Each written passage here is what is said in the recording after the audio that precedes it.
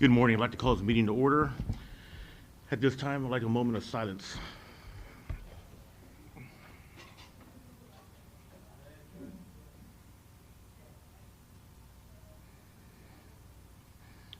Thank you. Director Version, will you please lead us in the Pledge of Allegiance?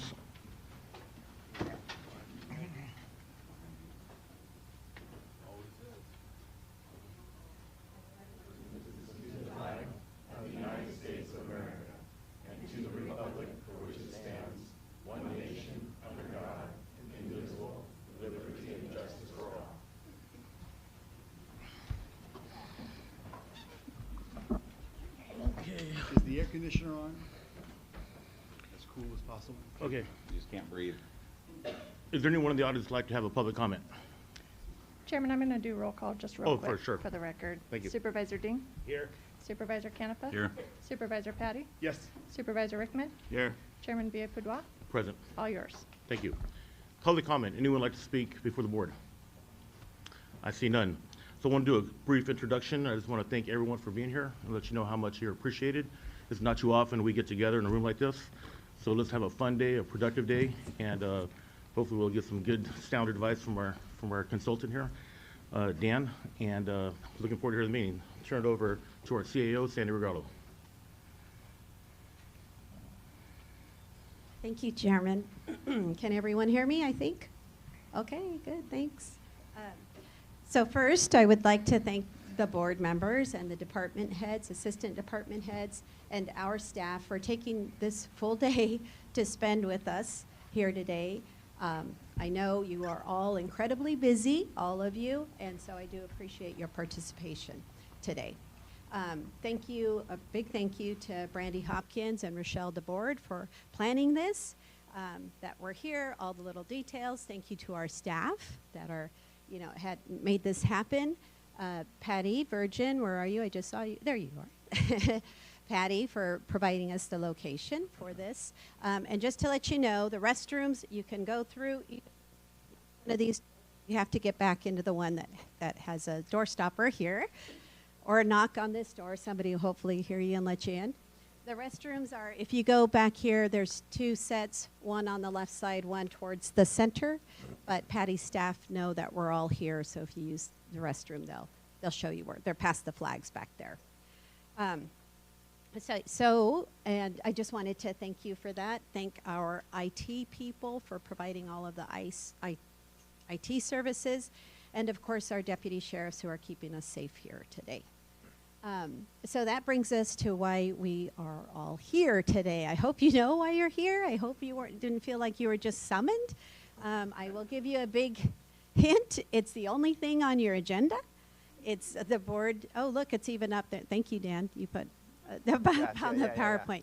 The Board of Supervisors Strategic Priorities Workshop. So as you know, we have our current strategic priorities that will run through 24-25 this year.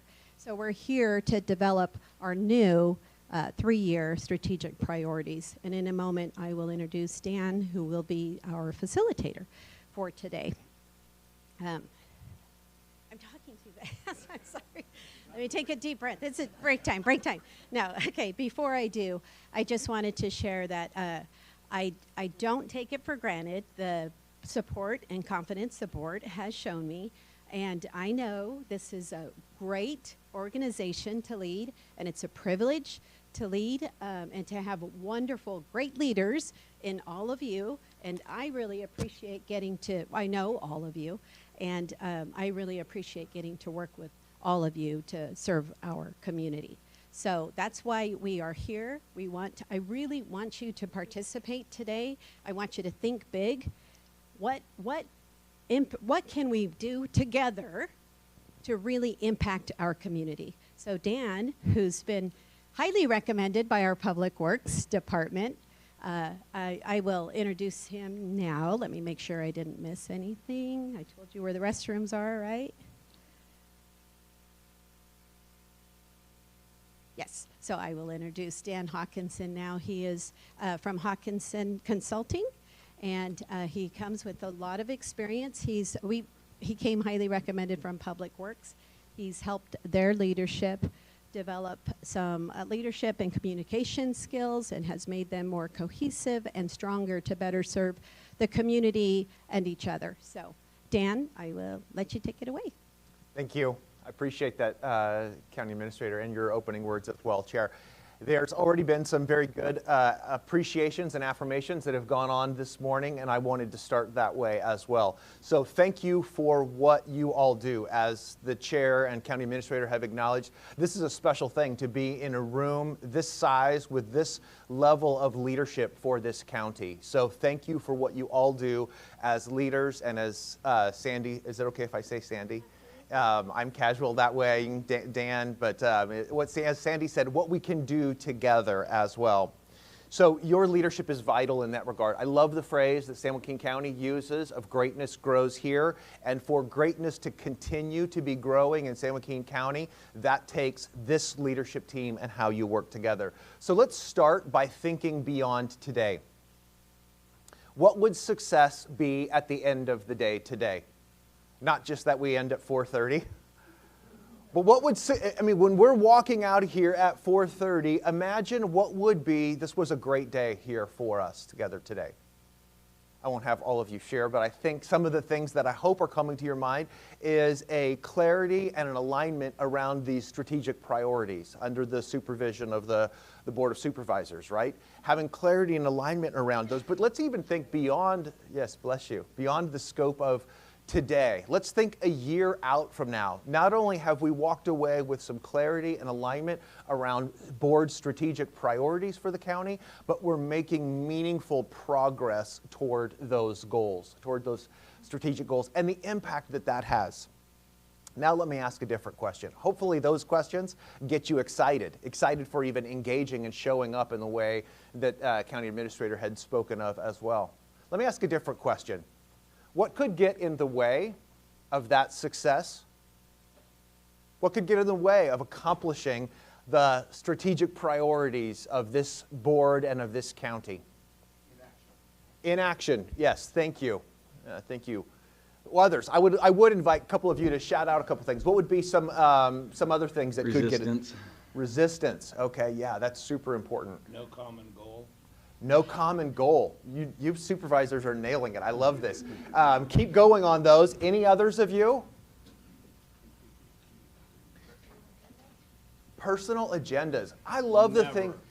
I love the things that so many of you are saying, and what many of you are highlighting is fundamentals of teamwork.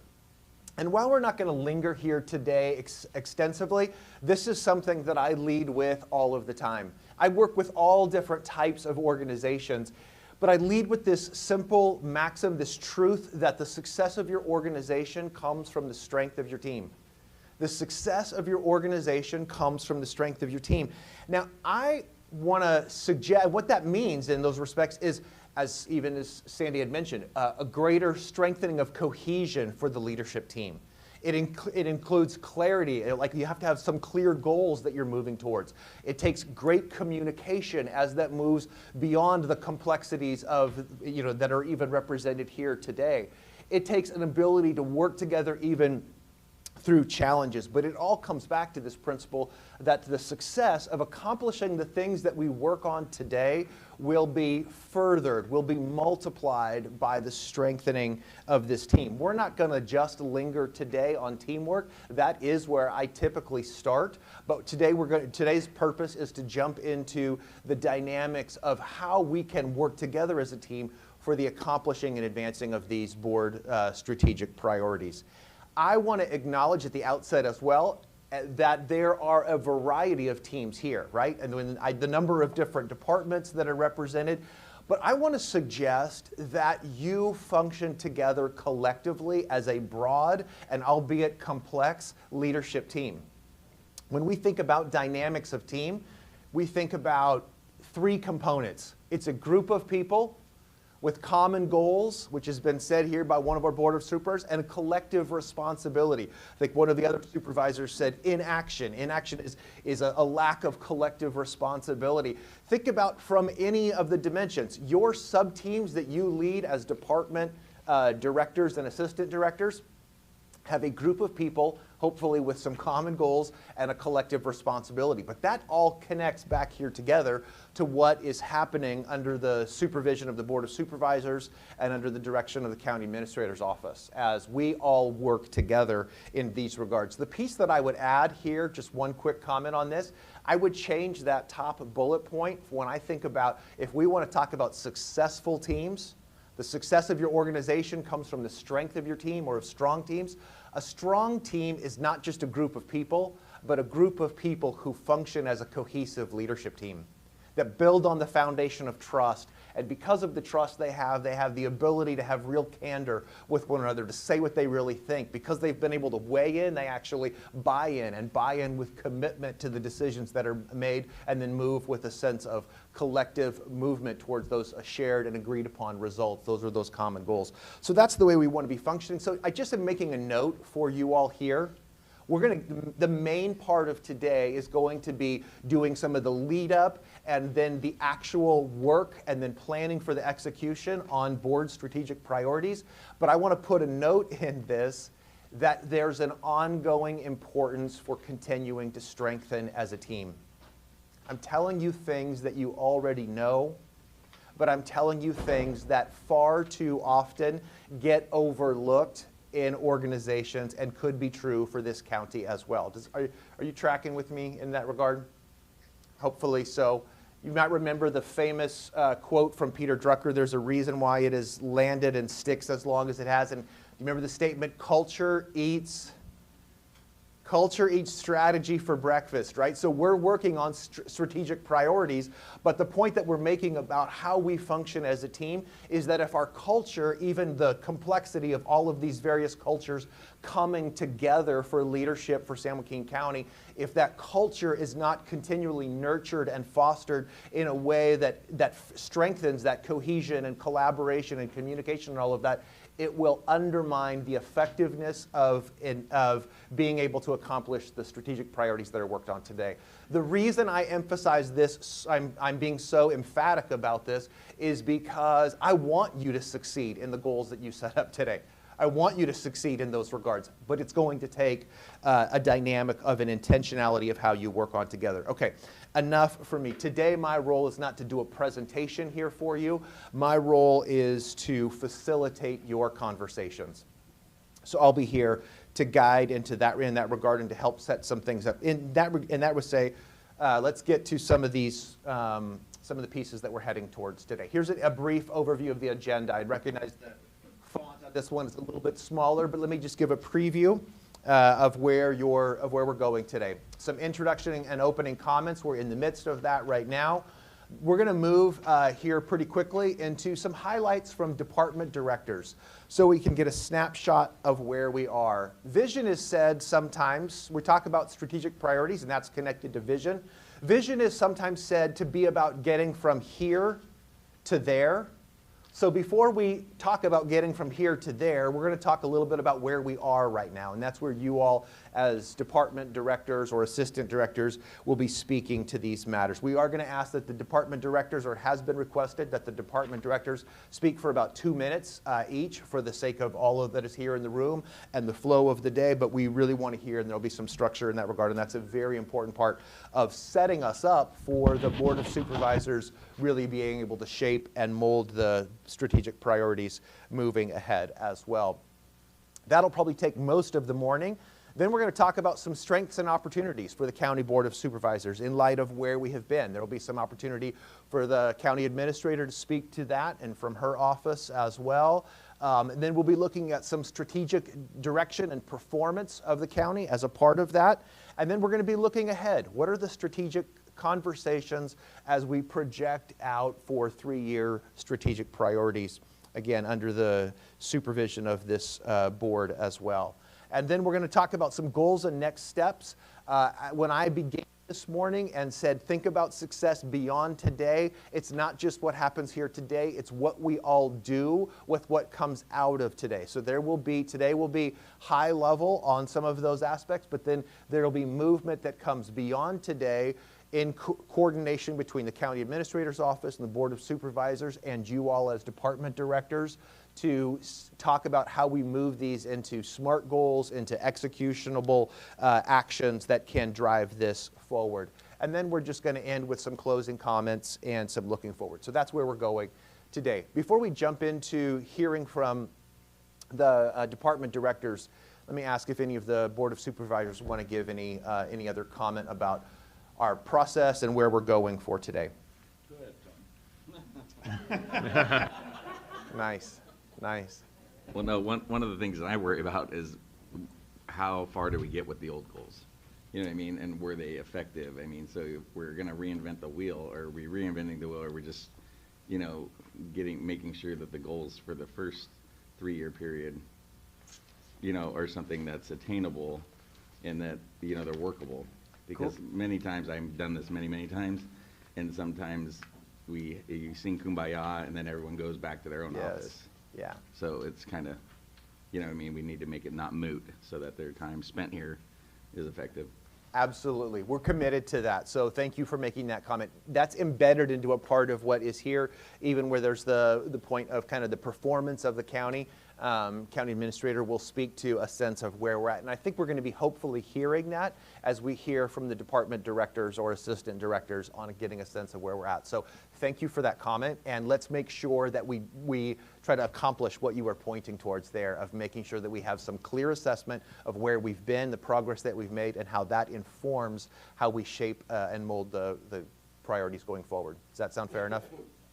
Yeah, thank you. Continuing on what Supervisor Canapa said. From the last board, you know, if we've accomplished our goal, and I'm looking at some of them, homelessness, you know, limit the impact on all the residents of San Joaquin County. Yes. Do we have, it's great to have a strategic plan. You know, what is the actual mission? What is the goal? You know, there's a difference to me. The goal is not to put 1,000 beds on the street. The goal is to take the homeless off the street, you know? Yeah. And so that when I think for those of us that are, well, I'll be here for at least 2 years and 2 months. We'll see after that. But every decision we make, whether it's distributing money to nonprofit agencies, departments, do they fit under our mission statement as well? Yes. Yeah. You know, Good. are we hurting ourselves? Are we going in 3-4 different directions? I would love to be up there and be able to say, you know, this is what you're asking for. This is our mission statement. Does it fit or not? Yep. And Good. if it doesn't, then, you know, they get to the front of the line at the pearly gates or what have you, but not necessarily in line for funding. Yeah. That's really, really important. And I think we'll get to some of those when we get into some of those specifics. As we know, homelessness is one of the you know, issues that will be touched upon. It's even reflected here in the previous strategic priorities, which we'll be picking into. So yes, we'll get into those particulars. Good. Any other comments from any of the other Board of Supervisors before we begin with the department directors? The only thing I would ask is that, as you said, we want to have a very frank conversation. Yes. I think it's Yeah. important to have a frank conversation, that we are identifying where not only, you know, strengths and actions that are underway, but where are we weak? What are we missing? That, you know, what can we do different, better, or more of it? Is Excellent. what I'd like to make sure we take away today. Absolutely, yeah, absolutely. That's important for all of us. Thank you for mentioning that, and I'm hoping that begins even with what we have from the reports from the department directors. So maybe this is a good time to get into that. Down on the end, I don't know if what's your last name? Supervisor Rickman. Did you have anything you wanted to add as well? I'm good. Okay. All right, and Chair? We're good. Okay, so the way that I was kind of instructed that we would move through the department directors is a list that is done alphabetically by the department. Brandy, you're nodding. Do you want to cue me on anything there specifically, or just go ahead and jump into it? Other than the divisions will go together, but I did let everybody know. Yes, okay. Again, thank you, Brandy, for your coordination and communication on this. So that means we start with the Agricultural Commissioner. I think we'll have the department director come here to the podium, correct? Is that right? Yes, I can do it. Thank you. Good morning, everyone. Good morning. Good morning. I always anticipate this because A, candidate for Ag Commissioner. I'm the best in the county and the department head with the longest title. Those of you who you don't know, my full title is Agriculture Commissioner and Sealer of Weights and Measures, the longest title in this whole county. So, okay, so some of the bullet points I wanted to highlight under the overview of the department. Agriculture Commissioner's vision is to promote and protect the environment, community, and the local agriculture industry. And we do this through the through the enforcement of food and agriculture codes and California Code of Regulations. A lot of people forget the Ag Commissioner is a regulatory agency. We do provide a lot of services to our industry along with enforcing, but the philosophy for the Ag Commissioners has always been to be able to protect the agriculture by providing the tools and needed information to comply with the laws and regulations. To keep it short, I'm going to continue to move. Most proud of in the last 12 to 18 months, my number one accomplishment is acquiring a USDA dog team, which took over a year and a half of work with the feds as well as State of California Food and Agriculture Department. And now Waylon is on board since end of May, and he is already finding a lot of pests which could harm our local agriculture and has saved, I would say, hundreds of dollars to the county ag department and the state of California. How do you want your department to be known? Helpful and resourceful. Again, as an enforcement agency, it is very easy for us to be able to go out and issue fine actions and issue tickets to our growers and send them hundreds and thousands of dollars worth of fine. But how we want to seen as is that we are promoting and helping agriculture industry through education. So we have multiple continuing education sessions we do at the Ag Commissioner's office. We are the first in the state of California within the 58 Ag Commissioners to have an online continuing education platform. And we have over 1,200 growers who go through our continuing education sessions every year. And we've been adding more and more of those sessions. Okay, let's see. There are a lot of different programs we have, but the major programs I would like to highlight are our pesticide use enforcement, which is for protection of consumers. We make sure that our growers are complying with all the laws and regulations pertaining to pesticide applications. So every year, we issue around 2,000 pesticide permits to our growers, and as well as we make sure that the farm workers are protected when growers are applying these pesticides. They are doing it within the label requirements. So in real world for our consumer, we want to make sure there are no over tolerances of pesticide residue on the crops, as well as we make sure is that our workers who are applying these pesticides are being protected, and the growers are providing them with correct personal protective equipment. They are training them in the right way. Let's say, what else we do? Emerging trends and key issues that we are going to be dealing with. As you might have heard, and I will be bringing the crop report on Tuesday in front of the board also, but the decreasing crop values trends have impacted our ability of growers to maintain their crops. The inability to perform adequate pest management leads to increased pest populations that impacts neighboring agriculture crops. And this is being seen in the last year and a half because we have a lot more complaints or calls we are receiving because of abandoned orchards, vineyards, and with the new restrictions San Joaquin Air Pollution Control District has in ag burning, it is making it more difficult for our growers to actually be able to grow crops here.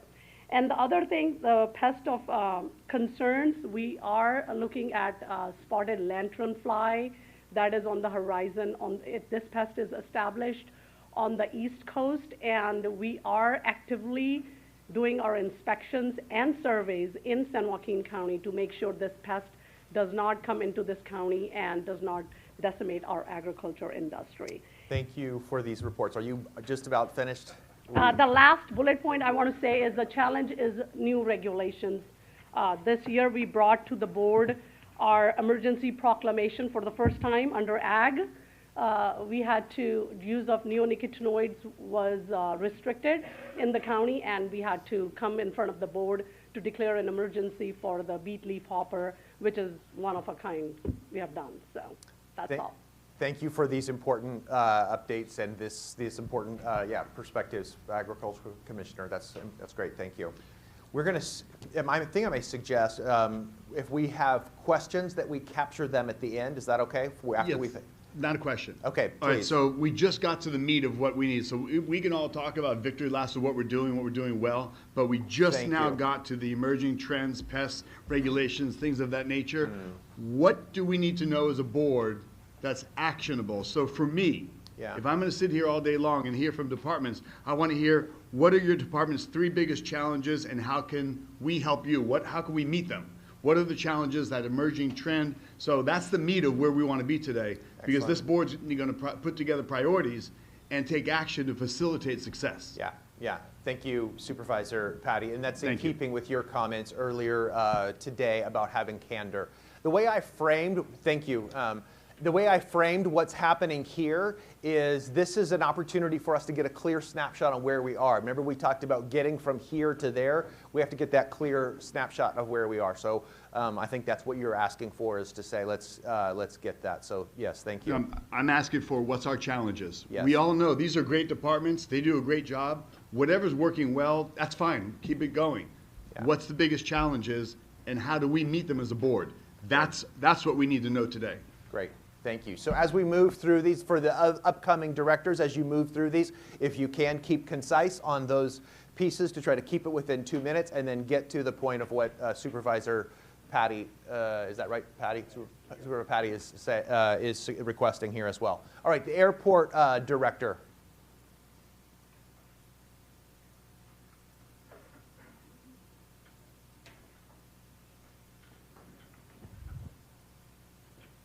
Good morning. Just some background data for you. The airport department, the airport owns and operates only one airport in the county, although we have several others. We only operate one. With 55,000 takeoffs and landings a year, 80,000 airline passenger enplanements a year, and those 80,000 passenger enplanements, those flights are typically 90% full. We host millions of pounds every year of air cargo coming in and out of the county, primarily with Amazon and their contractors. We do this with a staff of 16 people, working with partners, including the FAA Air Traffic Control Tower, Montezuma Fire District, the San Joaquin County Sheriff's Office, and others.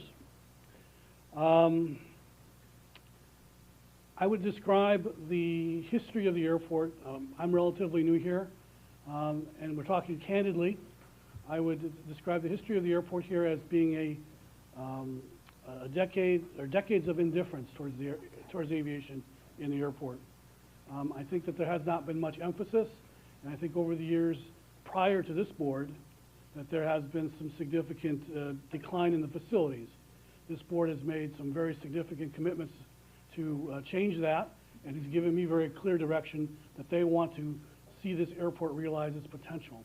And that's very gratifying, and it helps me and the staff of the airport work every day to drive forward to improve facilities and operations. I want to point out to you that we are operating a Part 139 airport, which means that we have a lot of very specific rules we have to follow with the FAA. We have to follow very specific rules with the TSA. We take federal money as part of grants through the Airport Improvement Program, which come with lots of strings attached. So in many ways, while we think we're running our own airport, we're not. We have a lot of strings that we have to follow, and that sometimes helps and sometimes doesn't. We're at time if you want to bring it to that closure. I don't want to cut you off, but if bringing, as I help keeping us moving, if we could bring it to that time, is that okay to make that request? Three points. Yes, please. Yeah, Our best achievement has been updating our airport improvement program, working with the board to do that and funding it. I want the airport to become a dynamic center of commerce for our county, not just an airport, but a dynamic center of all sorts of commerce in our county. And the trends and issues that are affecting us are airline volatility, which is pushing up the average size of airplanes, which means the facilities have to be improved and changed to meet those larger airplane sizes. thank you. Yeah. It's okay, we can applaud as each one is giving their presentation, if that works. Yes, thank you for, yeah, something, right? Yeah. Okay, next is assessor, recorder, county clerk, and I don't know that I'll be able to pronounce all of these names. Maybe if I could just ask that you would introduce yourself for those who may not names. Okay, there we go. We're going with that. Good morning, Steve Bestel-Laritas, Assessor, Recorder, County Clerk. I'd like to first start out by actually thanking the board for the culture change. The biggest impact that we've had to our department is Sandy and her group at the CAO's office, and I would be remiss to not be grateful for that. I'm not going to give any fluff. I'm going to talk about the challenges. I worked in banking, and in banking we never got credits approved by puffing a deal. We got credits approved by telling what the downside was and how we were going to, what we had in place for the downside. The biggest threat we have is more of a county-wide threat. Property values are dropping. We've enjoyed record revenues over the last 10 years, unprecedented, and we kind of see on the horizon that revenues are going to be dropping, and I think that's the biggest threat. The good news is that we're much more caught up and much more aware of those trends as they change in our communication with the CAO's office. From the beginning of the year, we start bouncing back where we think the numbers are going to land, and so getting the numbers wrong from our position impacts CAO's office, which impacts all of you.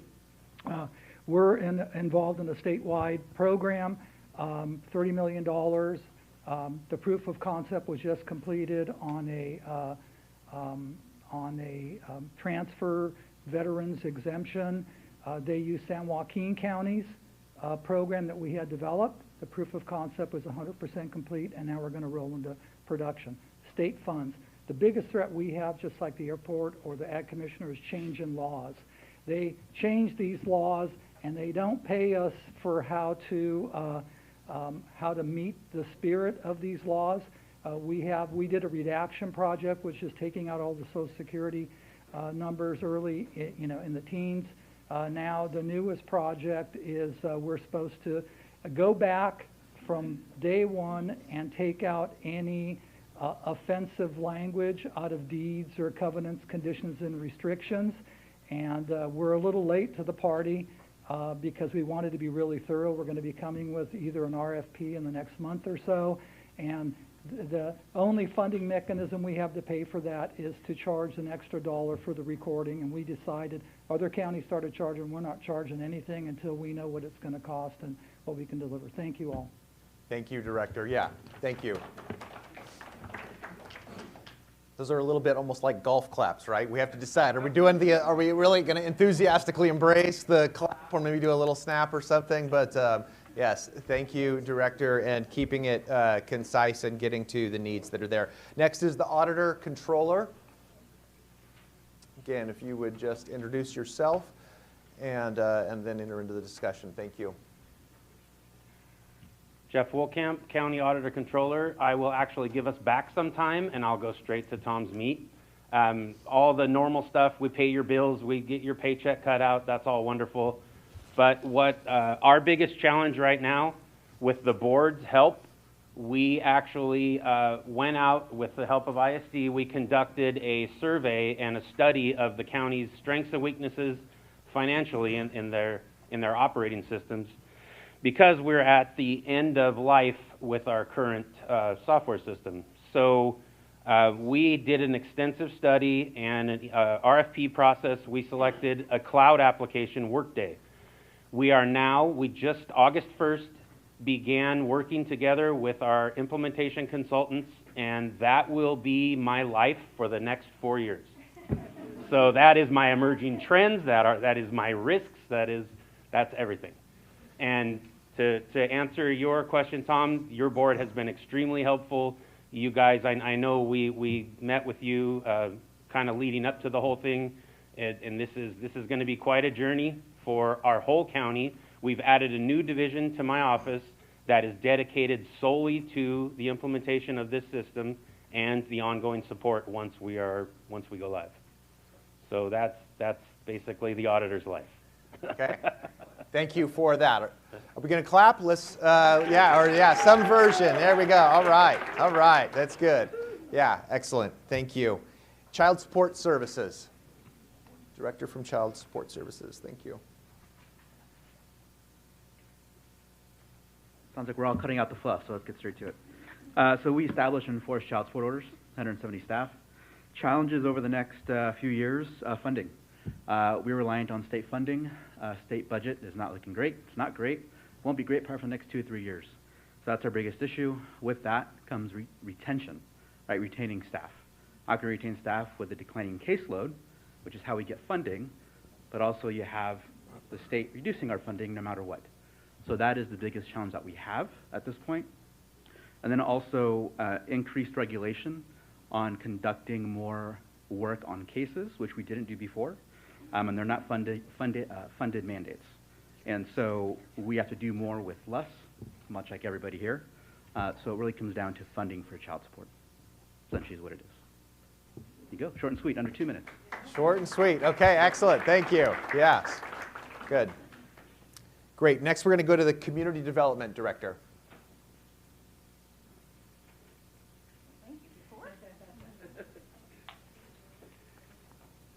Good morning. Jennifer Jolly, Director of Community Development. I can't read that, but I'm going to look down here because I've got my notes. Basically, our department is a regulatory department. We regulate building, permitting, planning, code enforcement. We also have fire prevention, which works with our 17 districts throughout the county for permitting and fire prevention purposes. Most proud, I'm probably going to say, the fact that my staff has worked for the last 2 years on implementing new software. So, Jeff, good luck. It's a lot of work, but I think that we're finally at a point, we rolled it out, I think we're finally at a point where staff is getting it. Now it's time to focus on how we can streamline permits and make the public's experience a lot better than it's been in the past.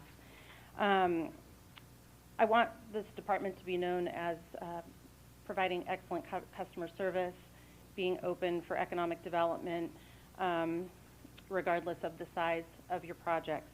The emerging trends, the biggest thing for this department right now that we are very focused on is CDD, inherited substandard housing from environmental health a few years ago.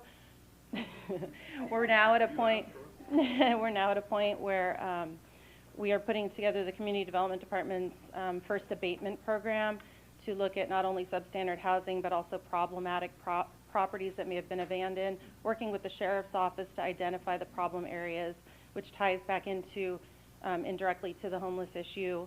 You get a lot of crime and squatters and things like that at properties like that. So it's a very comprehensive task to undertake. So I would say that the support I would probably need is now we're at a point where we're looking at staffing and what we're going to need for staffing. Even though we just passed our budget is due quite a bit before July 1st, and so now we're at a point where I think we can actually ask for the people that we need for this program. Is that code enforcement related? Correct. Yes, it will be an abatement program. It'll be an entire subdivision of the code enforcement division. And so staff retention is always, I think most departments would say that's a challenge as well. That continues to be a challenge for our department as well. Again, thank you. Yeah, thank you. you. We'll give an applause here, yeah.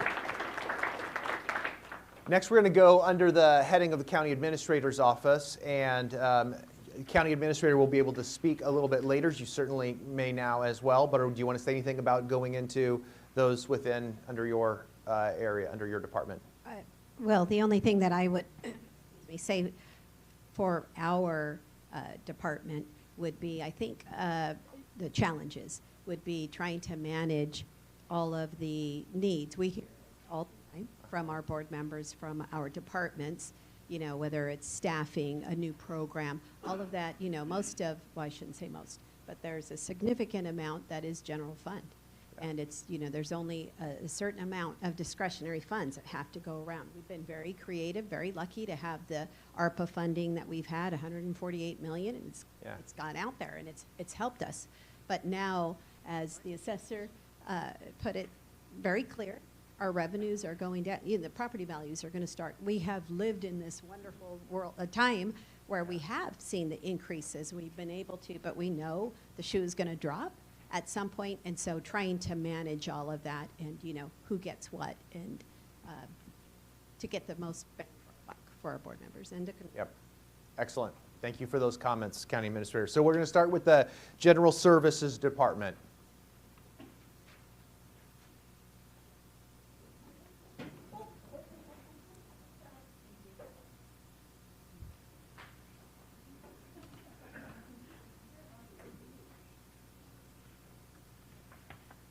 So my name is Connie Hart, Assistant Director of General Services. Marcia is on vacation in Australia, so you get second string today. Supervisor Patty, I'm going to cut through all the fluff. I'm going to cut through all of that. Basically, in General Services, we maintain, build, remodel, secure, buy, sell county facilities, and operate 1,000 acres of parklands. That's it. So our biggest challenges, I would say probably our biggest challenge is we're playing catch up from years, a decade worth of deferred maintenance and infrastructure that is old. And the CAO has been very supportive, and that as has been the board. And we have an extremely ambitious capital improvement plan that we're working. And with regard to funding, we know that we're not going to have the level of funding that we have enjoyed over the last several years. And that's our biggest challenge, is to try and get facilities to a place where they're safe, secure, places where we can conduct county business, where the public can come and our county employees can have safe, secure, and nice facilities to work in. It's interesting in that it takes more money to maintain an aging, crumbling building than it often does to have new. But you need the funds, the big chunk of money, to get the new. And so that's our biggest challenge right now, is to move forward in maintaining and upgrading our county facilities. And the same can be said for our parks. We're currently in the process of spending $8 million in ARPA funds to upgrade the infrastructure at some of our regional parks. But our community parks need a lot of work. And that's one of my concerns. One of our concerns is how do we bring those community parks up to par with our regional parks. That has been an ongoing issue, and unfortunately that's going to take funding as well. I'm a big believer that, and of course most of our county parks, most of our community parks are located in, they're all located in primarily lower income areas of the unincorporated county. And I believe those people deserve a safe, secure park that is safe and can be used for the families in the community. And one of our main challenges is oftentimes those parks have been taken over by illegal dumping, homeless encampments, vandalism, that kind of thing. So that's I would say our second largest challenge. Thank you. Did I hit 2 minutes already? You have, but if you have Okay. one quick thing to finish, then please do. I just wanted to say it's GSD's goal to provide safe, well-maintained facilities for conducting county business, and the same for our parks. That's our goal, and we appreciate this opportunity to share these challenges with the board. Thank you, Assistant you. Director. Yeah, thank you. Excellent. Next is Human Resources. Already on the way. I like it. Action, right? All right. Good morning. Jennifer Goodman, Director of Human Resources. A few things I did want to share. It is the mission of Human Resources to make sure the county can recruit and retain a qualified workforce in order for all the county departments to meet their missions and mandates. One of the things that we enjoy is being able to work with every county department as well as the public in the work that we do in our varied divisions. I will try to cut down all the information I was going to share, but a couple achievements I think it's important to point out. The HR team has worked very hard with our county departments. One thing we're very proud of is working with the hospital to reduce nurse vacancies from about a 15% down to about a 6%, which has really put us in a very strategic position when we go into bargaining with the California nurses. So something that we're very proud of. That partnership is something that we look to try to achieve with every county department, but it's something we're very proud of. We also have the board approved, with their support, negotiations were completed with the physicians. That agreement actually took a very long time to do. We have been able to reduce individual contracts that physicians had, which will be administratively much better, will free up staff time to do things other than manage contracts for 100 employees. It also ensures all their compensation is in the contract, which is a huge win for the county administratively. Also want to share how we'd like to be known. Something that's important to us is that we're known as a real business partner, a resource to our county departments that they can reach out to help solve their problems. We like to collaborate and be a problem solver for our county departments. As far as emerging trends, and I'm going to say they're challenges, and it's something that each of our county departments deal with all the time. California has definitely, the legislation surrounding employment, employee rights is always expanding, makes it very challenging for managing employee issues. It creates a lot of frustration, and so that's one thing that I think is definitely a trend and a challenge that we're seeing. We're also seeing now legislation dictating minimum wages by different areas of employment, which also creates challenges for us, where we say we have to pay certain people a certain amount, certain dates, those increases. So as we try to manage that, along with, as we're talking about potential downturns in economy or having limited fundings, those are things that are real challenges and can create some real constraints where we may end up seeing impacts in other places because we'll be required to pay at certain rates for certain positions. And then I think the other thing, one of the challenges, while we're seeing this very union-friendly, employee-friendly, which obviously we always want to we love our employees, they're our greatest strength, but this kind of overall arching support for employees and maybe not so much for the employers, that kind of is always in a little bit of constriction with this idea that our county departments would like to see us be more flexible and act a little bit more like the private sector. So we have those things that are kind of always in conflict. So we do hope that we can partner with our departments to solve those problems, and with the support of the board, find ways to make sure that our departments have their needs met when it comes to staffing. Thank you. Yes, thank you. Next, we're moving to information systems. Information systems.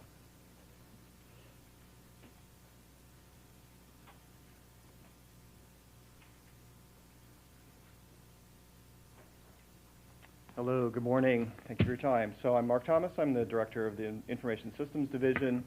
At a high level, our aspiration is to deliver excellent IT services to all of our customers throughout the county, and of course indirectly to our residents, right? I'll briefly get to the challenges. I would say at a high level, our main challenge is that the demand for our services greatly exceeds the supply of resources that we have to fulfill that demand, right? That's probably our number one challenge. I've got, certainly lots of data about the demand, et cetera, but at a big picture, I can describe our department. County-wide, we have about 200 IT workers, right? Central IT has about 100 of those IT positions.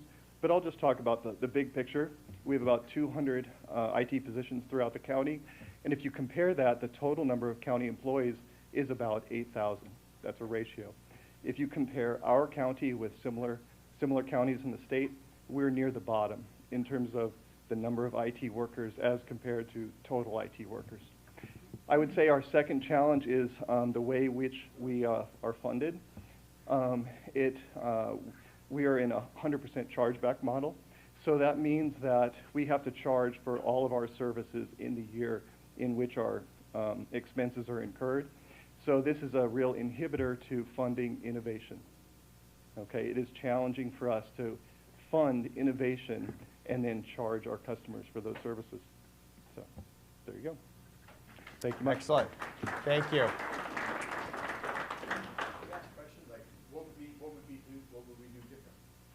Yeah. The suggestion, if there's a really specific question that's connected there, then I think we could do that briefly. My suggestion is that we move through the director reports, and maybe if you are able to jot down your questions, we revisit those questions at the end. Otherwise, I'm afraid we'll log in with questions heavy on the front end as people are moving through, and then that'll delay us getting through the other director reports. Does that sound okay? Thank you. Okay, so next is purchasing and support services. Good morning. My name is Concepcion Gallatin, Interim Director for Purchasing and Support Services. Our department actually has 4 sections. We have the main one, which is procurement. We have the mailroom, the print shop, as well as the record center. So we are totally a support department for the whole county. In terms of significant achievements in the past 12 to 18 months, we received an award called the AEP. It's a prestigious achievement of excellence in procurement, and this is for the 10th year in a row. The AEP is earned by agencies that demonstrate a commitment to procurement excellence and recognizes organizations that embrace innovation, professionalism, productivity, leadership, and e-procurement.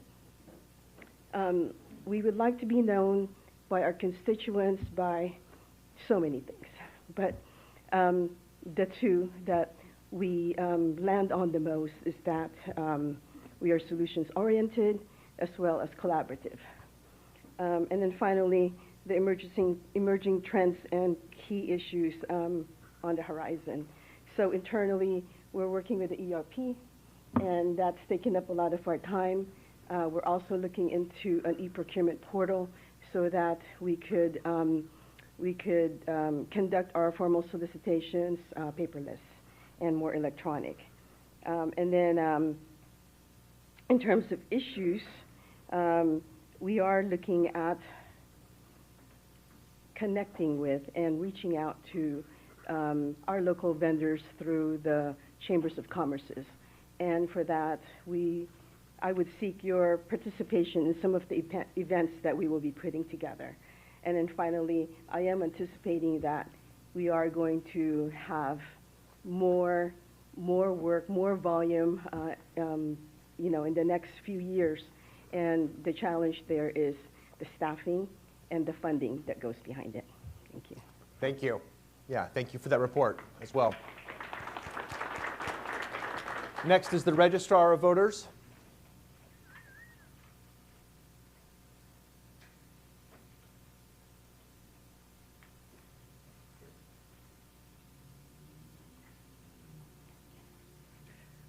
Good morning, Olivia Hale, San Joaquin County Registrar of Voters. The Registrar of Voters office is responsible for conducting fair, impartial, accurate, secure, and transparent elections. Our duties include voter registration, election administration, and overseeing campaign finance disclosures. Over the past 12 to 18 months, we've undertaken several major initiatives to enhance our operations and better serve the public. We remodeled our department, creating transparency and efficiencies in our processes. We've also increased our staff and developed a comprehensive succession plan to ensure continuity in our operations. Our focus on election security and operations led us to analyze all 3 of the California certified voting systems, allowing us to select the best and most secure solution for our county. Additionally, we upgraded the election equipment, which has significantly increased efficiencies during ballot processing. This was in alignment with our efforts to address public concern around elections in our community. We aim to be known by our constituents as a department that embodies integrity, transparency, commitment, and teamwork. Our mission is to conduct fair elections, or elections that are fair, impartial, and accessible, while being effective, efficient, and responsible to the needs of our community. We strive to be stewards of public confidence and trust by continuing to improving our processes and fostering open communication with the public. This has been challenging. This board's very aware of our efforts to engage the public in the concerns that they've had, but I would say that that's one of the challenges that we face. But I do feel that we're confidently moving forward and addressing those concerns the best we possibly can. As we look ahead, there are several emerging trends will impact our work. The increasing adoption of a technology in elections administration presents both opportunities and challenges in ensuring cybersecurity and voter data protection. Another emerging trend is the integration of geographic information systems, the GIS technology, and how we manage our electoral processes. This contributes to more transparent and efficient elections, better voter outreach, and improved compliance with redistricting laws. So to Supervisor Patty's point, we're focused on cybersecurity, data protection, increasing our GIS support, and addressing the challenges that, of course, have financial obligations would be being located on the third floor of the county admin building is very safe and good for our election workers, but it's also voter access can be challenging, so being located on that third floor is one thing that we're looking at as an issue.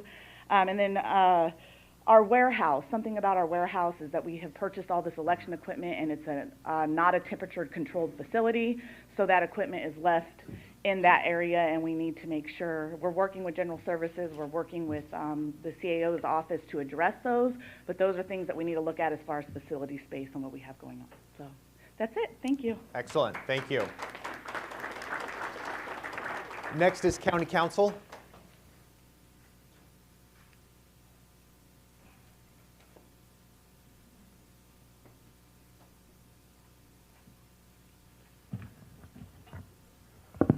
Good morning. My name is Ed Kiernan. I'm the County Counsel. County Counsel's office is basically the law firm for the county. And so in that capacity, we advise the Board of Supervisors as well as departments how to comply with various state and federal laws and regulations.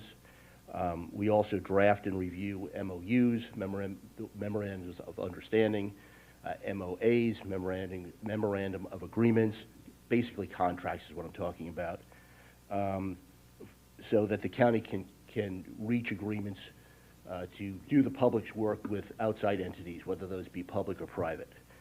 We also advise purchasing, as well as the Board of Supervisors, how to comply with various regulations as it relates to procuring goods and services.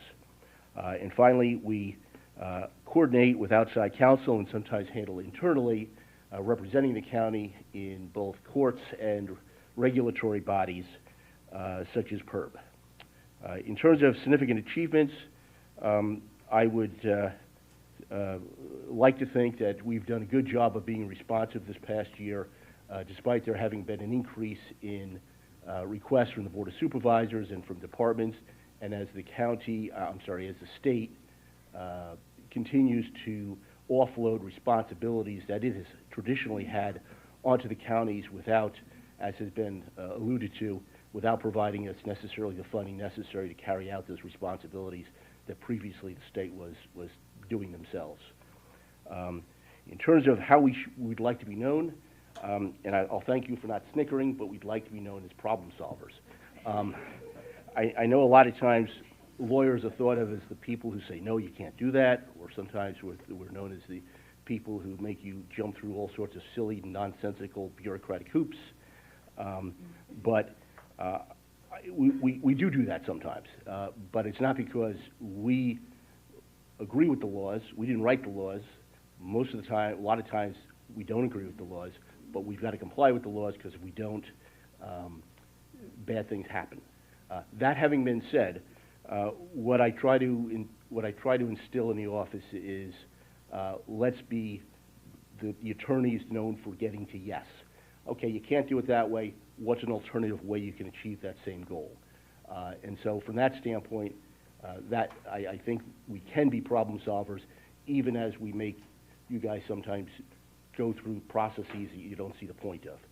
Again, that's the legislature that requires that, not us.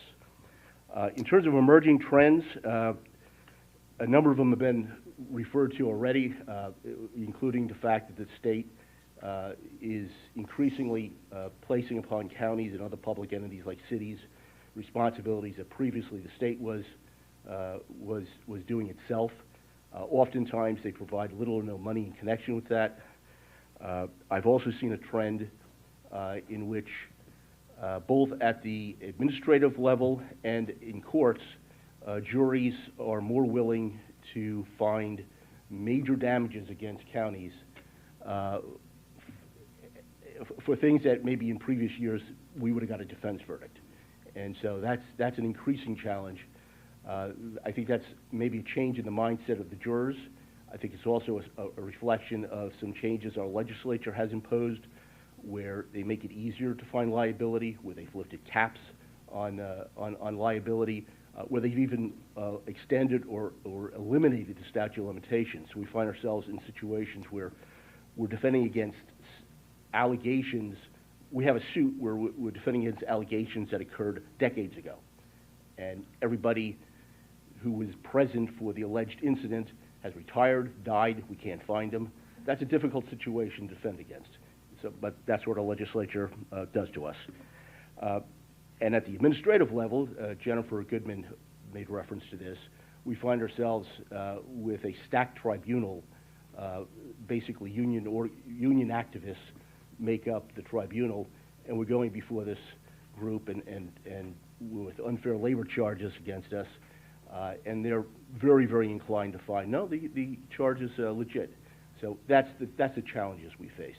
I don't want to be Mr. Debbie Downer, so there's some good things that are going on. For instance, we had a change recently at the U.S. Supreme Court in terms of how, in the Ninth Circuit, we're allowed to deal with homelessness, and it's basically opened up our ability to address that issue, which is has a major impact upon the quality of life, basically throughout the Ninth Circuit, which is California, Oregon, Washington, places like that. So that's a good trend. That's something where now we can actually address that issue and hopefully find some solutions which better the lives of both the populace and the individuals who are homeless. So that's Thank you. Yes, great. Thank you. Let's get to District Attorney next.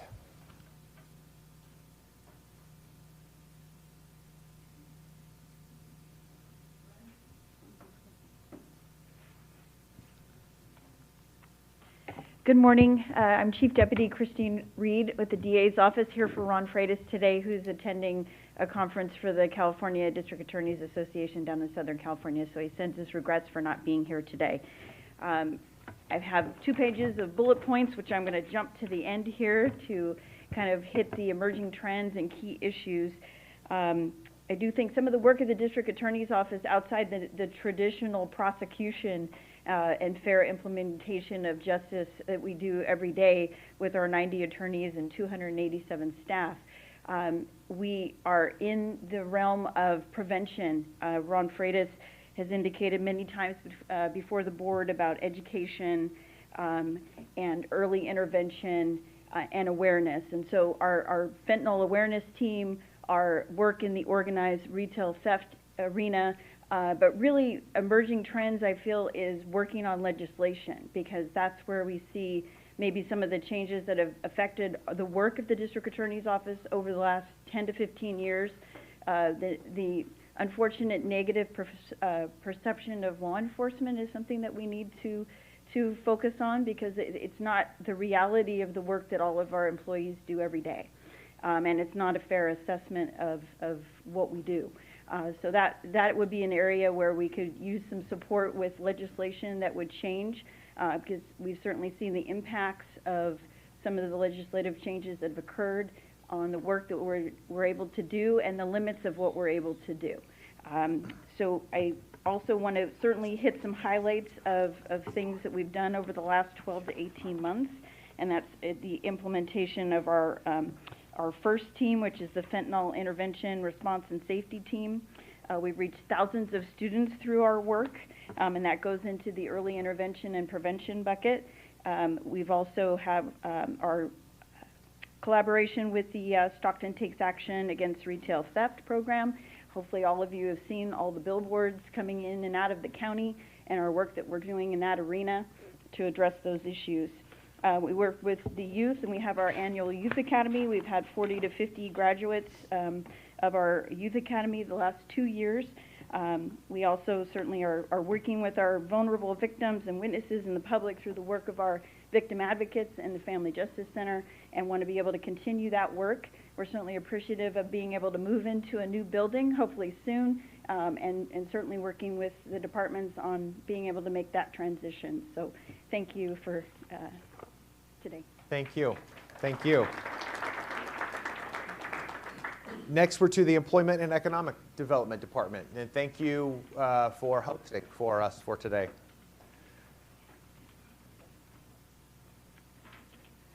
Okay. Good morning. And Patty Virgin. I am the Executive Director for San Joaquin County Employment and Economic Development Department. We oversee the workforce. So through the Workforce Innovation Opportunity Act, that's where most of our funding comes through. We also oversee the Economic Development Association and the Revolving Loan Fund. So in your packet, so I don't bore everyone, I did include a flyer of the services that we offer to our businesses as well as our job seekers. I do have 5 centers in San Joaquin County. Just briefly, last fiscal year, we had over 45,000 job seekers come through our 5 centers. Of that, we enrolled just under 1,000.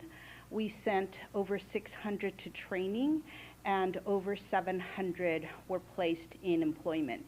And so some of our challenges that we have, clearly we can attract job seekers. We have 5 centers. They know we're here. That's great. Our challenge is attracting industry. So we will be working towards that mission of attracting industry and letting them know the services that we have, but also understanding what their needs are. And then the other challenge that we have is training facilities. We have a great community college, but not everybody wants to go to training at the community college. It takes too long, it's hard to navigate. So that is one of the things, and I know Supervisor Patty, you've been working towards that end, and we really appreciate it. It is one of the challenges that we have because we do have so many job seekers that are low-skilled and need that training. And some of our one of the things I want to highlight, we did welcome the Veteran Services Office into this center. We're very happy to have them as partners. I think most of our veterans are very happy to come and get services here, so we're thankful for that. We did launch the SEDS 5-year plan, the Comprehensive Economic Development Strategy. We will be bringing that to the board early next year. We partnered with the County Office of Education to do the GoSJ website, which is a website that will help navigate the different training opportunities available in San Joaquin County. We provided some funding to the Chamber of Commerce for their START program. In the room down the way, we have our consultant who is beginning work on our 4-year plan. We'll be bringing that to the board next March. So those are the things that we are working on. We're excited. We have a lot of opportunity. I am primarily federally funded, and that has its challenges in that it's very restricted on what I can do. So one of the challenges also for me is going out and looking for non-restrictive funds. So that will be one of the things that I will be working on. And thank you. Excellent. Thank you. Good job on those applauses and encouragements. It's fun. Environmental health is next. Yes, thank you. Good morning, everyone. Jesse with Environmental Health. Usually we rarely get a chance to tell what we do, but I promise I'll take my 2 minutes. The mission of environmental health is to protect and enhance public health and environment. Environmental health implement and enforce state, federal, and local laws, and we do that by inspections, education, and enforcement. EHD do 25 different various programs, but I'd like to mention a few of the programs you all know that we inspect: food facilities, pools, dairies, solid waste, land use, well and septic, medical waste, small state water program, and Coupa. It's very complicated, but it's a 5 different program in one program, like a hazardous waste. That's a Coupa programs. Most of the program implement we do are also evaluated and audited by the state. That's where I want to bring our achievement. Last year, the State Water Resources Control Board, Division of Drinking, audit our state small water program. And San Joaquin County is in 100% in compliance, and I feel proud of our achievement. And they also gave us a compliment that we're protecting and enhancing the public health, and that's our mission. Another thing I like to bring it to our achievement is, since we say we enforce law, but we still also educate people when we enforce laws. So one of the things we do, we offer free classes to our Coupa regulated facilities. So from July 2023 to June 2024, we facilitated 34 classes attended by 523 businesses. That's really helped us, because when we educate people what we are looking for, that help us in our compliance rate.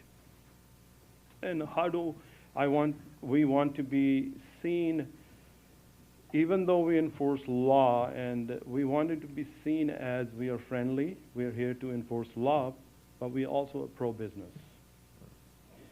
The emerging trend is lately we see a lot of new regulations are coming from the state. Unfortunately, state is bringing all these laws, and when they make these laws, a lot of these people don't even know what its real mean in reality. That's our challenges, and it's coming on all our different programs. And state want it more transparent, and they want it to use technology. Everything is automated. You want to be submitted this way or that way. That's emerging trend, and that's increasing our workload and challenge for us. We see that. That's emerging trend. Another thing we see that emerging trend is actually the positive trend I see. After COVID, we have a serious problem is recruiting and retention of staff. That has improved a lot lately, that I see a trend. I think I took my 2 minutes. Yeah, I think you did. Excellent. Thank you. Thank you. Yes, thank you. Now we're going to be under the umbrella of healthcare services, and because of the size and scope of healthcare services, I was told that the director here will receive 6 minutes instead of 2. So hopefully you're aware of that as well for some of the important updates that you have. 6 for all 3 speakers. Okay, thank you. And thank you for that. A little under the weather, but I thought it was important to be here. So Greg Diederich, the director of the Healthcare Services Agency. I have our assistant director, Matt Garber, here. And within the agency, we have 2 chief deputy directors. And those are Genevieve Valentine, Behavioral Services Director, and Renee Sinceri, the Public Health Services Director. The agency is really an umbrella for 13 divisions or departments. These include behavioral health, which is county special mental health, providing services to those with severe and persistent mental illness or substance use disorders, primarily to the Medicaid population. Public health services. We also do correctional services, which is a jail, which is something that is not always by a county department. We have the public guardian, conservator's office, emergency medical services, which is pre-hospital treatment and coordination. Our veteran services agency, the office of medical examiner that we stood up a little bit more than 5 years ago, that is in charge of the cause and manner of death, which that fall within its jurisdiction. And we also have the county's whole person care program. About $430 million in budget, about 1,470 employees. And Healthcare Services Administration provides administrative, fiscal, human resources, information technology, and policy oversight and coordination for the agency. The agency is fairly federated, and my directors have a good deal of autonomy, and I empower them to act, and ultimately I succeed when they succeed. So my mission is to make sure that they are successful. There's a lot of substantial value in the agency because our collective work, our funding, Medi-Cal services, realignment, grant opportunities. We serve a common set of customers, be those mental health consumers, our substance use clients, patients in needing preventative or curative care, exiting incarceration or experiencing homelessness. A lot of our patients are a lot of overlap there. So my position is also the chair of the San Joaquin County Health Commission, which is the governing body of Health Plan of San Joaquin. And for the past 11 months, I've also had the additional duties of being the interim CEO for SJ Health, which is our county federally qualified healthcare system. Be brief here. I'm going to turn it over eventually to our two chief deputies on emergency trends or emerging trends, but I wanted to go over some of the accomplishments over the last 12 to 18 months. And as chair of the Health Commission, we established a community reinvestment pool of $100 million, and we've had $25 million of that allocated toward our very aspirational SJ Be-Well campus. And I additionally requested that Health Plan of San Joaquin facilitate and fund 2 feasibility studies related to these, the pre-development and engineering work there to expedite the process, and for the county to be in a superior position to apply for and be hopefully awarded behavioral infrastructure and Prop 1 funding. I think we position ourselves well to be well out ahead of that. We performed a broad stakeholder engagement last year for the opioid settlement and abatement plan and brought that to our board, and a large amount of that contribution will be going towards the Be-Well campus.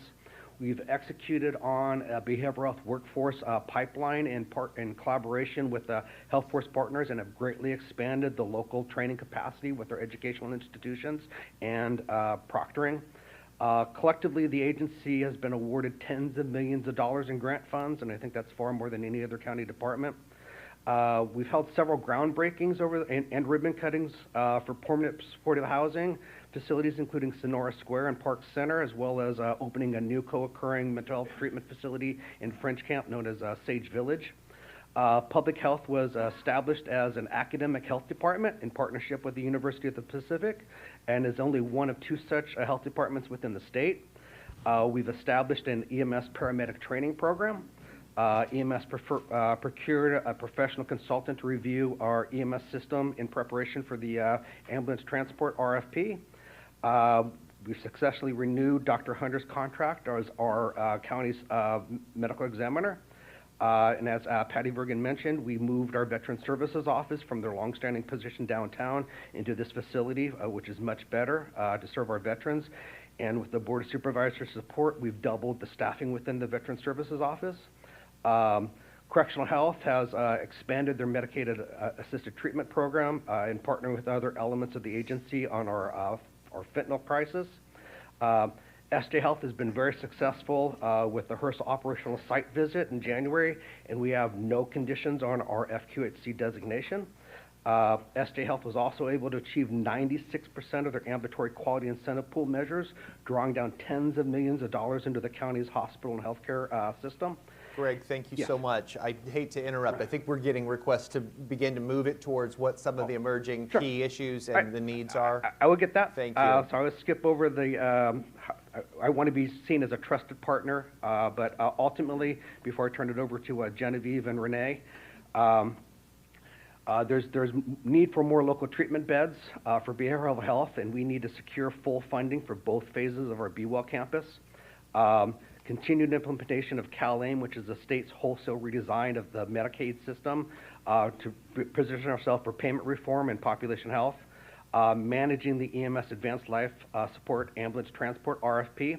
But a big thing I want to talk about is SB 525 and the $25 minimum wage for healthcare workers. That's going to be essential. We need to be a lot more competitive with our private competitors. And I know Genevieve will hit on this, but we have a lot of increased regulations from DHCS and need for organizational capacity. Thank you. Genevieve. Randy, to clarify, it now will be 2 minutes for each speaker? I think we're almost there. Okay, yes. They got it. Okay, good. Yes. Thank you. Genevieve Briefly. Valentine, Behavioral Yeah. Health Director. I will be as Thank quick you. as possible. So our Behavioral Health Department last fiscal year served 18,000 individuals, with approximately 20% of those being under the age of 21.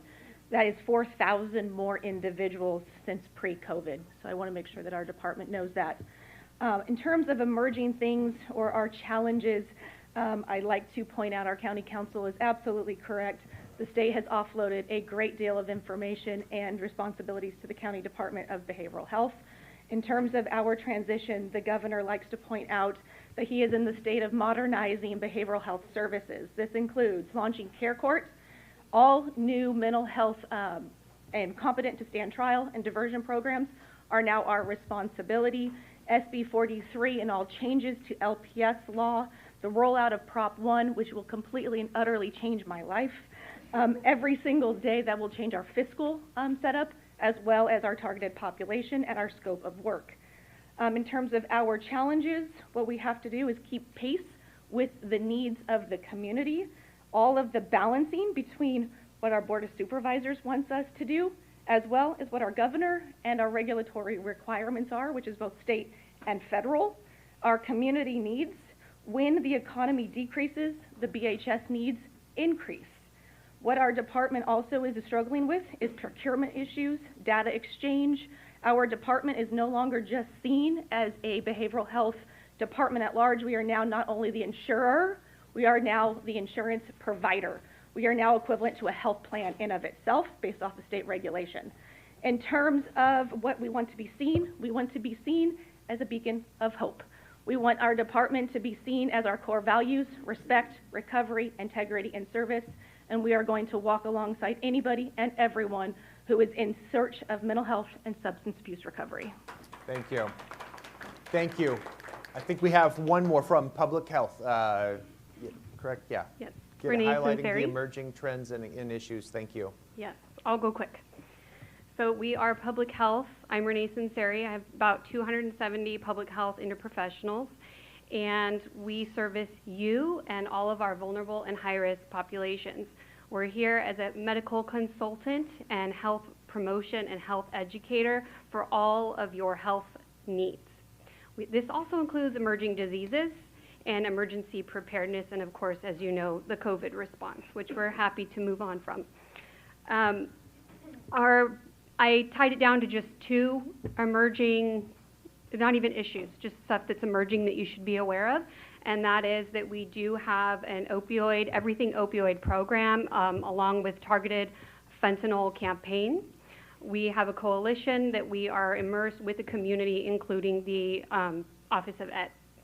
The last issue, which Genevieve brought up, is Prop 1, which we are now basically having the preventative mental health services become a part of public health, which we're ready to embrace and take on whatever that may be.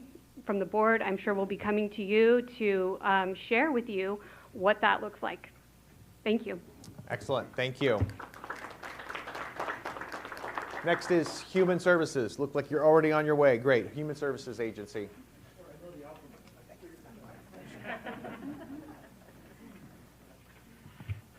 Good morning. I'm Chris Woods, your Human Services Agency Director. The Human Services Agency provides state and federally mandated public social services and a variety of other programs. Just in context, we're an organization that has nearly a $600 million budget, 1,415 allocated positions distributed across 18 different locations throughout the county. Major programs, most folks know us as the Welfare Department, CPS, but we also are First Five. We're Aging and Community Services. We have 8 community centers that we operate on behalf of this board. And now we're also Neighborhood Preservation. Dan, you mentioned the importance of organizational culture. So just in terms of what I'm most proud of, we've been laser focused on organizational culture in the department for the last at least year. As a team, we've been really focused on communicating the importance of our work, not only to our employees, but also to our customers. We've rebranded the organization, developed a tagline, support when it matters most. In May, we held our first employee picnic.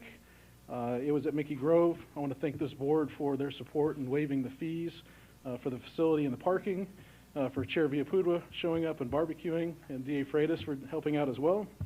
We had more than 400 employees and their families show up. It was a remarkable event, and that's one of the signature events to help support a strong organizational culture. I believe these efforts, along with a great collaboration with Human Resources, has helped us achieve a vacancy rate that is 12% or less for the last year at least, and currently it's at 9.8%. Very proud of that. In terms of statewide leadership, the HSA and the District Attorney's Office have partnered and demonstrated strong leadership throughout the state and been recognized as a state leader in combating EBT fraud. Mary Graham Children's Shelter has become a model on how to run a children's shelter in the state. I'm extremely proud of that, and I appreciate the support of this board and our county administrator's office in our pursuit to provide the best system of care for youth in our county that are impacted by abuse and neglect. HSA Senior Nutrition Program, we provided over 201,000 home-delivered meals to seniors in our community. 165,000 congregate meals were provided at 21 locations throughout the county. HSA's Food for You program provided nearly 4.5 million pounds of food to county residents. This is in 1 year. And I'm really proud, and this is a reflection, I think, of the board's priorities for youth. We've leveraged CalWorks funding to provide youth programming at our community centers. We sent 54 youth this summer to summer camp that participated in our program at our community centers.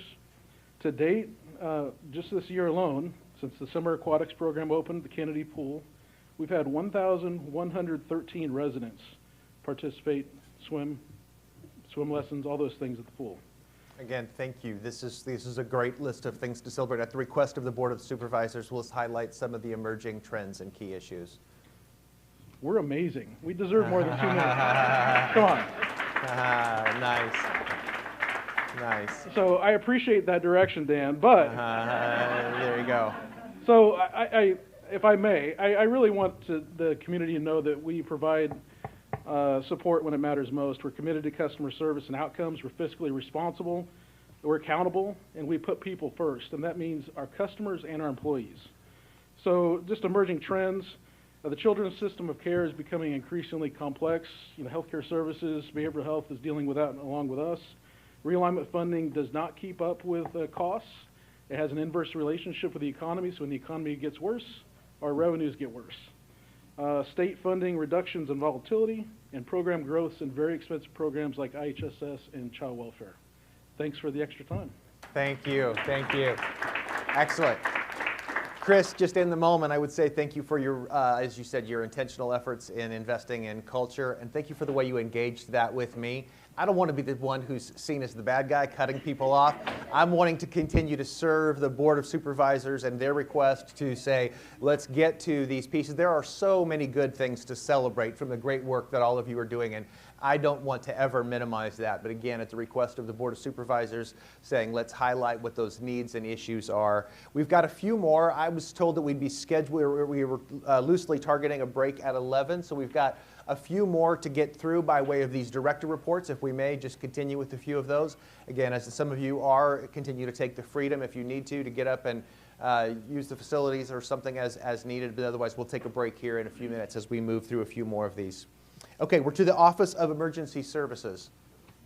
I like how Dan blames us for this. Blame you. I'm here to support you and your objectives for today. Yes. Thank you. Sierra Brusha, Director of the Office of Emergency Services. I'll get right to the challenges, but before I do that, there's two significant achievements that really do impact the challenges that we have at OES, and I want to highlight those. I don't think it can be understated the challenges of becoming a standalone department from not quite scratch, but it required us to create our own administrative, human resources, budget, fleet, and executive functions. And that creates some challenges in some of our emerging trends. The other thing that we should highlight is that we've completed our last FEMA reimbursement for the county just recently this last month, which returned about $1.1 million to the general fund. And over the last 6 years, we've been able to return about $14.7 million to the general fund. As we're talking about some of the challenges, certainly technology is a large challenge for us. There's a lot of equipment and artificial intelligence that is being used in disaster preparedness, mitigation, preparation. Comes at a significant cost. It also comes at a significant IT infrastructure to be able to utilize some of those equipments. It's been said multiple times, but legislative changes that create unfunded mandates for our county and certainly for OES certainly has a fiscal impact on what we're able to do. But I think most importantly that I really would like to highlight is our increased frequency and the long-term impact of the disasters that affect our county. There's this concept of mitigation versus recovery, and this board has been very supportive of the Office of Emergency Services and funding the needs that we've put in front of them. But just to be blunt, the longer we go funding those needs without a disaster causes questions to be asked and whether we continue to fund those needs. And I would just remind everyone of the concept, an ounce of prevention is worth a pound of cure. And for every mitigation dollar that is spent, we save between $6 and $7 in recovery costs at the end. So it's really about maintaining that philosophy of building out our Office of Emergency Services is going to be probably one of our biggest challenges over the next couple years. Thank you. Thank you. Thank you. Great. Next is probation.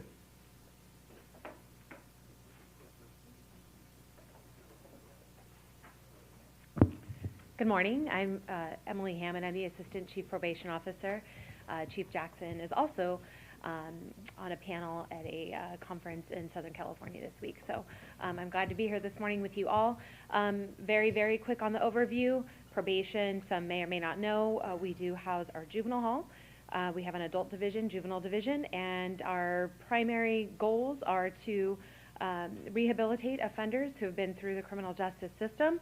Of course, provide programming and rehabilitation to our youth that are in our facilities, and lastly, provide victim services and enhanced community support and community safety.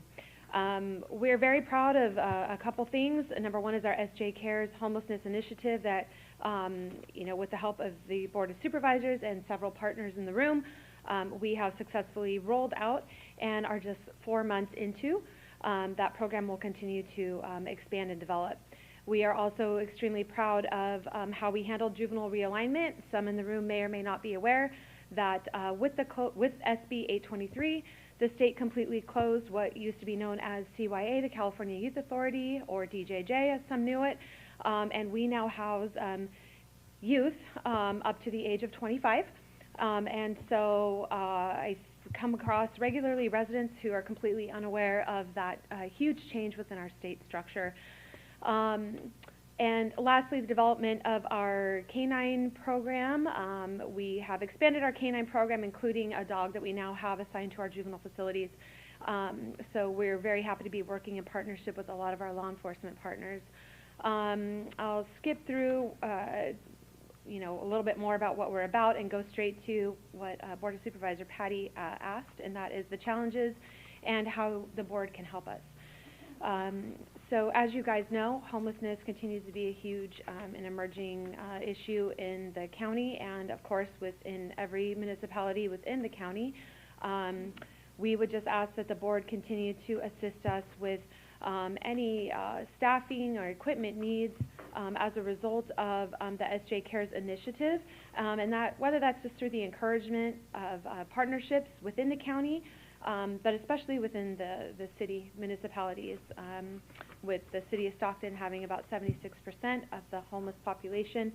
We'd like to increase collaboration with the city of Stockton and what it is that they can do to assist us with our initiative.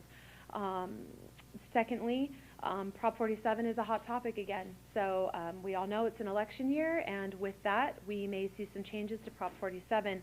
The board can help us there by the potential infrastructure improvements to facilities and staffing should Prop 47 be reversed, and that would certainly increase caseloads and the offenders that we supervise on probation.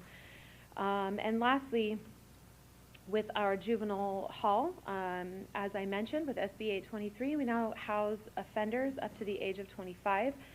Some employees that got into the business to assist what they felt were youth under the age of 18 were surprised by that, and it can be a little difficult to recruit people that want to, help and affect the rehabilitation of juveniles in working with what they feel are adults. So the county can help us there with just getting creative with some job classifications and helping us support the programs that we are trying to bring into our facilities to help our youth so that they are educated and have some, some skills that can help contribute to society's success upon their release.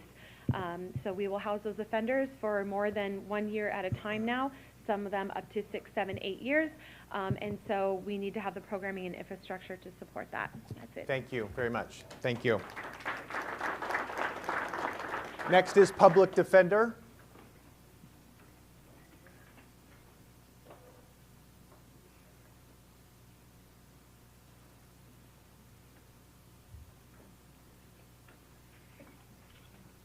Hi, good morning. My name is Michael Bullard. I'm the Assistant Public Defender. Ms. Villado is moving her son into college, his dorm this morning, so she can't be here. Just very quickly, our department handles anyone who's charged with a crime and cannot afford an attorney. We represent them. You typically think of, we represent people in criminal court, anything that, from the most minor of misdemeanor to the most serious homicide cases. We handle all of those. We also work, we represent juveniles in juvenile court, in delinquency. We represent generally parents who are in danger of losing their parental rights in dependency court. We also work in, we also represent people in probate court. Also, we handle some writs out at the county facility if you're involuntarily committed. We have a staff of about 100, little more than 100 people. Most of our staff are attorneys. Right now, we are budgeted for, I think it's 55 attorney positions. The rest of our staff is made up of investigators, social workers, paralegals, legal technicians, other support staff. I was thinking about this. I really don't want to be known by any of our constituents. I'd rather that people didn't have to have our services. But unfortunately, we represent, I don't have the exact figures, but we represent probably maybe 5,000 to 6,000 people a year.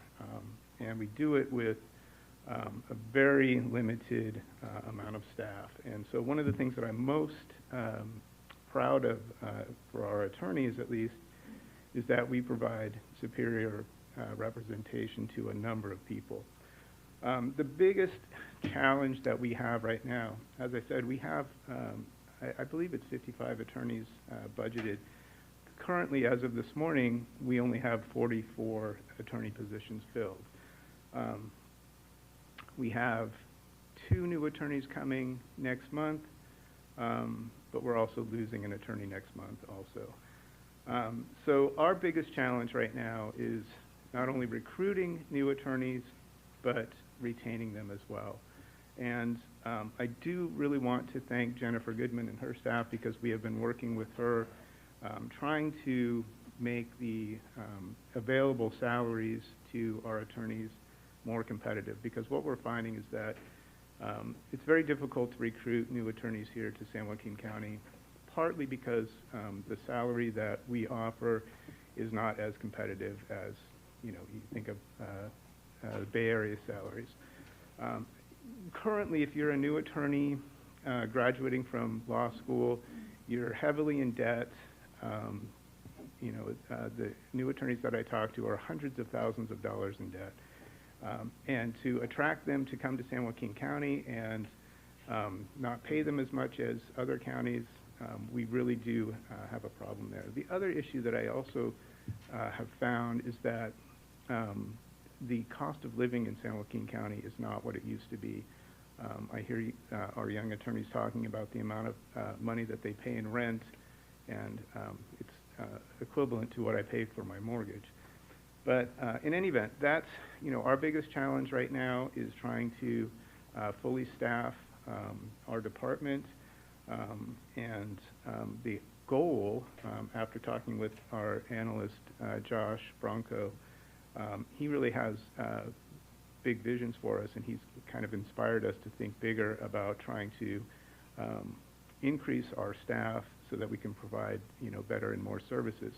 One of our goals is to try to do what we call a holistic defense approach, which is that we provide other services so that, we can help people so that they're not coming back through the criminal justice system. So one of our big goals. We're in the attorney portion, so I know that the time limit is completely waived, right? But again, those, for us, just having the resources to do that, I think would be real important. So thank you. I did have just a quick question as it relates to him. So the DA with the 90 attorneys, 287 staff. Yeah, I did hear that. If you were brought up to 55, is that sufficient? If you could actually hold the 55 attorneys? No, but we did engage in a study with the Office of the State Public Defender. They recommended, and again, I'm sorry, I don't remember the figures, but it was maybe something twice that size. I don't think that that's, completely necessary, but I know, talking with Josh recently, we were talking about trying to increase, our total attorney staff by maybe 30 more attorneys. But that presents another issue, which is we don't have the physical space for that either, and so we're looking to, Josh has space out at the new zoo that's coming in out there at Mickey Groves. Well, we are a different, it's beautiful. Different it's group beautiful. of people, but, Thank you, thank you. Thank you. So again, we'll give some time for, thank you. Again, thank you. Again, we'll have some time for some questions from the Board of Supervisors after we make our way through. Next up is Public Works.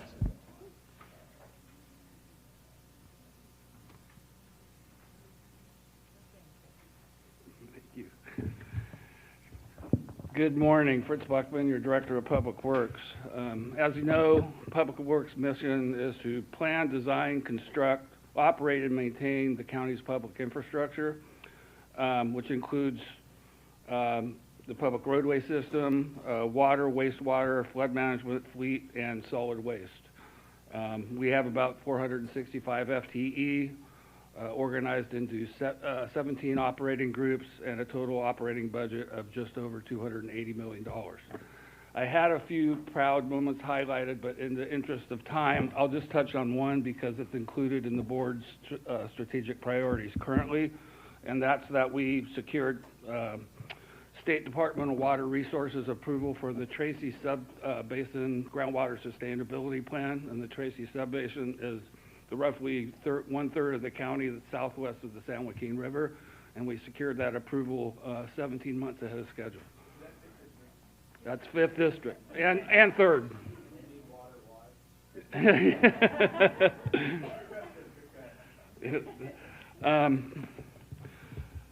How do we want to be known? We want to be known for providing high-quality infrastructure and services that meet the needs of our constituents and support the county's economic development goals. Our team has also developed value statements that reflect our desire to do our work in a customer-focused, dependable, and fiscally responsible manner. Emerging trends that we see, our staff will tell you that our most important issue is recruitment and retention, especially for the higher level positions. We've made some headway on recruitment, but we're still seeing a fair amount of turnover. So we have a number of initiatives underway to help address that, and partnering with HR as well. We're facing Well, the use of technology is another emerging theme, and it's becoming central to, for almost all our business lines. And we're continuing multi-year efforts to digitize documents and establish automated electronic workflows and processes. We're facing an increasingly stringent regulatory environment, especially with anything related to water. That's an ongoing trend. Illegal dumping continues to be a major concern for Public Works and the county as a whole.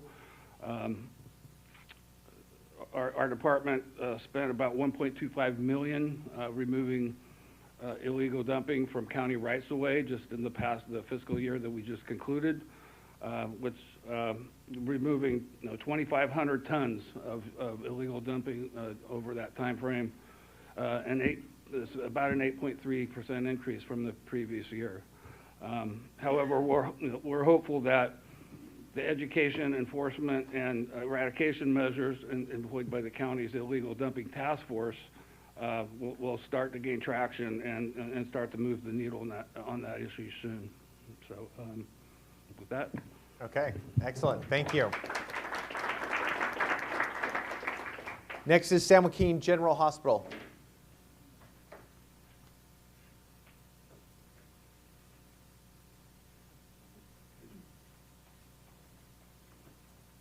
Good morning, everyone. I'm Rick Castro, the CEO of San Joaquin Hospital, and I'll make this quick. I'm very happy to report that the hospital has now had its second positive financial year. So we're very happy about that. We had a record in June cash collection of $39 million, and I think prior to that, our highest month was about 24. So we knocked that number out of the park. We had a very successful year with the Joint Commission survey, a NICU survey, a Board of Pharmacy survey, and a trauma survey, which found our trauma services to be some of the best in the state, and took our policies for mass transfusion and time to the OR as examples for the rest of the country. From our people's perspective, we have recruited a urologist, a neurologist, an ophthalmologist, and we have on the hook right now a somewhat normal psychiatrist. So we're very hopeful on that. With the help of Jennifer, we have, and her team, the HR team, a very successful UAPT contract. Thank you for that. We have replaced over 300 traveling nurses, again, from an HR perspective. Thank you, thank you, thank you, and thank you. On the quality perspective, we've taken our 7-year Leapfrog F, and we believe our score in the fall will be a B, so one step closer to the A that we need. From a CMS perspective, we've gone from a 1-star to a 3-star.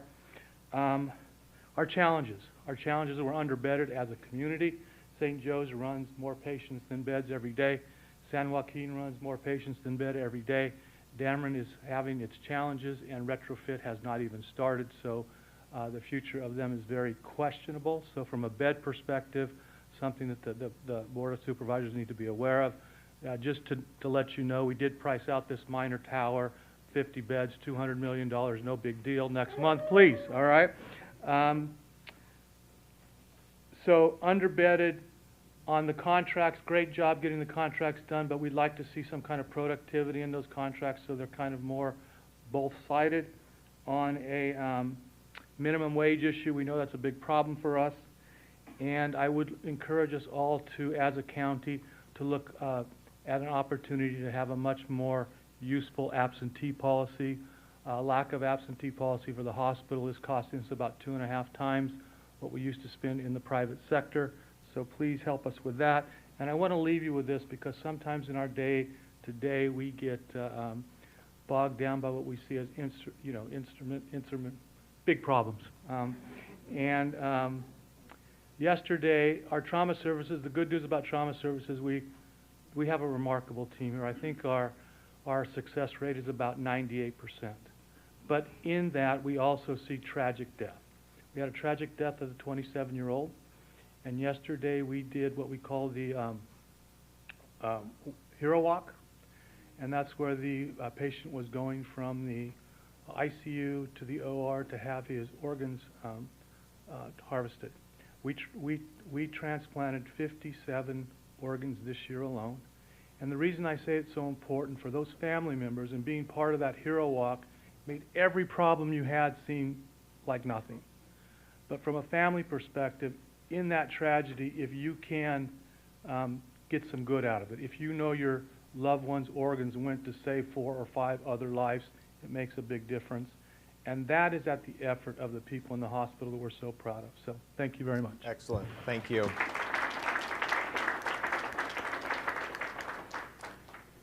Many good reports. We've got 3 left here. Sheriff, Public Administrator. Sheriff, Public Administrator.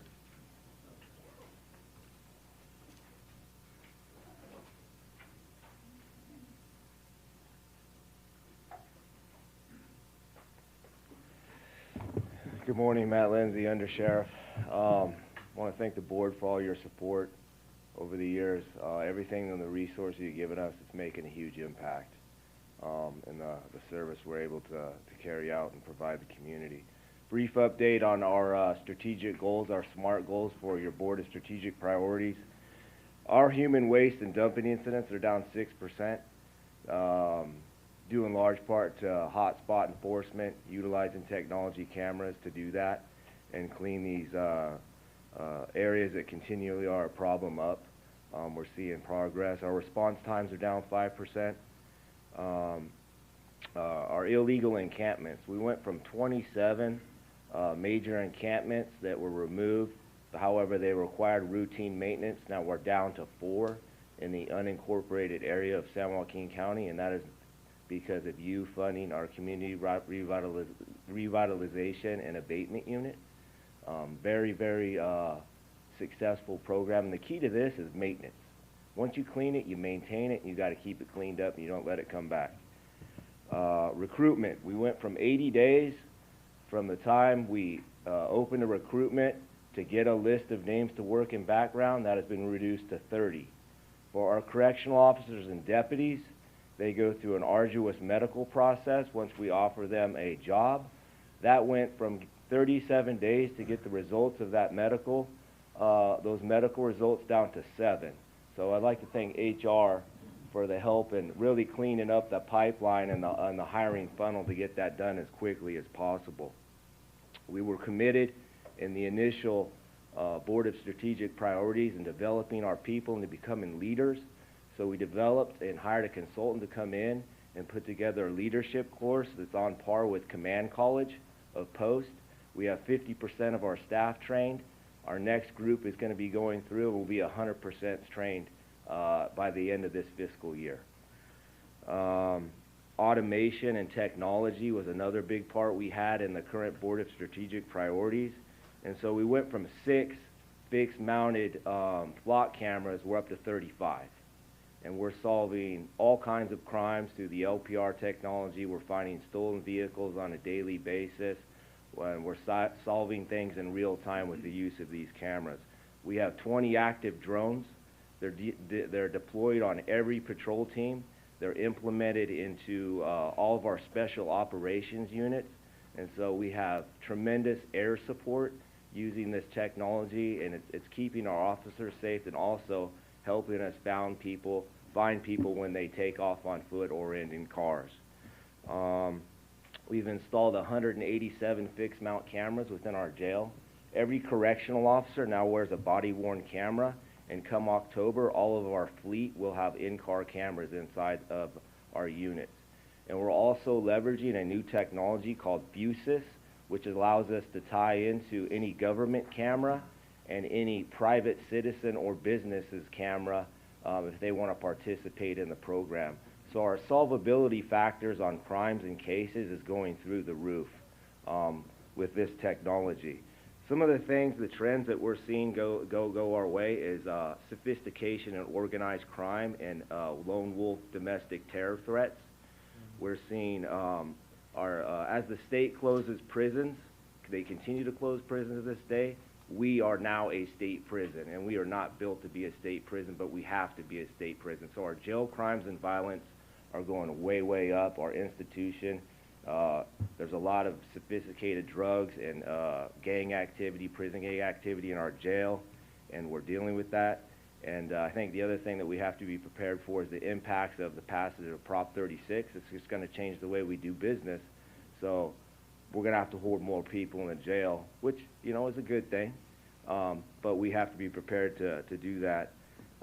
So this board, I want to thank you. I believe it was 2 weeks ago you approved funding for our jail crimes and sworn operations in the jail. So we're addressing right now the jail crimes and the violence that we're dealing with. Going to put a stop to it.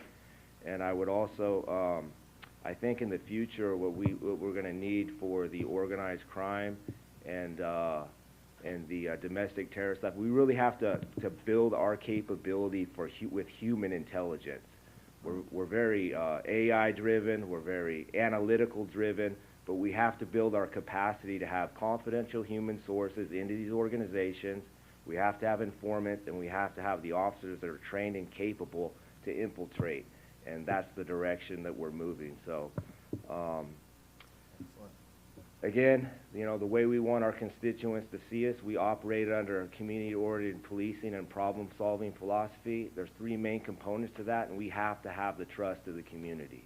If they trust us and we work together with them in partnerships, and we utilize problem-solving strategies that are effective, that are data-driven, and that are evidence-based, we will be effective in our job, and we can't fail our community. They have to have the most outstanding customer service that we could possibly give them, and we have to hold ourselves to the highest standards of ethics and morals. So that is our goals. That's where we want to be, and I think those are the kind of things that we have to see here on the forefront. Thank you.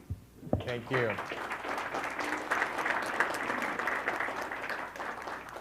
Next is the treasurer tax collector.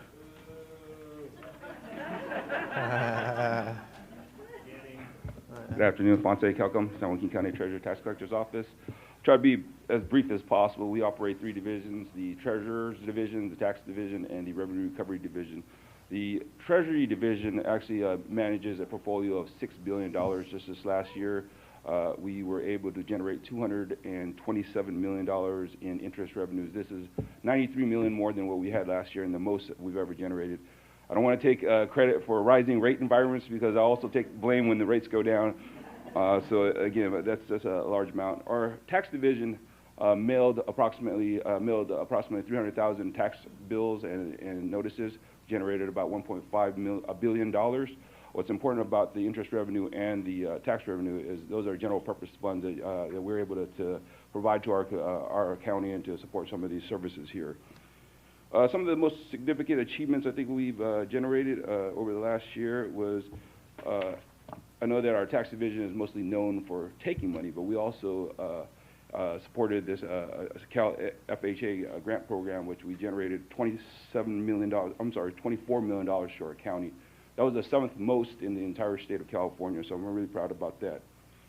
We also implemented a tax payment kiosk where people could come in and pay with cash and you won't need an employee. We're hoping to open up payment streams for other departments and potentially put the kiosk in other areas within the county. What I want our constituents to know about us is we're not your typical employees. I think when you come to our office, we're really nice individuals. I tell our people to treat them like your aunt or your uncle, be patient with them, and again, just speak to them with professionalism, courtesy, and everything else. Also, all our team members are CPR certified. So if you come to our office, you see a tax bill you didn't like, you fell down, we'll be able to revive you, and you can complete that payment. So it's always nice. So some of the emerging trends that we see is, if you guys are aware of, they're predicting 2 rate cuts this year and another 4 next year. So we can see the downturn in the economy here. So those are the things I kind of worry about, the geopolitical issues that are going on that may impact our county here. Hopefully, when that does occur, we're not trying to chase yield by taking on more risks or impacting our liquidity. So I think for me, for Supervisor Patty, like you said, what is our ask? I think the HR perspective in our office is the most important thing. So again, anything you guys could do to help out HR and the ISD, again, the leverage of technology is also very important. The way we look at our office is we're not looking for today, we're looking at 10 years down the line. Do we want to continue to add more staff, or do we want to have the technology to keep your staff at the same amount by providing the same type of services? So again, if you could do anything to support those 2 divisions, it'd be very helpful for us and the other departments too. Thank you. Excellent. Thank you.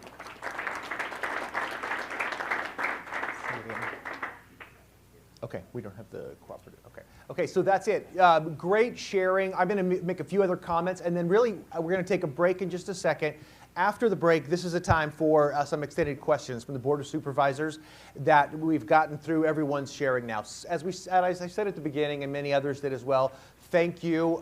There's so many great departments. Thank you for your cooperation in honoring the conciseness of the sharing. I know there's so much more that could be shared by each of you, but having these brief statements provides a service to the Board of Supervisors to get a snapshot again of where we are. So let's take a, yes, Chair.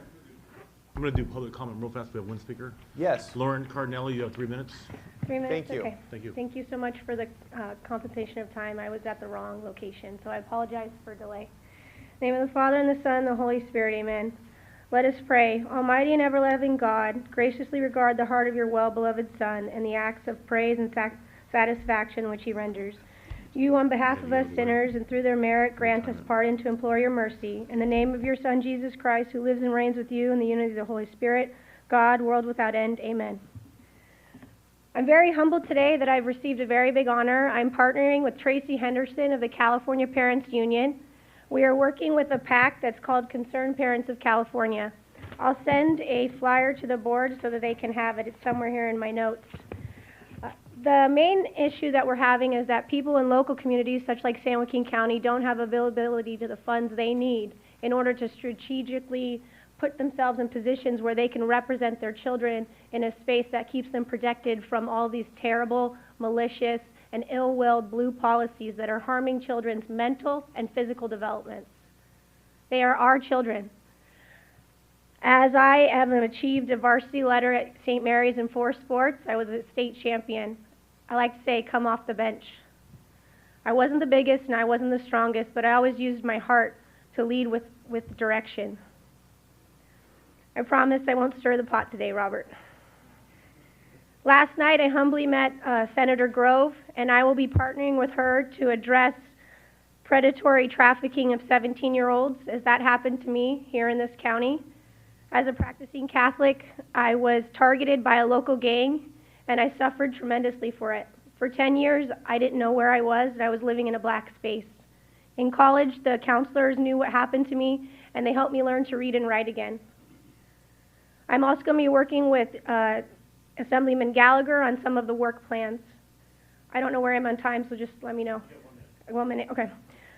I want to just humbly hose upon the fact that we have a constitution and we maintain our private property rights. I'm lucky enough to work as an independent contractor for my Legacy Family Corporation. The Constitution of the United States shall stand. The IHR, the UN, and the World Economic Forum will have no say in this county. We're counting on the board to listen to us and to open up the reasonable thoughts of everything. I humbly pray every day the rosary for the sanctity and protection of you against all evil, and I thank you for everything you do for our county. We bless you all, and the families of San Joaquin County are 1 million voices. We're counting on you because the time we spend working is time away from our children.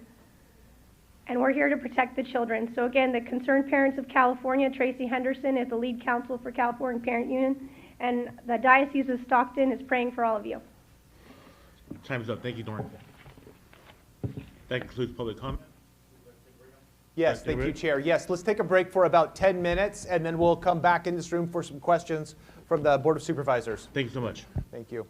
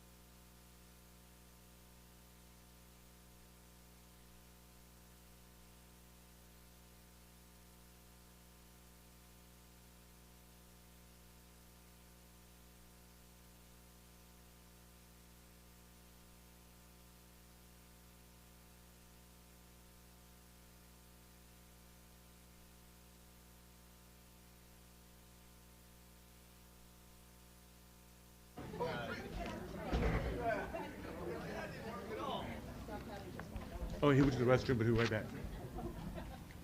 Those guys, you're always joking around for a show.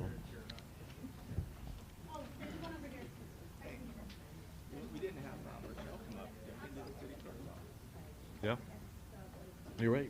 All right, perfect. Okay. The meeting is back to order. Thank you. Dan, the floor is yours. Okay, excellent. Again, a couple of comments just by way of orientation from what we've just done. That was a high number of reports to get out, and so thank you everybody for the ways that we walked through that. Chair, should we wait until we've got two of the supervisors that are? We're perfect. I think we keep going. These three are like, yeah, let's just keep rolling. Yeah, we're good. We have 4 actually, and Tom will be right back. Okay, We can keep excellent. Good. I may have missed it. Yep. Paul. Oh, he just moved spots. He was trying to find okay, a there we chair. go. Oh, hey. Add that to the list for some of the strategic priorities, right? Make sure you get a good chair. Again, a couple of comments. We're having some fun with it.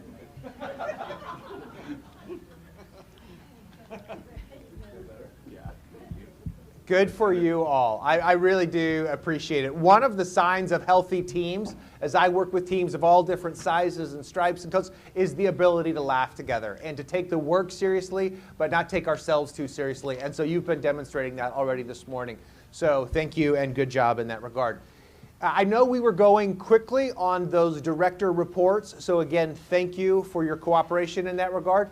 I also just do want to say, and this is a significant piece of helping cultures and teams continue to advance and have continuous improvement, and that is celebrating and leveraging your strengths. So I know there was some sense of we want to move through and not just point out all of the things that we have to highlight and the strengths that we have to celebrate, but we want to get to some of the concerns for the point of reflecting that to the board. So thank you for cooperating with that. But let's not pass over those celebrations that we can really leverage as strengths for the propelling of each of our various departments going forward. So I just would say again, thank you for your candor.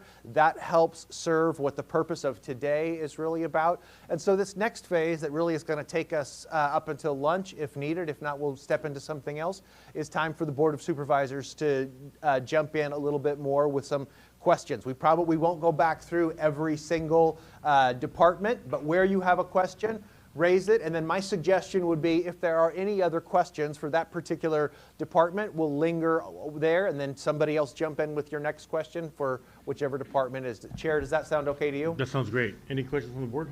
I say we just move this question really fast before Tom gets back. That'll save us at least 2 hours. Yeah, good point. I appreciate everybody, all the directors' comments, but I think lock the door and lock them out. Yeah. Oh, here he goes. Lock him out.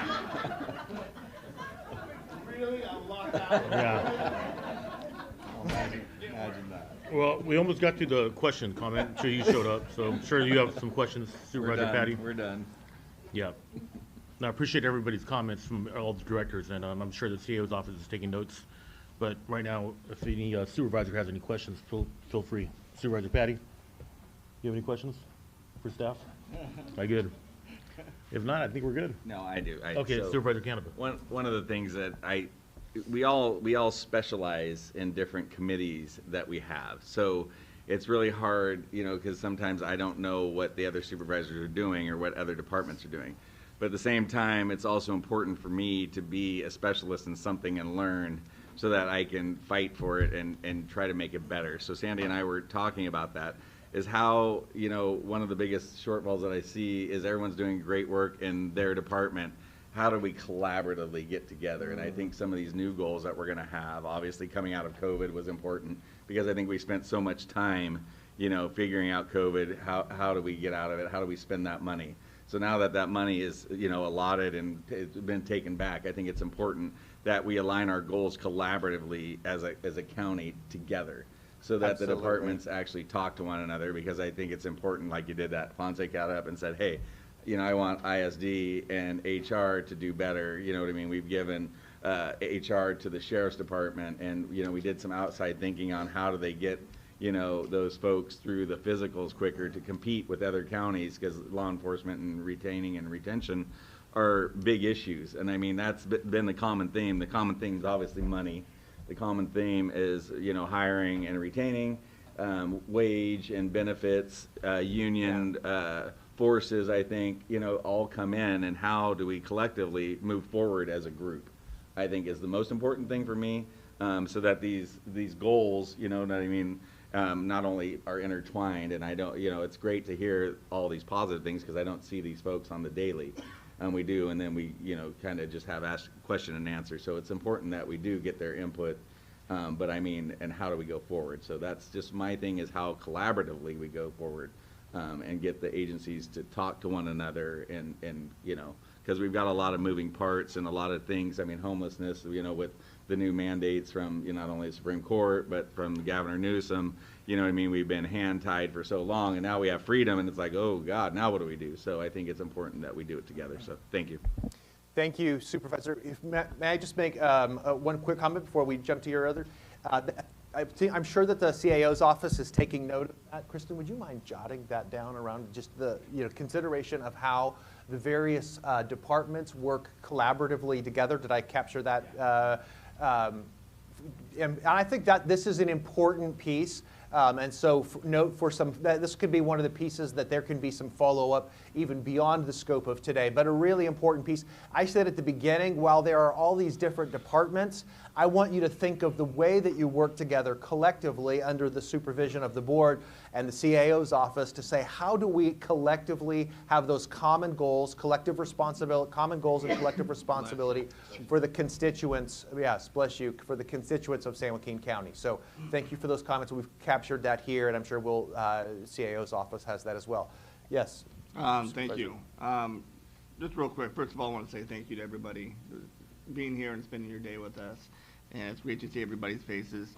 And also, I mean, it was great to hear from all the departments, but it shouldn't have to be, it shouldn't be just a one-day thing. I mean, I think this board is all, you know, pretty open, have an open door policy. I know I do.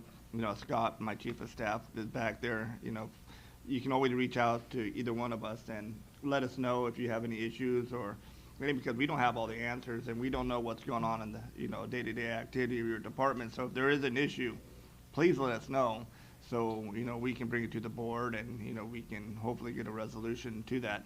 But one of the questions I wanted to talk about and mention is, you know, I've talked to Fritz about it, and Kamal and our county council. You know, you talk about the Supreme Court case and Grant Pass decision, one thing, but the Chevron deference case is a completely another. So we are having regulations, like especially with ag. I know I sit on the air board, and with water and so on. If there is pushback to be had, this board should. I mean, I think we made it very clear during COVID when we sued the state and won that, you know, we shouldn't just be a puppet of the state. If there is something that affects our residents, or overregulation or overreach, and with the Chevron deference case, and as more cases come out and play out, what exactly does that mean? We need to push back. And I think we have a board for that. So if there are issues that you can see, or our county council, you know, let us know. And I mean, anything I can do, well, I'll leave it there. But so again, thank you for the opportunity. Yes, thank you for those comments as well. Yeah, thank you. Other questions from the board, back to any of the director? Yeah, I'm going to piggyback on Rickman's comment there on challenging the state, because we have a logistics due to ag, of course, and, you know, we've got 2 interstate highways, we've got the port, and our region and the production of our agriculture products.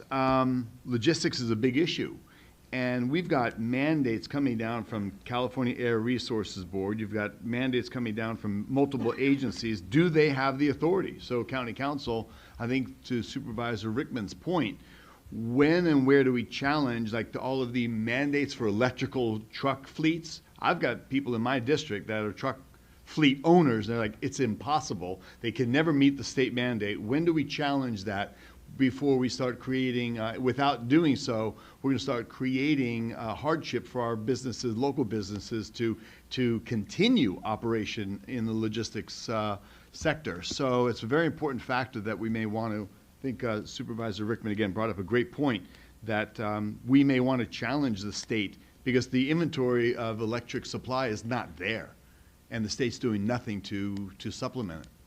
Sure, through the chair. I think with respect to any of those issues, you have to look at them individually. And Supervisor Rickman has asked me to look into a couple of different issues that we might potentially bring a challenge against the state, and so I'm in the process of looking at that.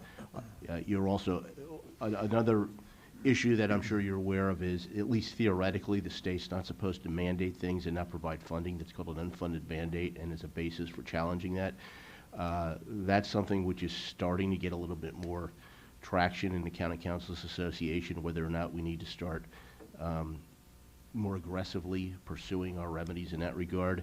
But it's not easy. I mean, if you take the Chevron deference case, for instance, for those who perhaps not familiar with that, that was a decision by the U.S. Supreme Court that said the courts no longer have to defer to federal agencies' interpretations of ambiguous laws and regulations.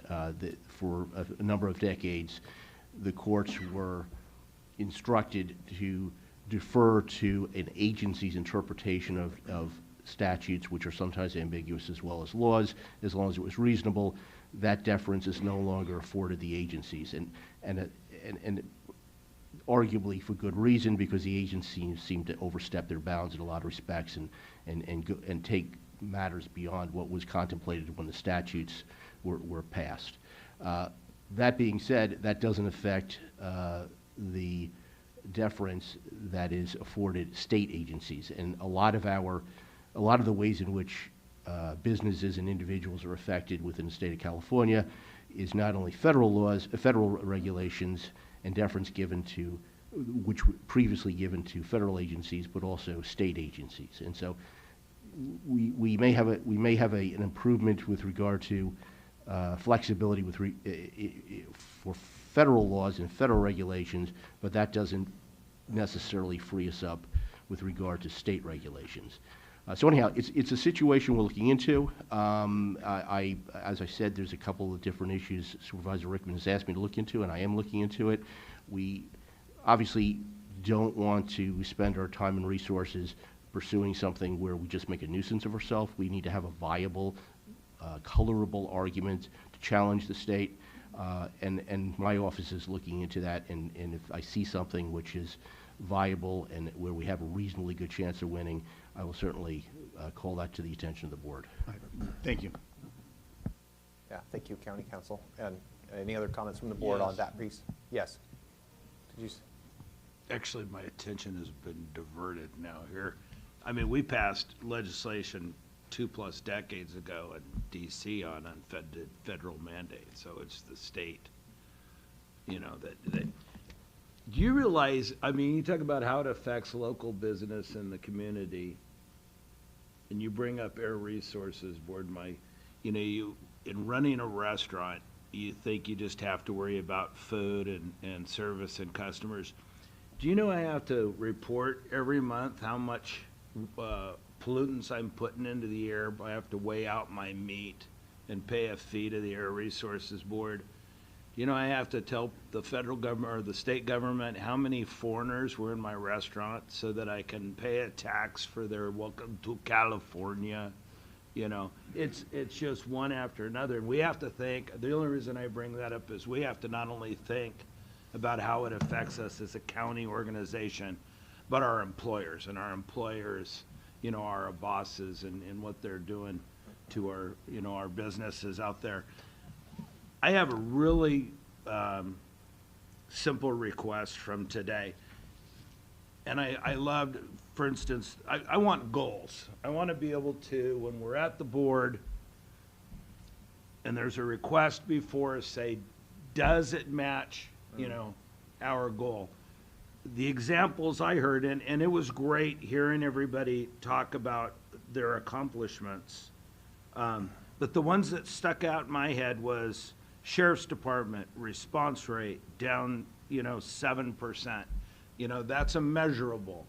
Then there's tasks, and I was going through our last strategic, you know, put, you know, so many beds, so many, well, the goal is, my goal should be the next time we do the head count for the homeless in 2 years, we're gonna drop that number by 50%. That's a measurable goal. And so when we start getting requests for things, do they fit into our goal?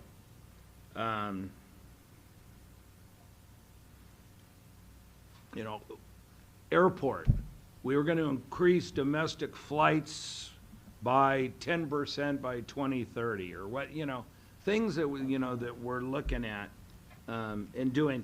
And then I don't know whose bright idea, and I'm actually not being facetious, I thought it was great. The polling that we've been doing on constituents I'm assuming it was Tom. Yeah, okay. But, you know, it was interesting to me on that one question, how many, well, no, there were a lot of responses on this. How many, went out to constituents, how many people were aware of our, you know, different services on mental health, and nobody knew about it. And it's not, there's no fingers to point. We're living in a different world, you know. It's not like they get the one local newspaper and there's only, you know, 3 stations, everybody watches the news. But we've got, you know, such vast amount of services available in this community, but nobody knows how to use. I stumble through them. You know, I've got to call Genevieve and say, where do I go? I mean, I have no idea. So all these dollars we're spending, how do we communicate that? And that should be part of our, I mean, one of our top priorities is making sure how to service, you know, our employees, our constituents. So that's what I would be happy with. If we came out of here with some goals, especially on some of the top issues like homelessness, not treating our mentally ill and those on the street as dollar signs to attract grant dollars, but rather how do we get them off the street? How are we going to measure that? And everybody that comes up and bless their heart that wants money to feeding people on the street at the homeless camps does not meet our strategic goal of getting them off the street. You know, how do we use that strategic goal to say, thank you very much, God bless you, but we can't fund this? Or, you know, we're not giving this money to the sheriff's department because we tell them no so much because it doesn't meet our strategic goal for the whole county. That's what I'm looking for. I'm looking for a goal on these different priority areas. Thank you, Supervisor. Yes, and all of what we've done this morning is to help inform that picture of where we are so we can have that sense of getting from here to there, that we're going to revisit. We're not just going to stick necessarily with these 6 which came previously. They're on the screens there as well. We're going to revisit these high-level strategic priorities and then talk about some SMART goals.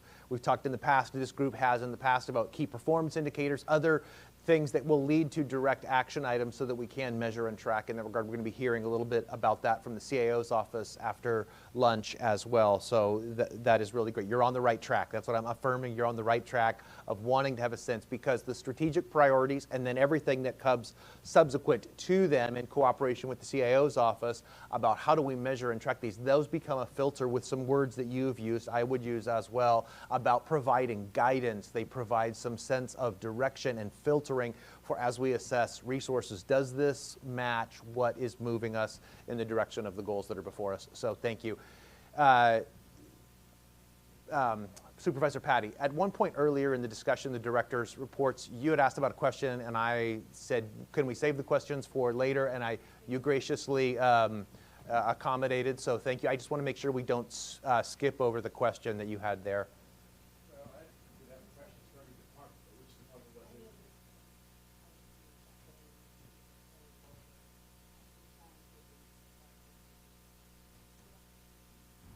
I think you wanted the billboard.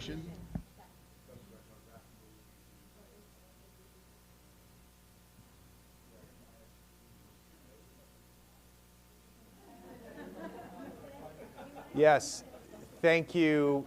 Thank you, County Administrator, for catching that. I did not, I noted mentally that there was a moment when there was a question, but I didn't note which, with which director it was.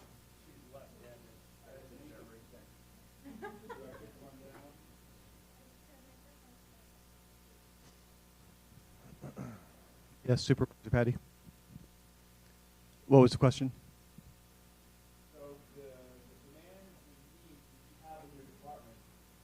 Sorry, as you were mentioning, there was demands and needs in your department. There was perhaps a different business model that we could incorporate because we're, Sure. Yeah. if, just when you touched on that we're, the way we do business and a billing process versus perhaps a different model that we could be more responsive through. Yeah, so within ISD, all of our funds are ISFs, okay? And what that essentially requires is that we charge back to our client departments for 100% of our costs in the year in which they are incurred, okay? The radio, our general ISD budget, et cetera, all of them, right? So fundamentally, this is a problem for our funding innovation for our client departments, right? Because to develop a new service line, right, takes money, right? But then we have to charge for that effort, right? But from the perspective of our client departments, the challenge is they would then have to pay for a service that they're not receiving.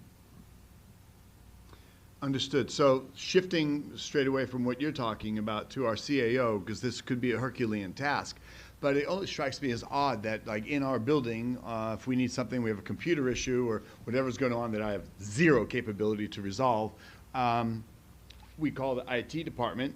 They come up and they're going to bill us for the time that they spend going up and down the elevator and to and from the office and resolving. That just strikes me as odd. I mean, if they're our staff, they're in our, it's a department in the county. Is there perhaps a different model that we've seen in other counties that we would like to adopt? Or is this a standard practice across the state? I would have to, through the chair, sorry. I think we could probably investigate that. I would say through our comparable, it's probably very common to see them as ISFs, but we could certainly take a look. And just to be fair, when Mark has needed, he has future projects on the line. We have this board, through the board, has approved that we either utilize a certain amount of funding, and that could have been savings at the end of the year, where we've given him, in fact, I believe probably a couple of years, he gave us a list of projects that probably were in the amount of 6 to 8 million, and this board did approve with year-end savings, so he could go and start doing that. So, you know, to say yes, I understand what he's saying, and that he has to charge back, but there are other avenues, and we have used that. But to answer your question, I would think that it's probably, with our comparable counties, it is probably the norm, but we could take a look. All right, well, if perhaps there's something being done innovative elsewhere that maybe makes it a little, because we know there's a budget allocation, and we look at the 5-year average, where the trend is, and if it's a budget allocation plus whatever might be needed along the way, so. Yes. Through the chair. It always struck me as odd, so just. Yeah, through the chair, a chargeback model that is typical, but there are other counties and state agencies that have mechanisms that regularly fund innovation that are outside of that chargeback model. Okay. Thank you. And just what Tom's talking about, and I thought that was the weirdest flipping thing I'd ever heard of when I'm going, wait, you got all we all work for you, you're charging each other, that's what the taxpayers do. I do get concerned, you know, again, when that turns into a goal, you know, is I've charged back so much, or, you know, I've secured so much in grant funding, not how many people you have taken care of. You know, are our IT, you know, systems up and running? What's your retention rate? Are we spending so much time trying to figure out how to bill in other county departments that we're losing sight of our best resource, which is our employees, and spending time making sure, you know, that there's retention? So that's coming from my sector of the world, when I hear all the focus on how much grant money I've gotten, how much chargeback, that doesn't mean anything results-wise to me. So I found that particular as well. Okay. Did I see your hand at the end there for another comment as well? Yeah, just one statement, one question. I forgot to mention, you know, as a supervisor, we're out in the community and we're dealing with multiple different cities. You know, some cities doing better than others. And it is refreshing to say, because we get, say, how's the county doing? And being able to say, hey, we're doing such a great job, and you listen to some of the stuff that you were talking about today in the different departments, and be able to let the community know that it makes our job so much easier. And, you know, I'm very competitive, and I always like to be on top of, you know, the other cities and other counties, and you guys make it easy to do. So thank you for all your hard work. Secondly, my question was, I know the public defender, Michael, mentioned about attorney debt, and, you know, we talked about it a little bit when we're talking with HR. Student debt, student loans and so on, and we're talking about retention. You know, looking into, we have looked into it before, specifically on certain departments, but, you know, instead of just hiring a ton of folks and replacing the ones that we're losing because of retention, is there a way or a policy or budget-wise that we can have some kind of thing in place that helps folks pay down their debt? Hey, you come to the county, be here for 5-10 years, and we'll pay off your student loans this much, you know, per year. And I think, you know, that might help with our retention rates, and especially our public defender's office. Yeah, through the chair, I'm aware that. Here comes a buzzkill. No. I got good news for you. No, my understanding is that as a public entity, there's a federal program in which your debts are essentially forgiven after 10 years. There's a cap in terms of how much what percentage of your income needs to go toward debt. I think it's 10% above a certain threshold. So they have a threshold, and then it's 10% above that threshold, if I'm recollecting correctly. And then your debt is forgiven after 10 years. That's my understanding. You know, look into it if before you count on that. But I believe there is that available to us as a public entity. We have a hand up back in the back. Thank you. Nice. Nice. Well done in that regard. Yes. Thank you. Can you hear me? So for the hospital perspective, there is a loan repayment for physicians, and that's been huge for us. And I don't think we did a good job advertising it before, but very important for us and how we recruit our physicians is using that ability to forgive their loans after a given period of time. So it does exist for us, and we use it as often as we can. Yes. Okay, we've got a couple of other hands up. While we're getting a mic to one of those hands that are up, can I just make a comment in regards to something that you'd said earlier? And help me on the pronunciation of your last name, Supervisor. Okay, all right. Okay, thank you. But Paul, earlier you were talking about the importance of collaboration, and while this is not into the weeds of collaboration, I'm encouraged by what I'm seeing in real time, where there's a sharing of learning of here's something that we did. There are similar challenges that are faced in various departments, and to say, hey, what can we learn from each other? Here's how we've adapted in those regards. That provides a positive aspect of saying, hey, we're going to team together in those things. I didn't mean to take long on that. I saw a couple of other hands back here as well. Yeah, thank you. Genevieve Valentine, Behavioral Health Director. So I do want to point out the public service loan forgiveness does work, but you have to be in certain departments for the 10 years. So I do want to make sure we do point that out. But I do want to purposely point out the behavioral health pipeline that we use for the ARPA funds. That was part of the strategic plan in our SMART goals, which was completely and utterly a success. When I became the behavioral health director approximately 16 months ago, and I do want to point out the great help of our HR department, our vacancy rate was almost 29%.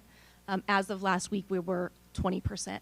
So with the behavioral health pipeline, the work that our HR department did, the creative work with the health force partners, the work that we did collectively in our internship programs, we dropped by 9% in 14 months. So that is a huge success based off of our organization capacity and the work that we did. So it does work. So thank you, HR, and the work that we were doing with the ARPA funds and health force partners. When you say it depends on what department you work in, is that county policy or? No, that's a federal. Federal. So yes, so the public service loan forgiveness is specifically connected to different types of public service. So I'll let Renee mention that as well, because there's different caps for the 10 years. So for example, I did my 10 years, and because of the fact that I paid more on my student loan than what was required, my 10 years was denied. And so I ended up paying all of my student loans. Thank God I had the ability to do so. But when I did my 10 years of public service, because I paid more than what was required on my student loan, all of my 10 years did not count. So there is a lot of requirements. It depends on which department you are in and the services that you have. But there is different thresholds within public service loan forgiveness for the federal government. Thank you. I think I saw one other hand out here at some point, if it's still relevant.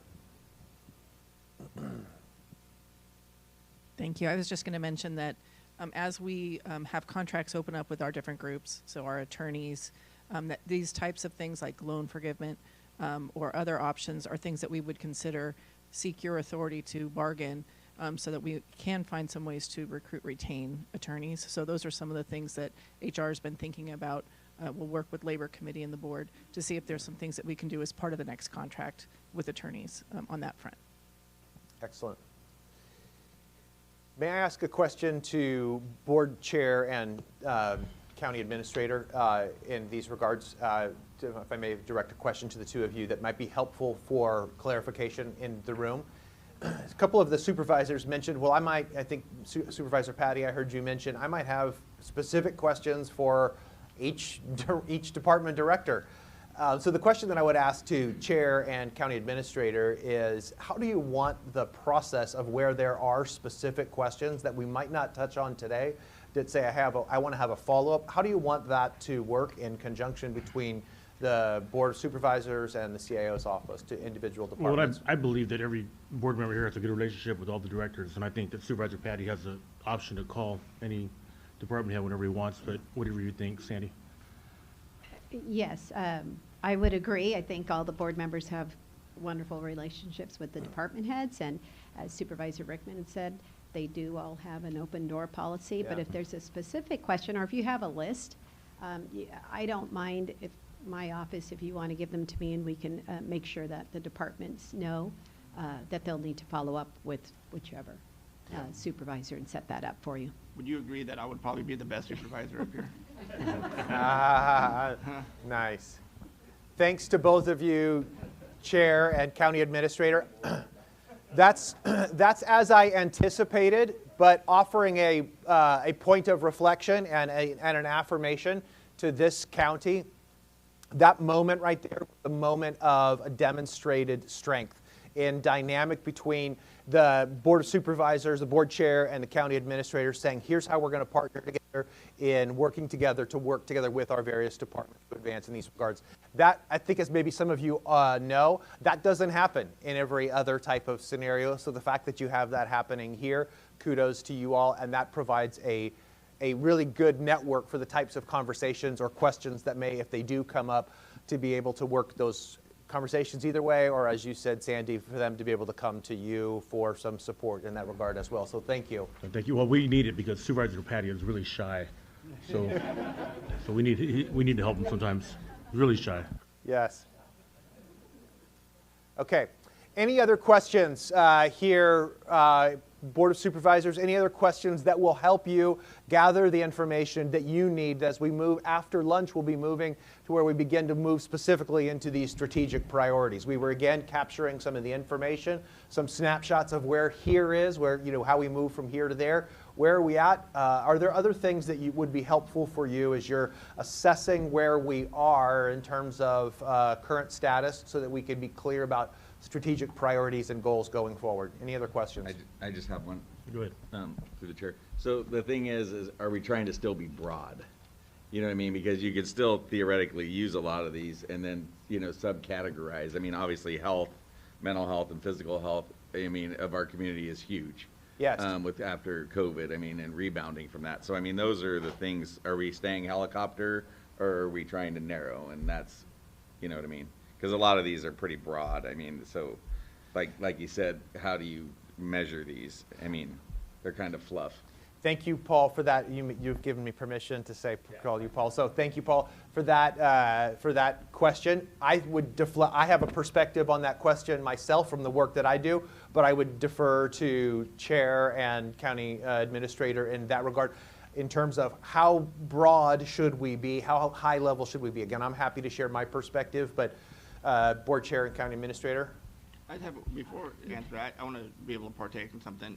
I know when I was chair last year, having it too narrow, having it more broad. I mean, one of the issues I ran into, I sit on, you know, the Valley Air Board, and there was some legislation pending, and, you know, I wanted to have, you know, the chair write something on behalf of the board, but it wasn't in the strategic plan, or it couldn't fit in the strategic plan.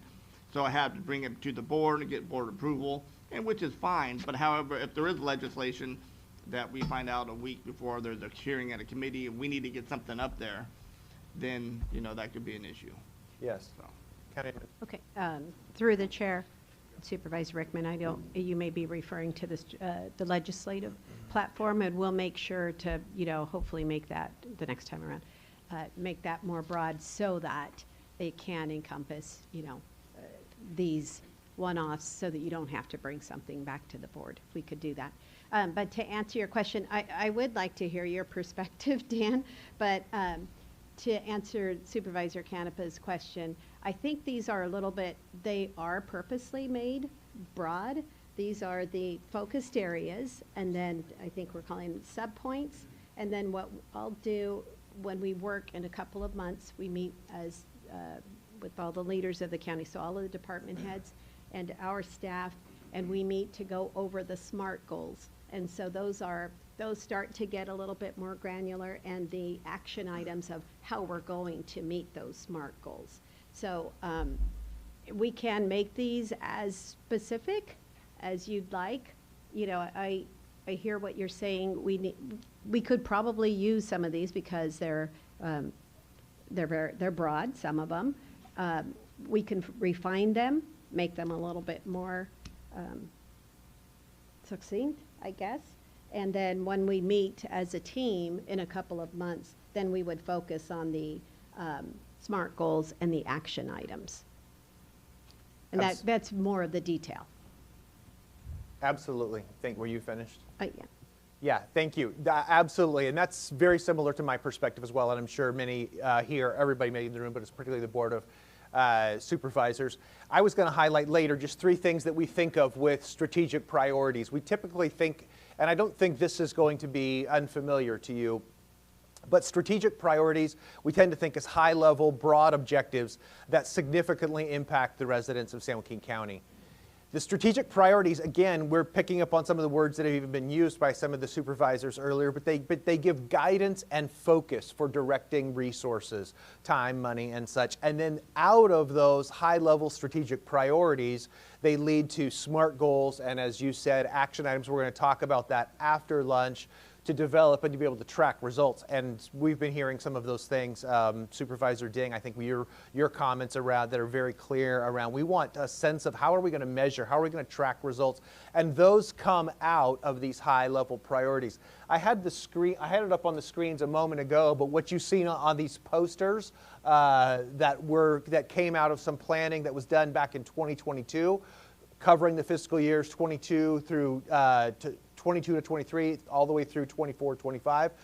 We would say the parts that are bolded in blue, just the headings of these 6 categories, become those strategic high-level priorities. That typically is the realm that we want to be in. Sometimes there's a distinction between ends and means. Board is overseeing the ends, and then there's partnership together with, like in this case, CIO's office and directors of various departments to then say, all right, let's get into more specifics on there. So does that suffice to your question there? Well, yeah, I mean, so like for what I see, I mean, it's just streamlining. So each one of these things needs that, you know what I mean? And so Yes. they're talking about permitting, and then you're talking about, environmental health doesn't speak to the permitting department, so then they're doing it on paper. I mean, those are things that are seriously flaws that need to be fixed. It shouldn't take 2 years for her to implement a software program, and it still is awful. I don't know how, I mean, she smiles when she says it, but I don't believe her. You know, so those are the things that just me being on the top side of it, seeing those and seeing those frustrations as an organization is awful. You know what I mean? How do you, when do you cut bait on a program that's not working? Yeah. I mean, and we're doing it, and Jeff talked about it, you know, and I did it at the city, and their HR thing at the city of Stockton was a hot mess, and they still have it, and it's still a hot mess. So when do you, as an organization, say, you know what, this isn't working, we made a mistake, we need to pivot? And I mean, those are the things that each one of these have that. I mean, I'd like to see somewhere in here health, mental and physical health is one of the goals. But I mean, what supports that, and streamlining in each department, what supports that? And what goal do we have there to, you know, better communicate with our cities and our counties and know what they're doing, because that's not good. You know what I mean? Because everyone does their own thing. So there's a lot of variables, and we can't keep it broad, and that's easy, but where do we fit those in there so that's something that when we come back, hey, we did a great job on this, we did a great job on this, and then we are awful at this. Yeah. So. Excellent. Again, we're going to get to some of that after lunch. Of course, at any time in this process, board chair or county administrator, if you want to make any other comment on that, feel free. Yeah, and then Supervisor Patty. Supervisor Patty. Yeah, thank you. Through the chair, just Supervisor Campbell was not here a few years ago, and I know it's, just so you know, everything here on this there's meat on the bone. There's reasons why we came up with all 6 of these headings, and we identified underneath each heading like what needed to happen, a lot of which was accomplished. It isn't just fluff. There was meat on the bone for this, and a lot of which was accomplished due to steadfast activity and measurable actions taken by our departments, the CAO's office, and in partnership throughout the county. So, you know, some of these may look like they're absolved or not of top importance, and I'm even writing notes of things that I know would be current to incorporate, and that's what we are doing. So No, well, that's what I'm saying, but this stays broad, so that's what I'm saying. When does it narrow down to where it's actually something functionable that people could be, hey, we did, you know what I mean? That was my concern, because, I mean, and that's the goal of this, is to keep it broad so that a lot of different things can fall under the parameter, and I get that. But I mean, as far as an organization's health, is how are we addressing it? So that's my concern. Excellent. If I can. CAO. Thank you. Through the chair. Yes, and that is why we keep it broad, and I think Supervisor Ding, somebody had brought up that Under Sheriff Lindsay had done a great job, and I wrote it down as well. He did a great job of demonstrating, and that is at the granular level where I was speaking of the subpoints and the action items. What are we going to do to accomplish these? And his was public safety, criminal justice, quality of life, and it could have been the organizational capacity. There were a number of those that probably met those goals, but that's where the detail and the granular comes in. Good. The sense that I have from the Board of Supervisors and also in the room is that we're at a good spot because we're ready to get to some of those specifics. The confirming, clarifying of the board, the strategic priorities, and then what does that mean? How does that then trigger giving that guidance to lead to the SMART goals, the action items? All of that's going to come after lunch, so we don't want to dive too far into that before we take our lunch break. So again, asking to the chair and county administrator, is it okay if we pause and break here for lunch? Absolutely. Thank you. How long is lunch? I think we're going to come back at 1 o'clock. Is that right? Okay, we'll recess till 1 p.m. Yes. Before we break for lunch, the clerk had something to say as well. Thank you, Dan. So just real quick on the lunches, we do have a limited number of vegetarian and gluten-free options that were previously requested. So I want to make sure that those people are able to get those. Those are separate from the other lunches. And then we have box lunches, sodas, ice back there. So please help yourselves. But I respectfully ask that the vegetarian and the gluten-free ones go to the right people. And if there's any left over, then please help yourself. Excuse me, Chairman? Yes. I don't know who she is. She didn't go up and talk with the rest of the directors or anything, so. Thank you, clerk of the board. Okay, we recess till 1 o'clock. Thank you very much.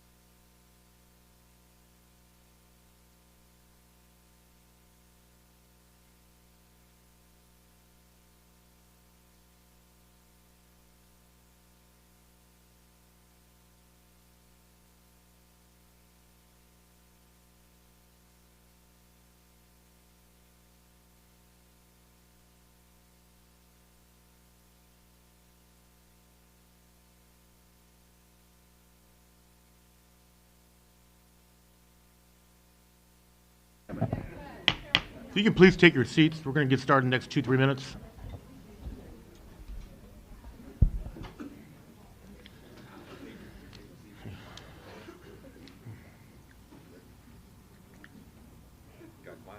Yeah. There you go.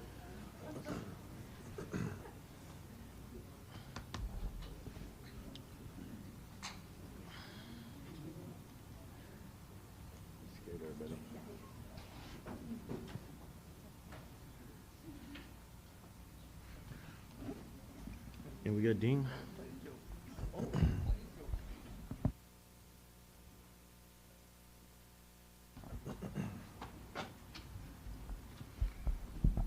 Okay, call the meeting to order.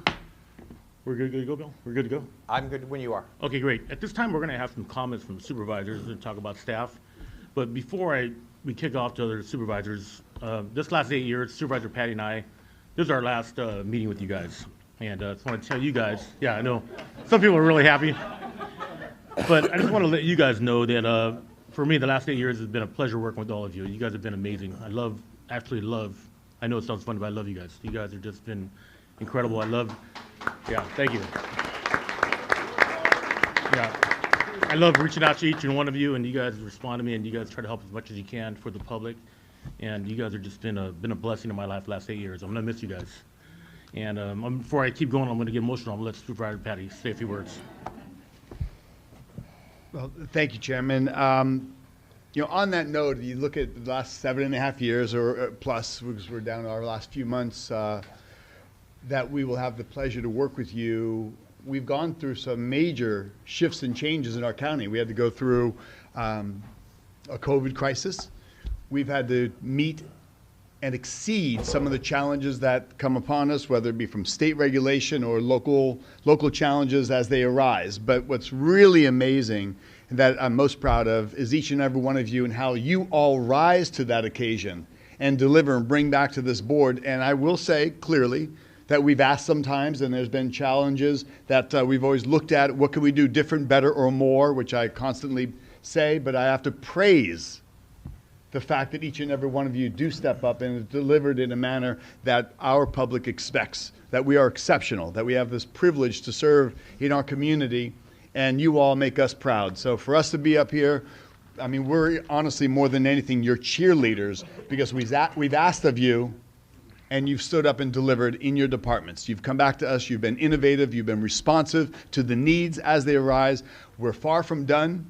So as we leave and as we do this last strategic meeting, I think we're going to set in motion, and the fact that you're going to have 3 phenomenal supervisors in continuity going forward, and you're welcoming in 2 new ones that are going to give that they're going to hit the ground running based on what we're doing today and what's been accomplished in the recent past. So each and every one of you have stepped up and delivered above and beyond expectations, and we thank you for that. It is truly our pleasure and privilege to work with you. Thank you so much. Thank you. Supervisor Campbell, would you like to comment? I too, take pride in what I do, and I'm a softie like him. Where our expectations, I always say, do your job and do it well. Well, I try to live by that same standard. So I hold people accountable, and I think everyone in this room does that. Otherwise you wouldn't be here. So I thank you for making us look good, because we get to sit up here, and I sometimes I'm snarky and do weird things, but I do that because I appreciate what you guys do and what you guys bring. And I think for us, when I grow, you grow. When you grow, I grow. And I think collaboratively, we make a difference. And I'm proud to be a part of it. I've been doing this 1.5 years. I bring a lot of political experience. I've done some other things, obviously 8 years on the city council. And we were just discussing it, going through bankruptcy and making tough decisions. And the budget's been good, but it might not be good for long. So I think that we need to be mindful of that. So as we add positions and going through negotiations, and we talk about the big brothers in the room and the elephants in the room, that we need to be mindful that we do employ 8,000 people at the county, and we are a big fixture for the economy and commerce. And so I think what we all do, and we all fight for for our own departments and make sure that we have the money and the funding and the people and the resources. But I know we're here to support you in that. I mean, if it makes sense and it's something that we can afford, no, idea is a bad idea. So that's for me, is if you do come forward, reach out and at least bring the questions forward, because I think it takes, all of us to make the organization better. So I want to thank you all for coming and spending time and putting up with me. I appreciate it, and go County. Thank you. We do have plenty of vacancies on our boards and commissions that you two can step into that role, here in a few months. Supervisor Patty and Supervisor Villapudua aren't going anywhere. They're still gonna be in service to this community in one aspect or another, which is extremely important to me. I mean, it's one thing to step in and learn a job, but experience is everything. It's to be able to go back to them and say, explain to me why you did this, before you start doing things. My job is simple. Up here, you hire great people, you give them a long leash, and if they break a few things, maybe you have a conversation afterwards. Don't tell me no. I'm going to get emotional. Sorry, we just went through we've been hearing this quote. Don't tell me no, tell me how. And then I'll decide if I want to go to jail or not. But you guys have been just exceptional, so thank you. Supervisor Rickman. Thank you, Chairman. For the last 4 years, I've been carrying Supervisor Patty. And my back is just killing me. No, hey, I'll miss Patty and Miguel. Being on the board the last 4 years, working with them. As you can see on the board in the last 2 years, hey, we have a lot of fun. We joke around a lot. And, during this job, and as in your job as well, you got to have fun. You got to joke around. And so it's nice to have colleagues that you can, joke around, have fun, but yet get the job done and get down to business when you do it. So that's what I appreciate about the most. But also, if, you look at what the county has done, hey, we're policymakers, and, I appreciate, Supervisor Patty and Villapudua. I mean, they're go-getters, and don't take no for an answer, and try to get the job done, and being out in their communities all the time. And again, I taught Miguel how to cook, God, what was it, like 4 or 5 years ago? And I said it before, we are very, very fortunate to be successful, and it's not just us. I mean, we're policymakers, but the folks who get the job done are you. 7 days, 5 days, 7 days a week, boots on the ground, having your employees get the job done. You guys are why this county is so successful. And you look at other counties and look at other cities, and they wish they could have what we have. I mean, we have great employees, we have great bosses in you, we have, a great CAO, we have, of course, the humblest of the supervisors, Supervisor Patty, and, our budgets and so on. And it's phenomenal. I think we're blessed to have you in our county. We're blessed to have a great core up here, and I'm gonna miss you guys, and and we'll keep in contact. Hopefully, Supervisor Patty, will be our next mayor of Stockton here, and so we'll just be right down the street. So again, thank you, everybody. God bless each and every one of you, and remember, we're always available, and as long as you say South County is the best, I mean, you can come in my office. Thank you, Chair. Thank you. Bill, I think we're good. It's all yours. Okay, thank you. Thank you. Yeah, let's maybe just extend that round of applause and thank you for the service of these supervisors. That's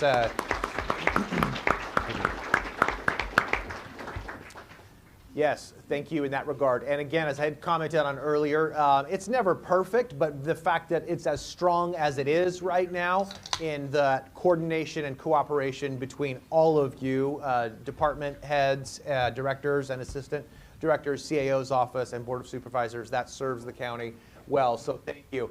As we move towards the strategic priorities, we wanted to take a moment to be able to hear from CAO's office and county administrator kind of on strategic direction and performance of the county. You have these posters. I can't have the two screens up at a time, so I have earlier the screen that has all 6 of these areas, the 6 priority areas. But we're going to have an opportunity for County Administrator to speak to just at a high level where some of those pieces are. So, Sandy, are you ready for that? Sure, through the chair. So just to give you a high level, I think Supervisor Canepa had asked earlier about performance, where we're at in progress from our current strategic priorities. So we have, as you know, a 3-year, so that we just completed the second of our third 3-year strategic priority year. And so I had asked staff, they're working really hard to give me a high level result of, it's in our budget, and we did present, so in our digital budget book, I know that each of the departments can go in. I would say, if I just had to guess, I would say that we're probably, right now, as it sits in July, oh, wow, see, thank you. I was going to say these exact ones. No, just kidding. So let's say the yellow is on track, right? Okay. So 74%, 64% has been met. The SMART goals with the expected outcomes, they've been met. 10%, another 10% are on track to be met, and then we're still 27%, those we are not on track to meet. But I will say some of those we had to pull out. Maybe they had to change for, we changed paths during so I would focus on the 74% right now. So thank you, and go ahead. SMART goal. Oh, and we're going to go over that. So when we talked about, this is at the high level. Remember, as the board members had already established these strategic priorities and the what do we call them? We call them sub-points, I believe, underneath them. They're pretty broad. So, but these are broad so that they could be met by multiple departments. Not every department is going to have organizational, well, most of them are going to have the organizational capacity. Let's say not all of them are going to have the public safety, but of those, they're not all going to have the same goals. Right. So the SMART goals are specific into the departments of what can we do to meet that priority, and they are measurable. Thank you. And then we also have the action items underneath. But anyway, to give you an and Dan will get more into the specifics of that, but to give you an overview, we're on track about 74%. 64% have already been met, and then another 10 will be met by at the end of 24-25. And then I did hear that you'd like us to, what I ask when we're going forward with our departments in a couple of months, we'll meet with them to go over the SMART goals and the expected outcomes. But I heard loud and clear that we need to make them measurable. We need to know what the results are, and we're going to get better at reporting that. One thing that I did think that we can do, and just going forward, and we'll work with the departments on this, is once these get established, is any board item that comes to your board, we can start to establish, we'll have a little header there that says priority, board's priority, and the department can demonstrate what priority it's meeting by bringing this. And that kind of goes back to Supervisor Ding and your comments. Okay, I want to make sure that if we're going to give you this funding, is it even meeting one of the priorities that we feel would be helping the community? So we'll get that established right away. And then I will, what else we can do is to give you a final, because we're in the last year, we can report on where we were, what performance that we have done after we're done with the entire 3-year. But we'll come back to the board with the SMART goals for the next 3 years as well. Could I also throw in another letter there? Is O for outcome. What's the outcome? What's the net result? I think the accountability of it. Yes. Smarto. Smarto. O for outcome. Yeah. That's very good. So thank you. And so that's just an overview of basically where we're at, but I wanted to let Assistant County Administrator Brenda Kiley talk about a little bit. We purchased some planning, strategic planning software, and I think our departments are going to like it. So, you have to turn it on. Can you hear me? Yeah. Okay, so just wanted to let you know we're really excited. Our team in the CIO's office did some exploration of software to put all of our strategic planning information and data in. And so we've chosen the ClearGov platform, which is the platform that we use for our budget narrative. So we purchased a module from ClearGov, and so it will allow us to present the strategic priorities as a standalone document in the aggregate. So right now we have all the SMART goals. They're in the individual budget sections. This will allow us to present them as a standalone document, which is going to be exciting. And then we'll also be able to connect with the budget document itself. So we're very excited about it. We have purchased it. We're just in the beginning stages of the implementation. So as County Administrator Regalo has said, we will work with the departments in a couple of months. We'll be developing your SMART goals, and we'll give you some training on how to use the system because you'll be in the system as well. So that's my update. Okay, thank you.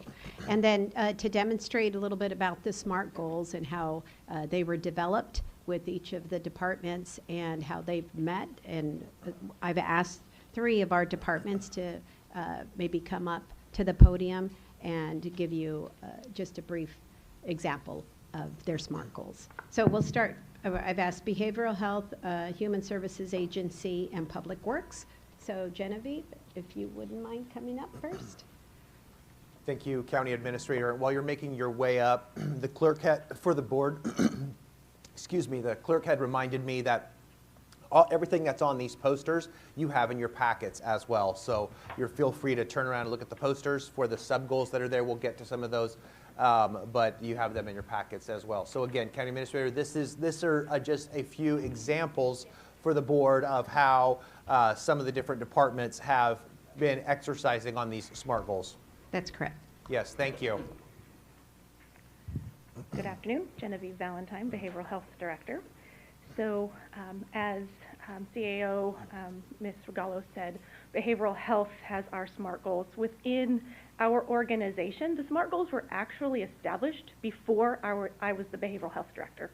So they were established in May of 22. I became the Behavioral Health Director December of 22, so I inherited these goals. And like Supervisor Rickman, I'm incredibly competitive. And so these were not my goals, but I decided to own them and make them my goals and to get competitive. So I'd like to report that of our 5, we're at 96% completion. So I am incredibly competitive. So we had 3 that were in the organizational capacity and technology utilization, and we had 2 in the homelessness area. And so do you want me to actually say what they were? So the very first one we actually had was specifically about recruitment and retention strategies and to decrease our recruitment and vacancy rate by 5%. So as I mentioned earlier, based off of the support of the board and our behavioral health pipeline and a variety of different technology supports, additional supports at large, our baseline was actually at 25.7 when the goal was put into place. When I became the behavioral health director, it had jumped up to 28%. And we, as of last Thursday, actually hit 20.1%. So we not only hit our goal, we hit it a whole year ahead. So that one, done. One of our other goals was actually succession planning. And so in partnership with HR, it was our job to work with the current administration to look at leadership roles and be able to have our job descriptions to allow for succession planning. So when the next behavioral health director and those that are moving up have the ability to grow and move forward, we now actually have 2 support positions in behavioral health. Thank you to this board and our HR department. This was also done, and those positions have been filled. So check, done. So thank you for that. Within the technology section, behavioral health, due to CalAIM, had to completely upheave our entire electronic health record. And so we actually launched a regional electronic health record July of 23, although we've had some hiccups and some changes. That also is in full movement now, and check, done. In terms of our homeless capacity and our 2 goals there, this is where we are actually at, I'm going to say 4.8%. So one of those goals was actually to expand loan forgiveness and so forth in order to have clinicians who wanted to actually do work with the homeless in order to actually have more staff in that work and so forth. And that was implemented through CalMesa, which is a state regional workforce WET program that the state allows behavioral health departments to work with, in addition to the ARPA funds that the board oh so graciously allowed through the behavioral health workforce. That was fully implemented in July of 2023. Check. So this is where I'm going to say we're at that 96%, which is really about our mobile crisis support teams. The goal was that we would actually have 7 mobile crisis teams at large. We started with 4 mobile crisis teams. As of today, we have 5.5 mobile crisis teams.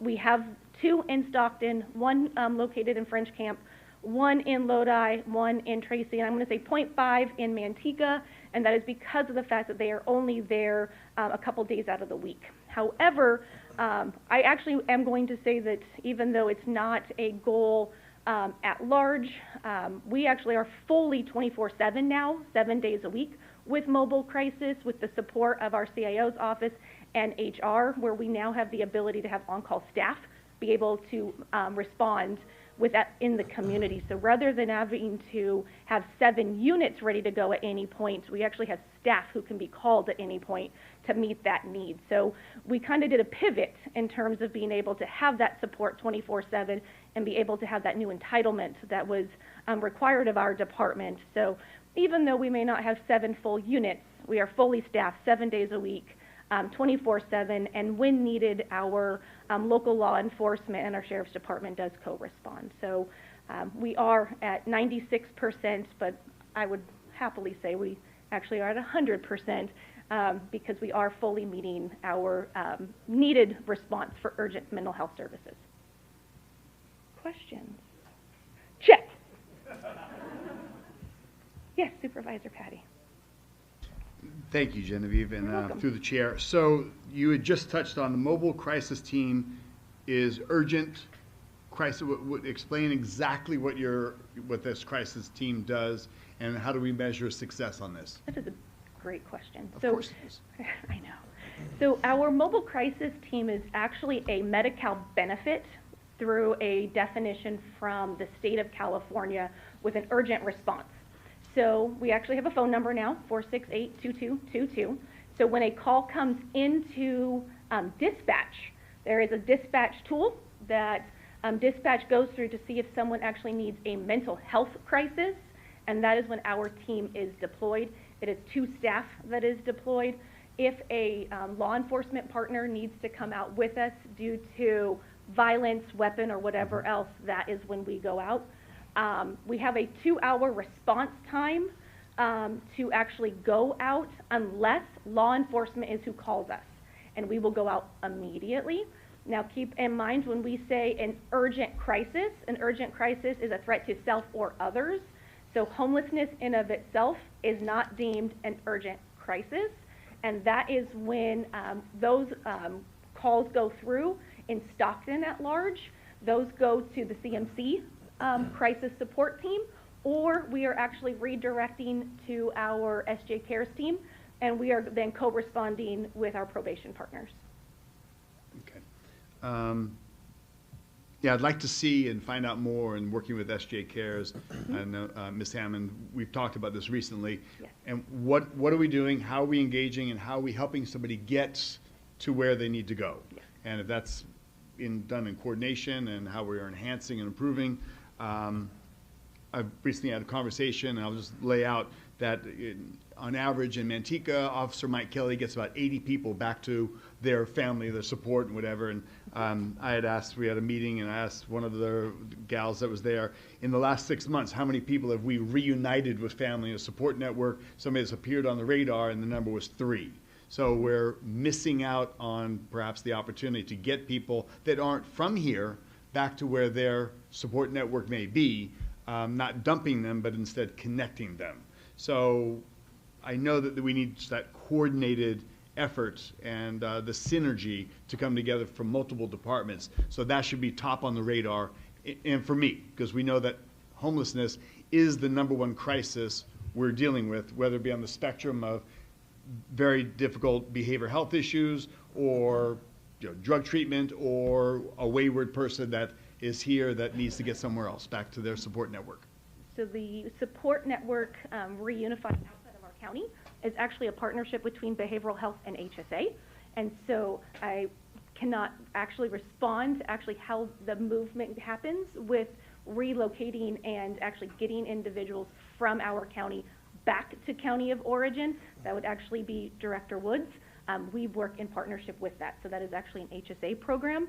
So I just want to make sure that. But we need that synergy coming together. Exactly. Yeah. I just can't speak Yeah, to it's that. not silos. No, but just Yeah, not, it's exactly. not a silo. Correct. It's that if somebody's out there engaging, that's one of the tools you have. Absolutely. So I want to make that clear. Thank you. Yes. You're welcome. Yes.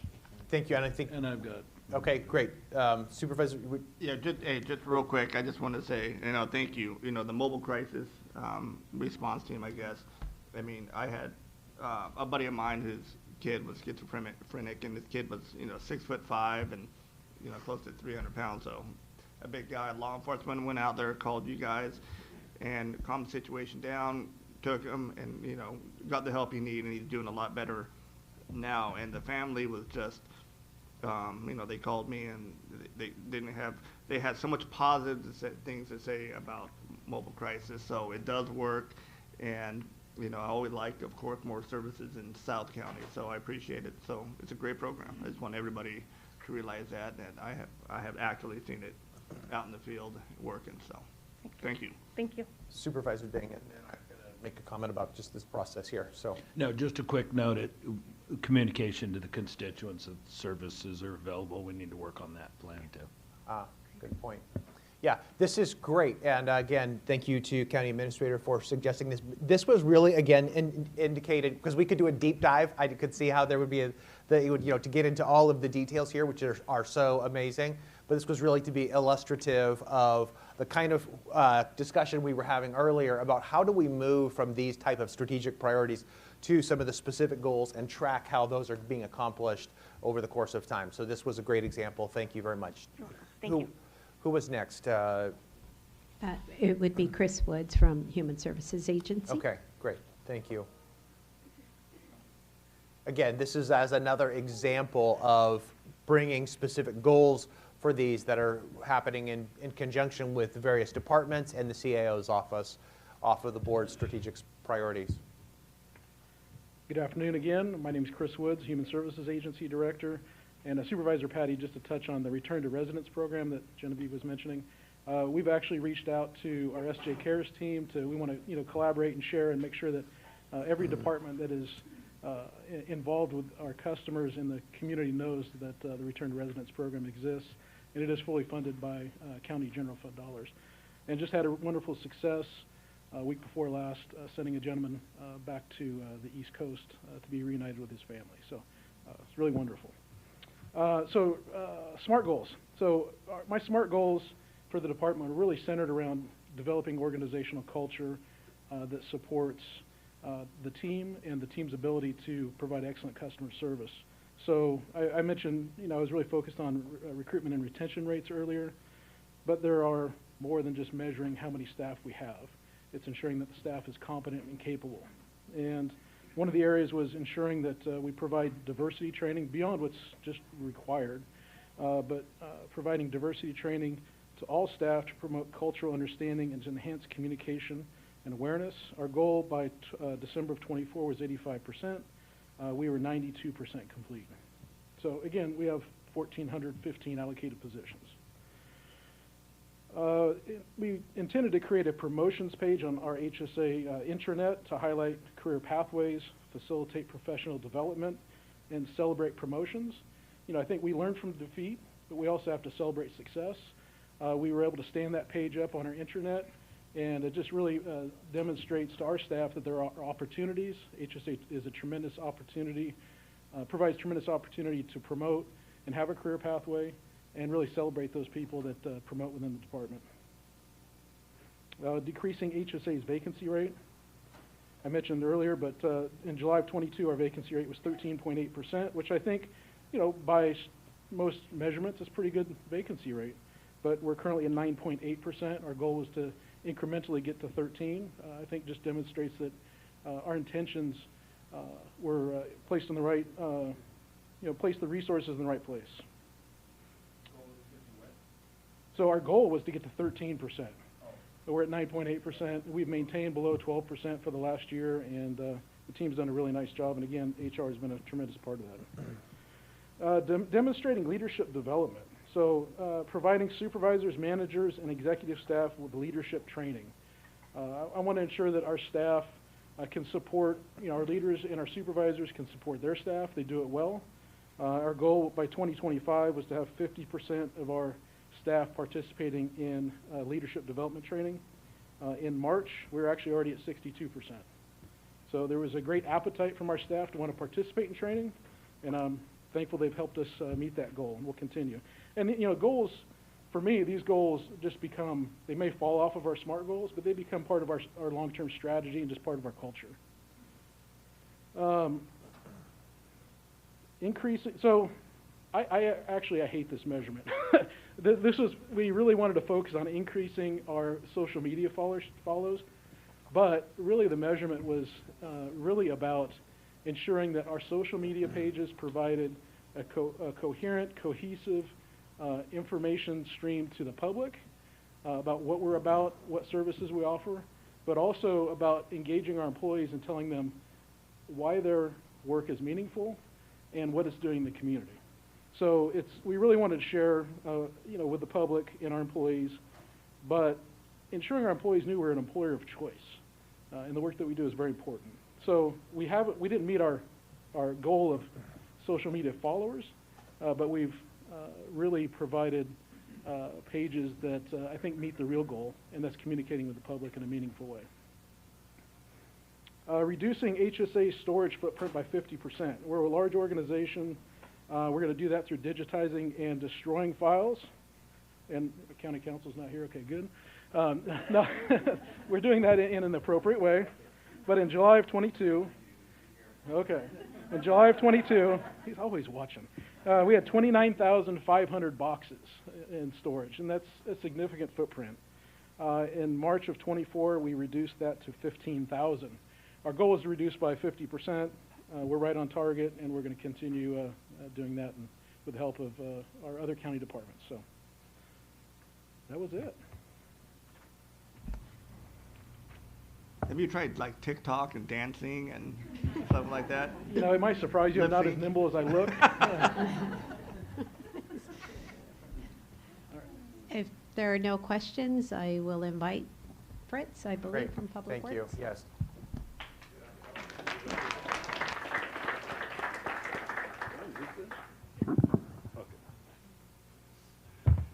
Good afternoon, Fritz Buckman, your Director of Public Works. We had SMART goals developed in 3 of the board's strategic priority areas. First, under organizational capacity and technology utilization, we, like many of the other departments, had recruitment and retention goals. We were, at the beginning of this past fiscal year, we were at 16%. Vacancy rate, our goal was 13%. We actually met that in the last month of the fiscal year, so that was a success. We have an internal retention goal that didn't make the published SMART goals, but that was also at 16%, and our goal was to reduce turnover to 12% per year. Unfortunately, we weren't successful in meeting that goal. We're still at 15%, so that's still something we're working on, because turnover is an issue, and there's a very real cost for us in turnover. Under demonstrating leadership development, we were able to conduct leadership training with Dan's assistance for all 20 of our group leaders, and so that's been very beneficial with both leadership training and team building. And we're continuing that work. We're rolling it out to the next level of supervisors. We call it the 100 because there's going to be about 100 people involved in that next phase. We have a number of technology projects where either we're digitizing or automating processes. We had a multi-year goal to digitize our improvement plans and survey records by scanning them and storing them in the county's laserfish system. We're on track to meet that goal. We're about 80% right now. A little behind schedule, but we're on track to complete that by June 2025, as we planned. We had a multi-year goal to launch a computerized maintenance management system and work order system. We did a pilot that unfortunately turned out to be a learning opportunity and wasn't as successful as we hoped, so we had to regroup and start over. So in 23, we were behind schedule. Last year, we started to regroup and we're in the yellow, and now we're underway and we're scheduled to be completed by April, which is consistent with our original timeline. So we struggled at first getting it launched, but now we're back on track. And then we also have a multi-year goal to create electronic workflows for things like board letters and process approvals through the department, and project scheduling and approvals and things like that. We're at 60% this year and on track to be at 80% as we planned in the next fiscal year, and should be able to wrap that up by the following fiscal year. We did, illegal dumping is something I mentioned earlier. We had a goal of reducing the tonnage by 5% as of the end of the last fiscal year and 10% at the end of the coming fiscal year.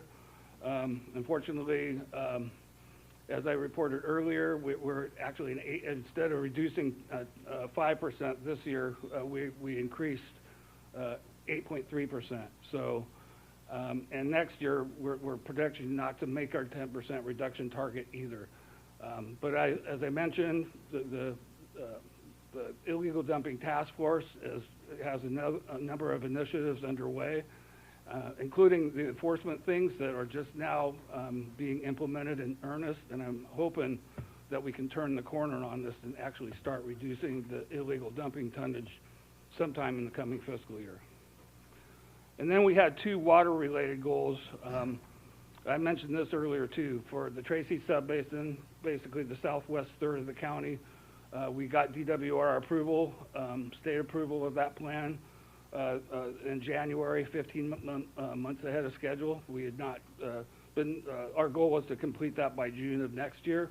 And then this one's not on the list in our budget this year because we completed it previously, but getting the GSP approval for the East County subbasin was a goal by, I think it was 2023, and we met that goal. So those are status of our SMART goals in a nutshell, and I think we've been pretty successful on most of them. Some we started off rocky and recovered, and the illegal dumping is a work in progress. We're not there yet, but we're working hard on it. Happy to take any questions. I've got one. Yeah, go ahead. The illegal dumping, is there a different way of measuring? This has always confused me. It's like sheriff's department. You say, well, arrests are up 32%. That's a bad thing. Well, maybe they hired more sheriffs, so they're enforcing better, and so that's a good thing. Illegal dumping, we've got with the flock cameras and reporting and our campaign, we've done a much better job of reporting the issue, and so you're probably picking up more tonnage. Is there a different way of measuring success here than, because if you pick up less and that's not, yes, it goes two different ways. There are, and in some of the areas where we've implemented the cameras in the hot spots, we've had a dramatic reduction and a sustained reduction in illegal dumping. But overall, the tonnage has increased. And when we developed the SMART goal last year, we chose to measure it in terms of tonnage, and where we're up 8.3%. But actually, over the last year, over that same period, the number of reports of illegal dumping actually went down about 14%. So by that measure, it's improved, but we were measuring it by tonnage. It just means the illegal dumpings were bigger on average, right? And the other bit of good news, if you will, we spent about $1.25 million this year picking up illegal dumping just in county rights of way. Well, that's a cost decrease from the prior year. It's the first time since I came to the county 13 years ago that those costs have decreased.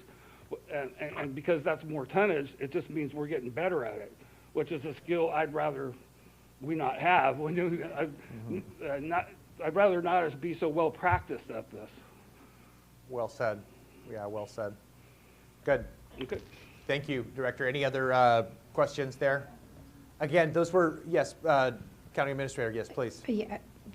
Sorry, thank you, through the chair. I just wanted to thank you for the departments that did come up to provide an example to the board of, the specific and measurable goals for each of those departments. And just to answer, I think I just wrote on myself. Just to answer Supervisor Ding's question of, could there be a different way of measuring that? On each of our strategic goals you'll see, well, if you look at the budget, there's a box at the bottom. If you have a red in there, which I think Fritz had talked about a couple of them that he didn't meet, so they would be red. There's a chance for the department we expect the department to explain why they didn't meet that. And hopefully it would be that maybe he could add the number of reports went down by 14%. And so that affected, them meeting a certain goal. But there is an opportunity for the department to explain that. And then the other thing I just wanted to point out, I've heard from Supervisor Rickman in board meetings and then today from all of you as well, is we want to know what are the outcomes, what's the performance of the county, what are we doing? And so we have heard you, we're going to do right now, because homelessness is such a hot topic, we have engaged with a consultant, Harder & Company, and we're meeting with them, just engaged with them, and so they're going to measure, they're taking all of the funding, I know I've heard 130 million, so all the funding that's been put toward homelessness, and they're going to do an analysis for us. And so we'll come back and report to the board. Once that's done, we'll take a look and regroup, and hopefully we can do that overall for our results. So so somebody's going to do an audit of the money that we've spent on homelessness? So it would be somewhat of an audit, or the reporting on the outcomes. Okay. Where our money went to. Or kind of like what the state of California did and what they found out. I mean, we need. That was more of an audit, I Right. believe. So If this we're would gonna- be if we're- reporting on outcomes. If we're going to do something like that, why don't we have something more in depth so we know where this money is? The outcomes are great, but where this money going, and plus with the outcomes. Yes, and in the report, we can mention where the money is being spent. Right now, we've engaged with them to focus on homelessness, but after that, we're going to engage on all grants. So I'm just talking about homelessness. Yes. So we spent, This- say, X amount of dollars, and this is the outcome of that X amount of dollars. Yes. Okay. Yes. How much it costs us to double our homeless? Yeah, exactly. Yeah. But I just wanted to provide the board with that update. Again, thank you for those various pieces. Let me just kind of remind us kind of big picture where we're at from this perspective. I think this builds a lot of confidence about the taking of these high-level strategic priorities. Once those are refreshed and settled, then to say how those get then carried out, which I know has been so important to all of us. And while I certainly wasn't a part of the process when these particular priorities were established, back in 2022, but there was a different county administrator at that juncture. And what I'm hearing from county administrator and the two county assistant county administrators is we have a strong plan, even through this piece that Brenda had mentioned with some of the software that was going to help support movement from strategic priorities to SMART goals. Will include outcomes in that regard, key actions that can be measured and tracked as these examples kind of illustrated. The question that I would bring back now to this juncture, specifically for the Board of Supervisors, is just keeping at a high level, and if it would be helpful to you, I can put up that other slide instead, which has what I would capture as some of the essential elements for strategic priorities, some of the framing for strategic priorities. But I think the place for us to start before we get into the details of these were developed back in 2022, all these letters that are on the posters, and we have all of those on slides as well. But what's on the slides right now just gives a big picture of the 6 high-level priorities in these headings here. And I want there to be a real discussion between the 5 Board of Supervisors. That's a part of what today is for, even here in this setting, to say, where are we at with these? Are there any of these that need to come off? Is there anything here that's missing? Where are we at with these? Maybe some of these need a little bit of tweaking, again, at that high level. So what I would maybe ask is each of you of Board of Supervisors, if I may ask, each of you jot down 1 or 2 just bullet points, just to give you a moment to process on your own and to say, here's some things that I think are either points of discussion or a point of suggestion that I want to make to my fellow supervisors for our discussion at this high level. Is that question clear enough? Yep. Yes. No, for the heading of the 6. Maybe, so again, we're not getting into sub-points at this point yet. High level, are these the right strategic priorities for us? And then you might have a couple of different comments, like I think we need to reword our heading of fiscal optimization, or like, I'm not suggesting this, but if you said, hey, we've heard some great updates on organizational capacity and technological utilization, I think that one's far enough along that we can take it up. Again, I'm not suggesting that. These are just hypothetical. So you don't want us at this point, like economic development, I just find the strangest thing on that entire sheet is increased warehousing and not picking, but you don't want to talk about like create, local hire, increase. Right now, we're just doing the economic development. Yep, I think just the high level, because once we have the high level, then we can say in partnership between the Board of Supervisors and the CIO's office and the various department heads, then what become these specific sub-parts under here, and that's where really the CIO's office is going to help make sure that these are in line with SMART goals, with KPIs, with key actions that are going to be carried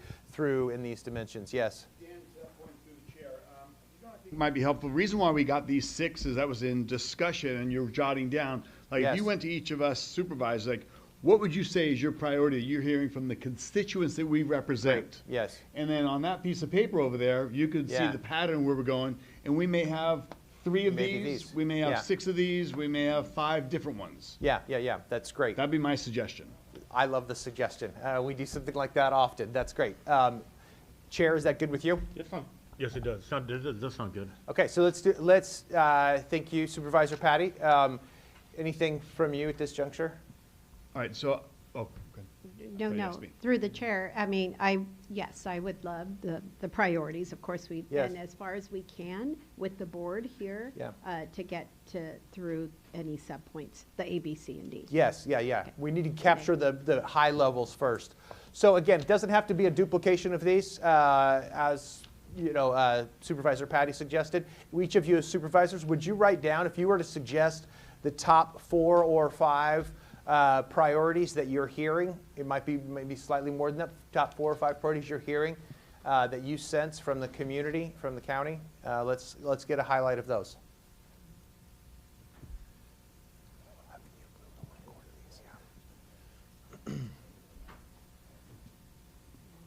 So supervisors, could you jot down where you think these are? Maybe you've got it in your head. Got a nod?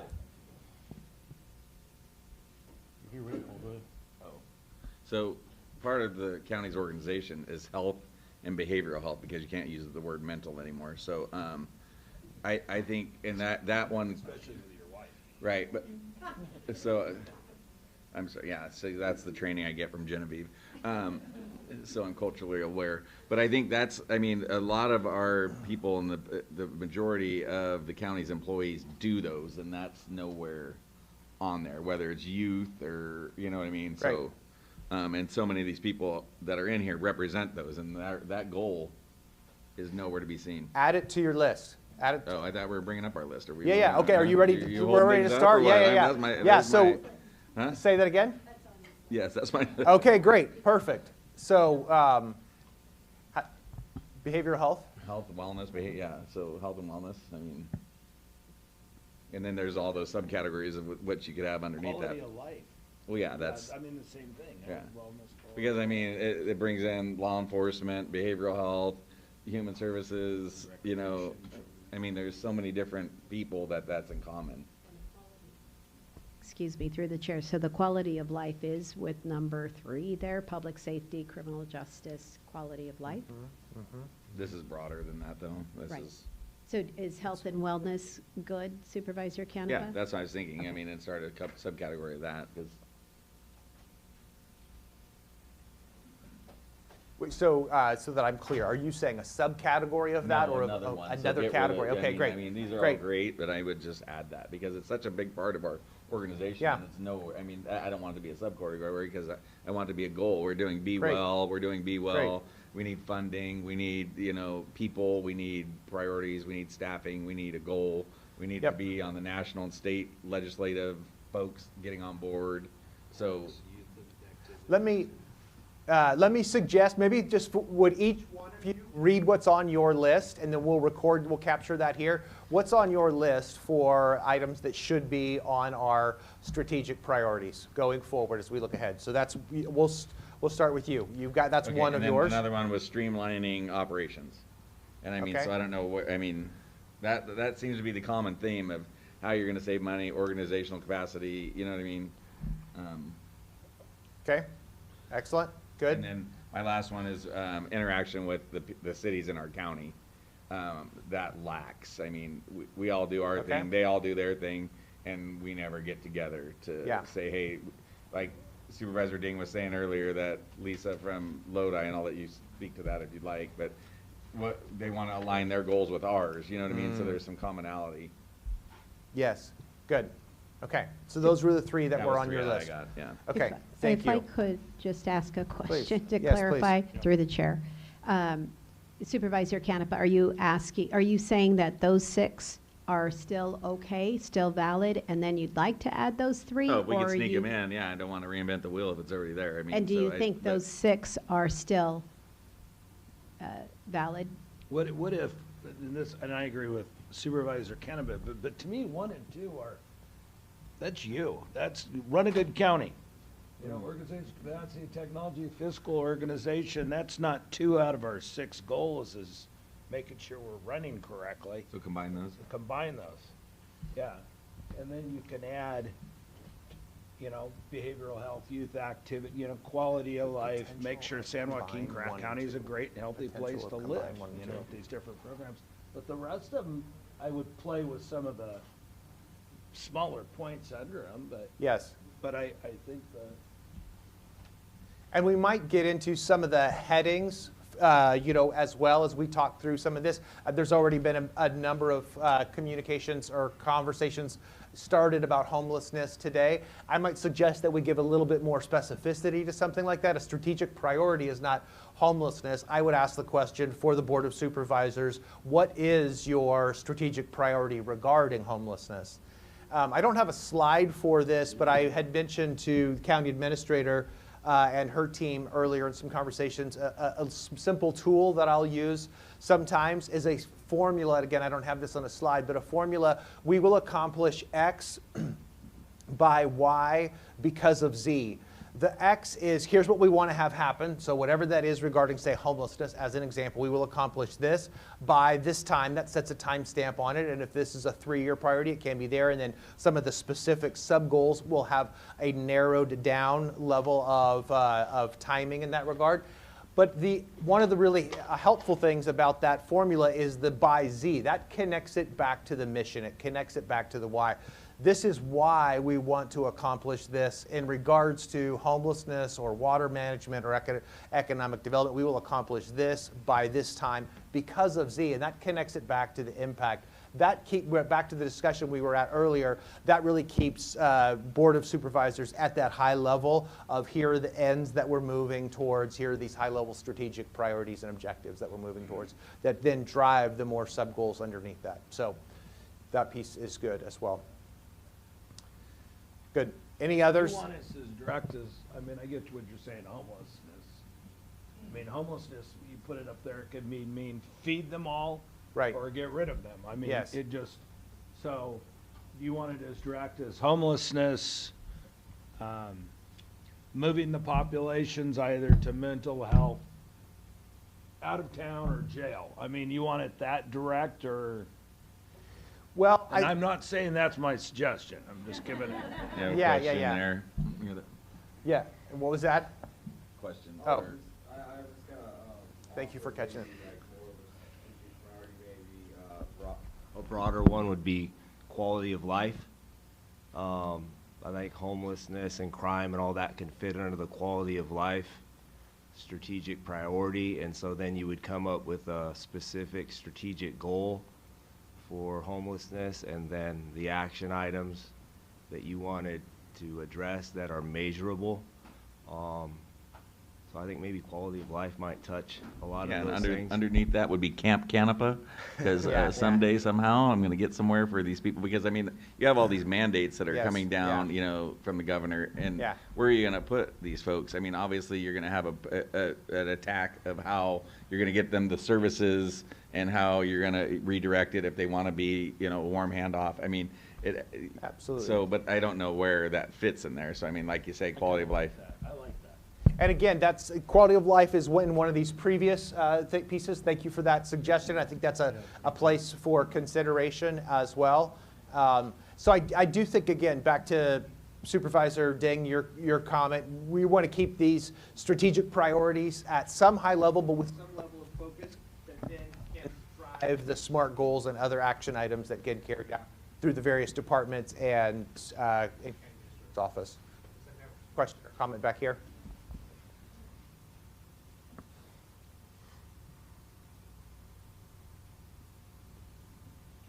Just to speak to Canapa and the discussion about quality of life, just to put in my plug from public health, you could put public safety, change that to public health and safety, and then you would get quality of life, wellness, some upstream approach to mental health as well.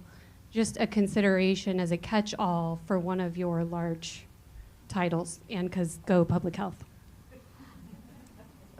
True. Yes. Okay, let's hear from some of the other supervisors. What would be the things that would be on your list? Either you can comment on the ones from previous, or what would be additions that you would add, or pieces that would be, as you look ahead 3 years, what are the most strategic, important strategic priorities?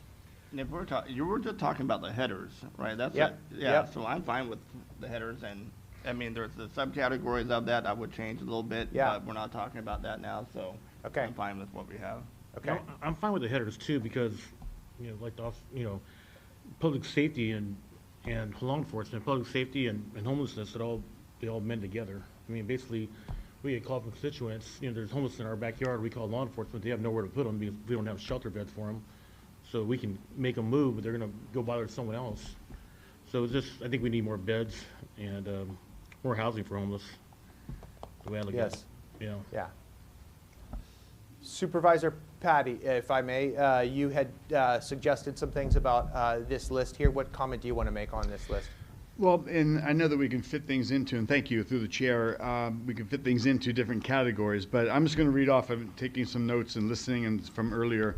I know that county services, and this is a broad spectrum, but, you know, what are we doing? What's, you know, the county services, of course, follows, you have public health, you know, parks and recreation, you know, behavior health, consumer friendly. What are we doing? We heard from our community development director, Jolly, that, you know, they want to be more responsive. Somebody comes in for a permit, how are we expediting that? That's a great element to focus on. So we're consumer friendly when people walk in our door in whatever spectrum they're expecting services, from public health to child services, child protective services. So I think our county services is something we need to make sure we're optimizing at all times, which is a massive task, of course. Economic development, we heard there may be a downturn in property values. So what are we doing as it relates to that? And as subtitles, I would look at as public-private partnerships. What are we doing that's in partnership with cities? What's to the benefit of our community?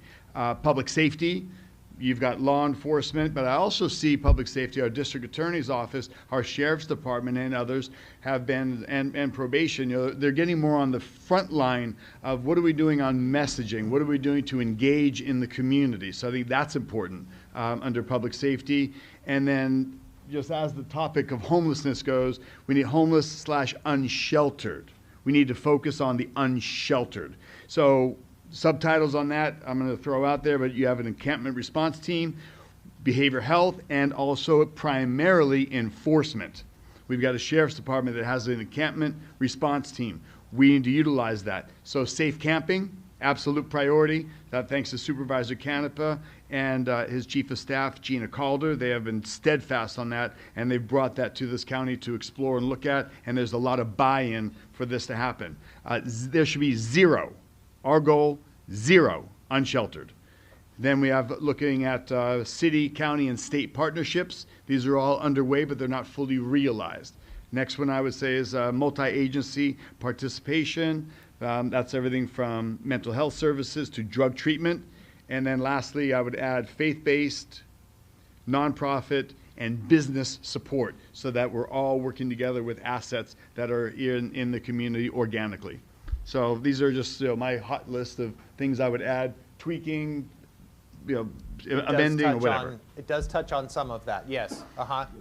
Yeah, that's a lot of good comments there. Supervisor Deng, we'll hear from you in just a second. In these regards, I think you'd made a couple of comments, but I don't know if we've gotten all of that. Then what I want to move the 5 of you collectively as supervisors to is, which of these are we going to settle on as our high-level categories, these high-level strategic priorities? That's what we want to settle on.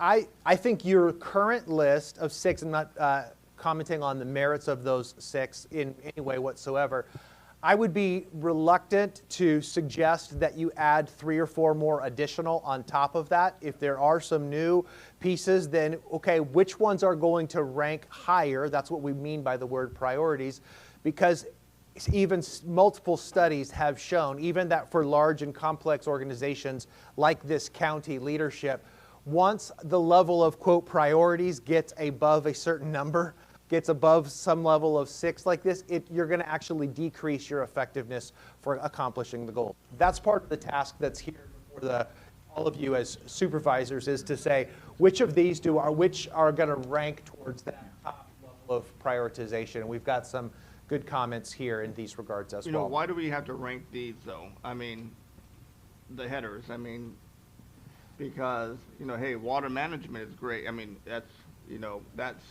ranked. We need water to survive on our agriculture, but public safety is just as important. Homelessness. I mean, there were 6 different categories. I have an issue of putting one above the other because it depends on the factors. Yes, thank you. I may have misspoke, so forgive me if I was not clear. I was not suggesting that you force rank these, which one's more. I'm saying if you're adding like 3 or 4 more additional, then I'm saying let's go through some selection process so we're not walking out of here with a list of the board has 12 strategic priorities. That's not going to be, it's not going to serve you or serve the county well. So 5 or 6. So that was my point about ranking, is if there are additions to be made, then we have to assess those additions to this current list. Yeah, no, thank you for that. It's an important clarification. Professor Deng, do you have, or Supervisor Deng? His head's already big enough. We're going to require you to quit being so nice. Yeah, just say shut up. Okay. No, I don't have a... I think we can retitle. I think what Paul's talking about is extremely important as quality of life. To me, 1 or 2 is get your house in order. It's not really a priority for it's a priority for us.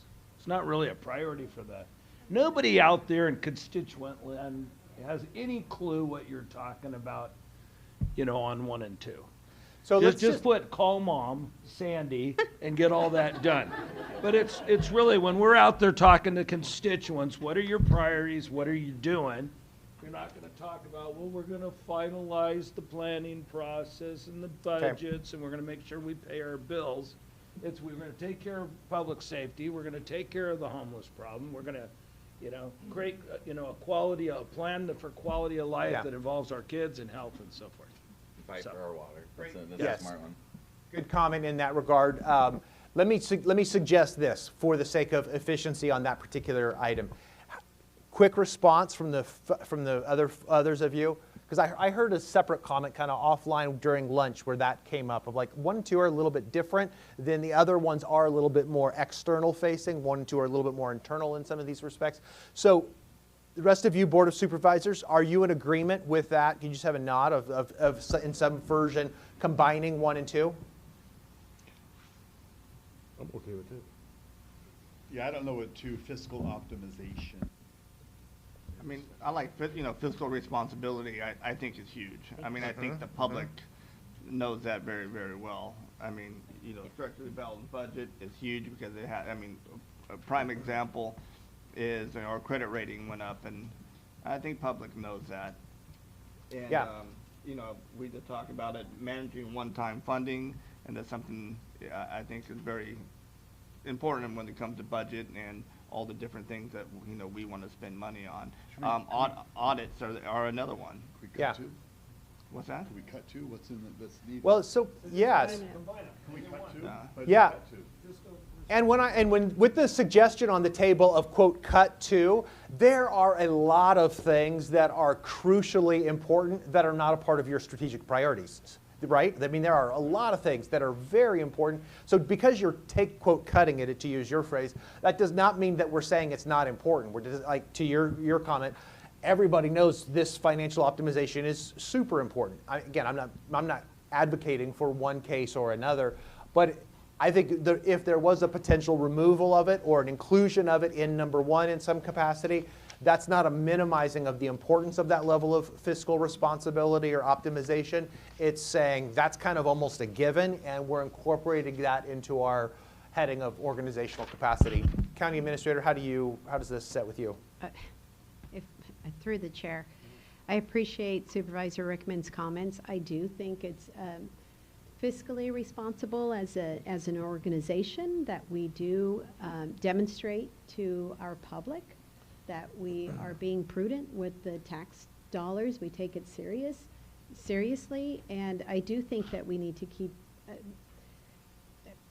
I do think we need to keep all of these goals. I mean, succession planning, all of that, managing. It is really important to have a structurally balanced budget, and so that the departments start to, and they already have, but they are, by having SMART goals that line up with these two, I think it does demonstrate that we are being fiscally prudent. I think it's important to stay in there. That's my opinion. It's important. And you look. It's important to you to keep, if fiscally responsible, good stewardship, 1 and 2 would, I'm talking about the things under it. Wouldn't it would be accountability? I mean, you look right now, it's crazy season, right? I mean, it's election, and then, and we have one thing you hear over and over and over about, the $25 trillion debt, they're gonna raise taxes, they're gonna do all this stuff. So the public is very in tune with, fiscal responsibility. And you look at the cost of living. That's probably the number 1 or the second most important issue that is out there. So the public is very aware, and I think they become more aware of how their tax dollars are being spent. So, me personally, I want people to know exactly what we're doing to save their tax dollars, and that's why you would have the fiscal responsibility or fiscal optimization, whatever, bless you, side. Okay.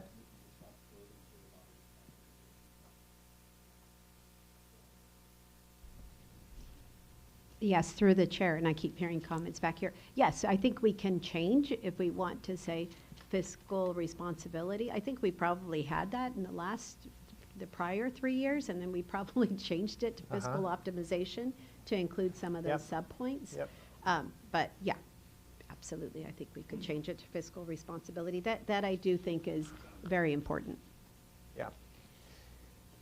Board Chair, any comment from you? No, I think we're on the same page. So if we're on this, and that same page being, please correct me if I'm wrong, but is that same page that we want to keep two separate, 1 and 2 separate? I think that's what I'm clearly hearing from, is that what I'm hearing from you, County Administrator? Remember, our PIOs and our communication people are going to want it to stay on one page. Yeah. We're not there yet. Yeah. Through the chair.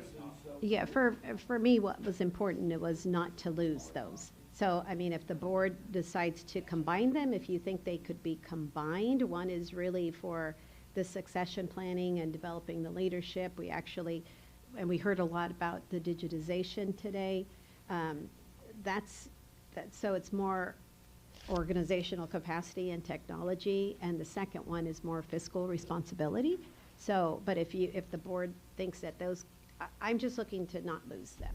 Yes, that's entirely up to you as the board. Yes, we'll get a comment in just a second. That's entirely up to the board. I can again give my perspective as a consultant in that regard, but I think that's up to the board to decide. So, I think on an internal, to me, we used to call it stuck in the beltway. I mean, this is what we talk about. This is what we think about, because we're here all the time. You know, if you go out on the streets, and even in Tracy, they read a newspaper once in a while, they'll say, you know, homelessness, crime, I can't afford the groceries, the PG&E, you know, where's the sheriff's department, you know, what have you. They're not asking about, all those little points, those are important to us in the Beltway here.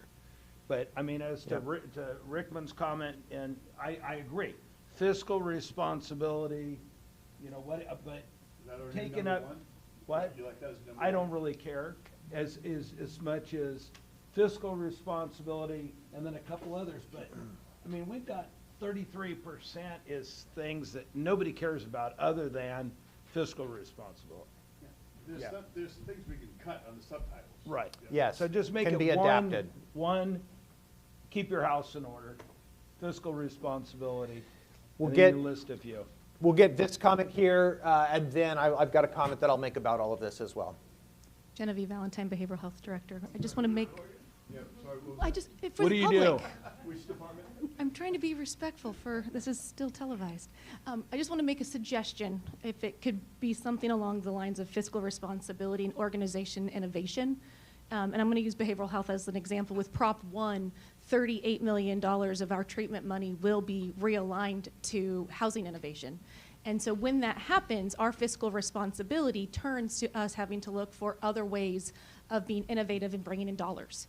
So how are we going to optimize and be innovative of bringing in fiscal responsibility when we will be losing federal matches? So how are we going to be bringing in grant dollars? How are we going to be innovative with our prudent dollars? So not only is it going to be fiscal responsibility, it's going to be organizational innovation, because we're going to be looking at money differently and our organization differently. Thank you. That's, correct me again if I'm wrong, but that's maybe similar to where I was going to, again, I'll just offer my perspective as a consultant. I could see the connection between 1 and 2 happening this way. And again, County Administrator, eager to hear your input on this as well.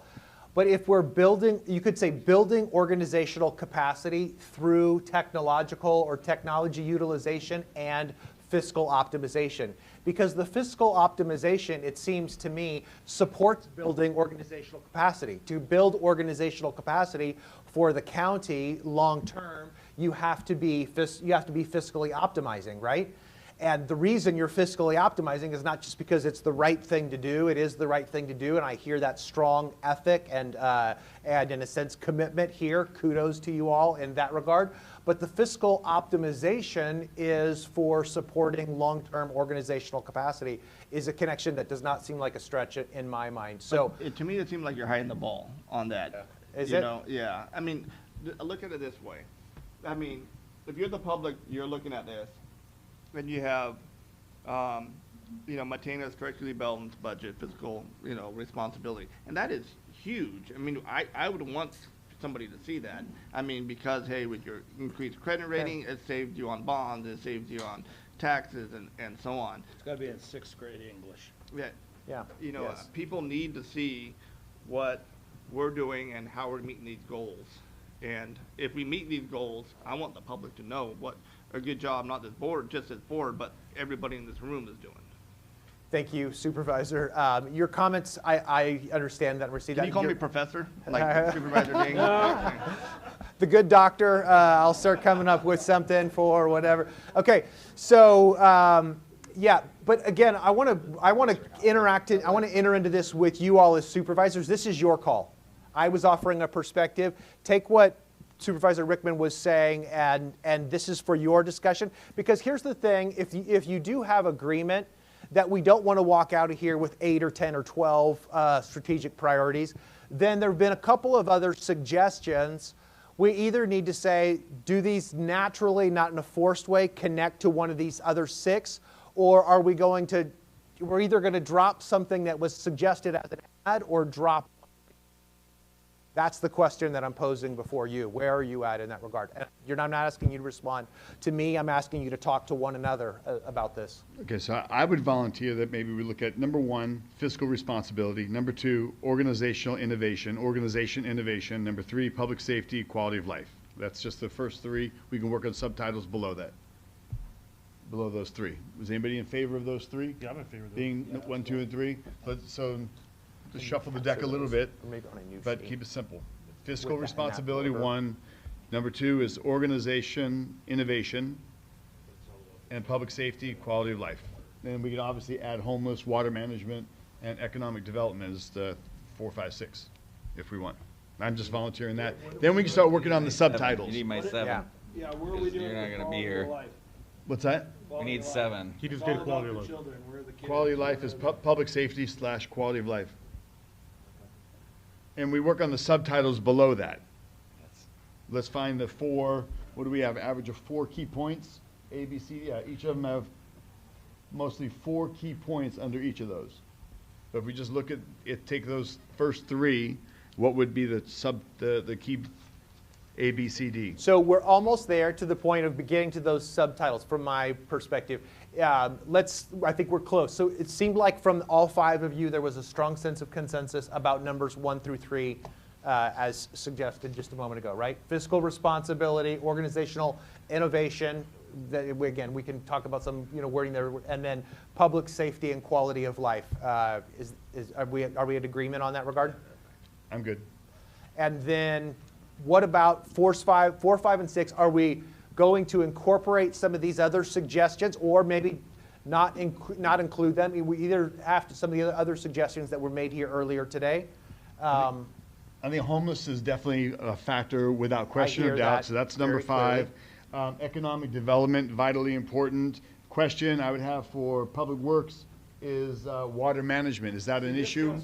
This comes by district, though, Tom. I know, that's what I'm just I don't asking. give a crap how they get your house in order on 1 and 2. Water in my district is number 1. Okay, so is that? That's why I was trying to, Right. I think I was trying to, my residents care about quality of life, the homeless situation and what about the kids. Remember, it used to be all about the children. What are we doing with youth activities? That's why I was trying to combine 1 and 2. Because the last we're moving 3, on from that. In my district, the last 3 are the most important. Right. Why don't we just keep, homelessness, water management, economic development, and that incorporates. We changed the name of the first 3, and we still have everything that we had before, and we just work on the subtitles on those. Okay, again, this is your discussion together with one of Y'all Paul. y'all are ignoring my health, so Yeah, you know what I mean. I was You gonna just ask. threw me out with the bathwater. So What do you want? 2 of you, I won't be around. I wanted to so. Paul and I wanted to collapse 1 and 2 into manage fiscal responsibility management, and add quality of life, Health, yeah, health, and youth I mean, why the hell do you want to live in San Joaquin County? Because it's fun. We have things to do and we're healthy. So 1 and 2 you want to rename as what? Go ahead. What do you got? Fiscal responsibility. And I through the chair, I think And I think, and I was okay, and it's up to the board, but if you're looking to combine Come the on. two, then if we could do fiscal responsibility, and what I heard was an organizational innovation. Yep. But then maybe, I did like what Dan had said about including that technology utilization in there. Because there is so much, well, I don't know, it is still important, the digitization and. But public health is important, but couldn't public health go under quality of life? It could be one of the sub-points under here, right? Because you can't build for organizational, if the phrase is organizational innovation, which is a good one, Okay. You can't have organizational innovation without technology Correct. utilization, right? Okay, Like, so there's then just how about if we not gonna combine happen. fiscal responsibility and organizational innovation to combine the 1 and 2? And then public So number safety. 2 becomes just a letter point. That could be number A under if fiscal responsibility is maintained, then under fiscal responsibility, you have letter A, organizational innovation, and that fits under fiscal responsibility. Correct? Yep. Through I the chair. believe, go ahead. Oh, no, we didn't call Dad in. Mom's still doing it. This is moot. This is a legal issue, so feel free to ignore me. But if you're combining 1 and 2, it occurred to me. Are you gonna build a CAO's department? For Oh, your absolutely. company? I'm double billing. Yeah. Yeah. Okay. Yeah, Okay. that's fiscal responsibility. So anyhow, my suggestion, for what it's worth, would be if you're going to combine 1 and 2, do fiscal responsibility / optimization. And the reason I would say that is, everybody knows what fiscal responsibility is. But if you just have fiscal responsibility by itself, that maybe doesn't completely encompass the idea of doing things like using technology, because that's spending money, but it's spending money in a smart way. So you kind of want to capture that idea. So I was going to say, do fiscal responsibility / optimization. I'm good with that. That's good. Well, I like that. but I thought we just we're heard done. that organizational innovation would also include that, because without, you need technology. Yeah, I guess my thought was, to the extent you're reorganizing things, that's optimizing that's optimizing things fiscally. I agree. I like it. I mean, let's not Harvard this thing up too much. I mean, you wanna keep that headline so people understand it. You got it, Sandy? You got it? Okay, we're What, good. so tell me what the term, I was hearing you say fiscal responsibility and organizational innovation. Another comment here from County Council. Where is the board landing? Because I hear. I'm with Miguel, we agree with both of them. Yeah. Sandy, you want to just tell them what you think is best? Okay, through the So, Tom, chair. Do you want to read Sandy what you want to say here? Yeah. So what I had heard earlier from, I think, our BHS director and from you, Dan, if we include organizational innovation, that would include like technology and the optimization of that. And so could we have fiscal responsibility and organizational innovation? Unless, if maybe Ed was saying fiscal responsibility / optimization and organizational innovation. So how about this? What if we have fiscal responsibility / optimization, and then A is organizational innovation? Subtitle A is organizational innovation. That's a top priority. But when you're looking at, if you're looking at what we've done in the past, we have 4 subcategories or 4 points underneath each one. So we combine fiscal and optimization. So we're going to have, there's more than 4 points in that. Is there? It's going to be. Everybody wants something in there. Are we? Hold on one second. Why don't we? Yeah, I just don't understand why we just wouldn't keep it on by itself. Well, if it's such a big issue. Well, because the only reason, I'm trying to figure out what, is To that add the help. biggest, let's talk about goals here. Are we printing this for us just to look at internally? Or are we gonna use this with the public and try to communicate it to them? It's 2 different things. If this is our little internal paper, yeah, this is great. if we're printing this like on a little postcard and what, you know, what are your goals for us? We're paying the tax dollars. What are you doing for us? What I believe Supervisor Canepa was talking about was, you know, with youth activities and quality of life. That's what they want to know. They don't really care how we're doing it. They think we all, you know, get paid way too much and we work 2 hours a day anyway. So they really don't care about how we're doing our job. Right, They but want to know what they're getting for their my money. question was, you know, to that Okay. point, is, for example, optimization or organizational capacity, combining it with fiscal responsibility, you know, improve recruitment and retention rates. And I think that's a huge, but how, that doesn't fall under fiscal responsibility at all. I mean, so you have a slash, it just doesn't make any sense. Let Scott say a few words. Go ahead, Scott. Thank you, Chair. I just respectfully want to remind the board that the staff out here use this as well. So the CEO might want to opine on that as well. So can we just leave it the same and add Paul's? Put mine at 7, that would be the Then easiest we're thing, good. just leave Yes. it all alone and put Through the 7, chair, I which- think I was, That was called add. well, I agree, they're different, they're both very important. I believe I was trying to combine them so we could fit the health and wellness Right. one in there at least, without having to add another one, because I don't Just think use the a board smaller is going to. font, just use a smaller font. and it'll- It's But not I just don't know if about, the board is interested in having 7. Okay. say that again. I don't So know. Here's the question. Do we need augment digitization and automation? Do we No. need, No. you know, effectively manage one-time funds? I mean, these are just basic elements that we would automatically do under fiscal responsibility or organizational capacity. I mean, of the 8 that we're seeing, if we're doing any type of combining. I'm sorry, Randy, can you go ahead and hand him the mic so that this is getting picked up? Thanks. That's all I have to say. I doubt that. So the question is on the subtitles. I mean, I don't think we want to go to 7 and then go to 8 and go to, we can all add. If we're going to combine or not, if we're going to keep them, do we want all of those 8? I mean, this is where we tweak it right here. If we keep 6 and fit in the new subtitles under them or something, Dan, what do you think? I'm going to be just transparent, and in the moment, tell me if I'm wrong. I get a sense that the 5 of you as Board of Supervisors, there's some clear and strong opinions on this, but I get the sense that if you're willing to say, Sandy, what do you want to have happen in this regard? I know Sandy's like, I don't know. Is that fair enough? And just remind Sandy, you live in my district. I do. Go ahead.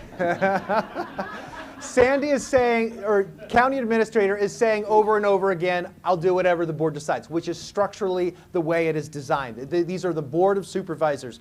But I'm hearing back and forth between you, some saying, yes, we should combine them. Some saying, no, I think we should keep them, separate. So, you know, and then some of you are looking to county administrator to say, what do you want to call it? So if you're all good with that, then I think that is an option. But we'll get one other comment here. I think we're close enough to be. Sometimes I use the analogy popcorn. You know, when you're cooking popcorn, whether it's a microwave or on some more old-fashioned way, it starts to pop and then it starts popping faster. And if you let it keep going too long, you get burnt popcorn. Like this discussion is probably getting to the point where it's like it's popped enough. So let's land on something so we can get to the next step. But that's. Just one, I'm sorry, Supervisor Kennable, what is the section you want to add? Because I think I have an idea, if I understand it correctly. Add 7. No, what is the title? What is health and wellness? So what if you amended point number 3, which is currently public safety / criminal justice / quality of life? In my mind, public safety and criminal justice are kind of almost 2 ways of saying the same thing. So what if you said public safety, health and safety / quality of life? It all kind of is in the same. Well, that's fine. It all goes to the quality of life. The majority of folks in this room represent health and wellness. You know what I mean? So as far as if you take those 8,000 employees, that's a big goal. We're trying to do be well, and I mean, and it's a big ask, and it's, you know what I mean? We need to go and beg for more money and get things together. That needs to be a priority, number 1. You know what I mean? Not as a sub list or whatever you're trying to say. Just add it and fight for it. If it doesn't work in 3 years, then you take it off. Gina, go ahead. Thank you. Sorry, Paul. So I think that in addition, if you were to add another one, which I think everybody is saying not to, maybe just change the titles. But if you look at A, B, C, and D in some of the, as the subcategories, some of those have already been met because our departments are amazing and wonderful and fantastic. So if you can combine some of the A, B, C, and Ds under the main category and add different subcategories, I think all goals can be achieved. And I like Ed's idea of adding the health and wellness category with 3 because I think it aligns with that the most, because it is a public safety, a criminal justice, because now we have enforcement, and a quality of life. Okay, can we like try to close this down? I think I like Supervisor Canova's idea. I like the whole item. Add number 7. I don't Add like this adding 7. I like exactly what Ed just said. Add Okay, if we can combine it, let's just do this. Let's And just it's- end it. These and poor can people are I- just one listening to us. other- I swear, just Okay, one. hurry And up. I'll go use the restroom or something Okay, and go. get out of here. So we live in this county called San Joaquin County, where the biggest economic thing is agriculture. Can we, under water management, agriculture, water management? Because we've got a lot of things going on with, it's got to be a huge, I guess she doesn't want me to. You want to add ag to water?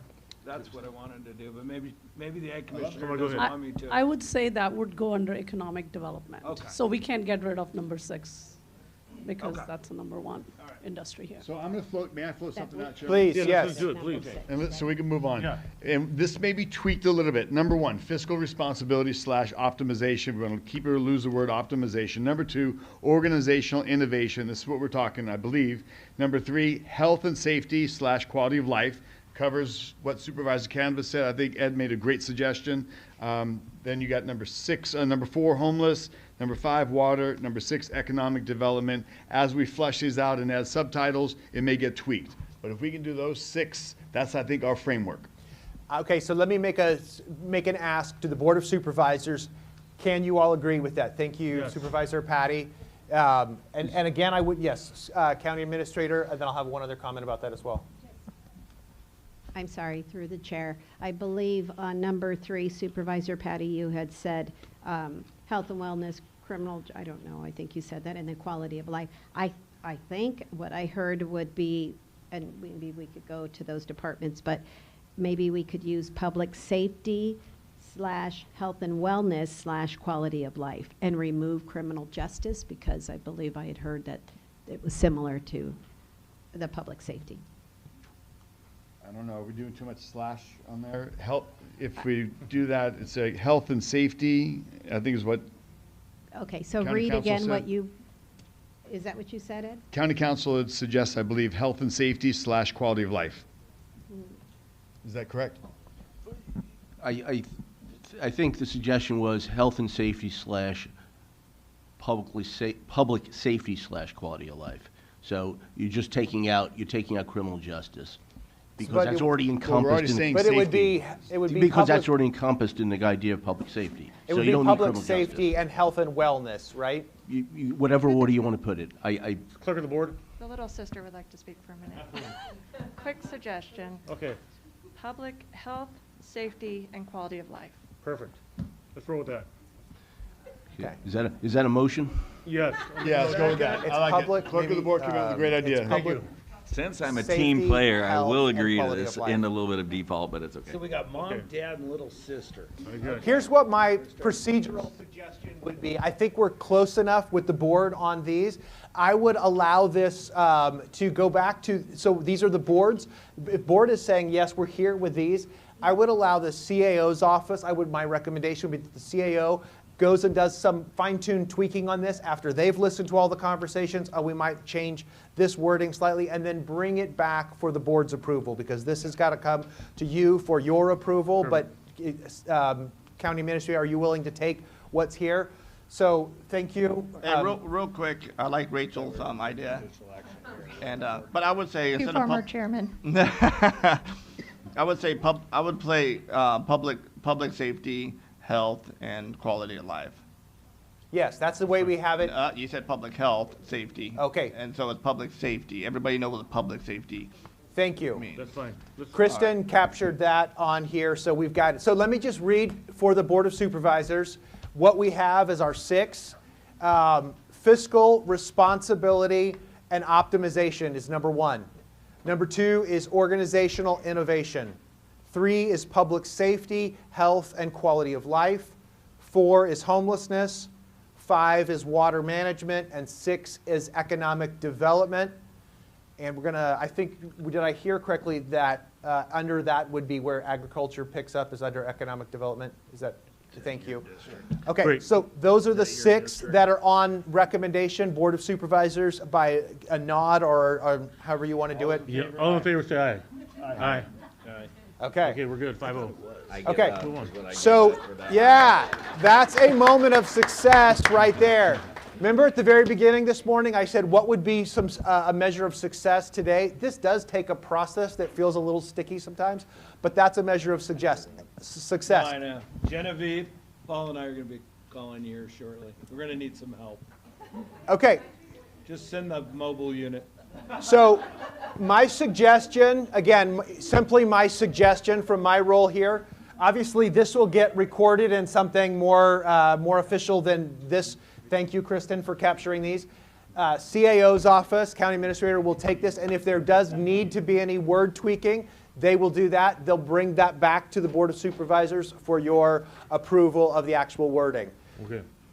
The next step is what we've all been eager to get to, is what are some of the sub-bullets underneath these. Let me just ask a question, kind of process-wise. Do we need to take a short break? Yes. Sure. Okay, so a 10-minute break. That means it's almost 2:30 right now. By 2:40, we will start back up. We'll pick it up at that next level. And our plan is to be done today by 4:30 at the latest. Let's push for 4. We can push for 4, Yeah. the chair says. Yeah. You've got it. Hey, so it is then. I know.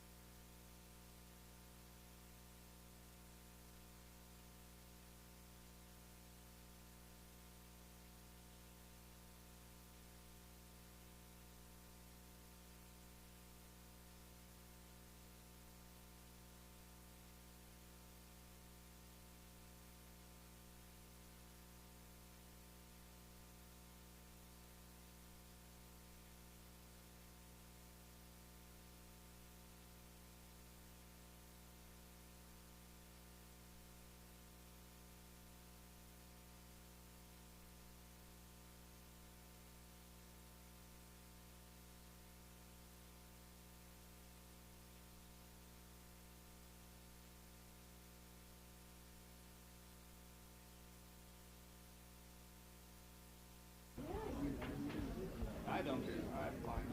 I mean, Go away. Wait, What? we're talking about.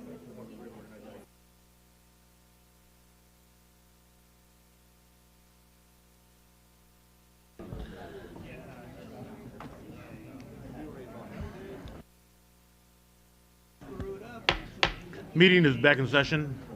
Bill, Dan, I'm sorry, Dan, the floor is yours. Yes, no, thank you.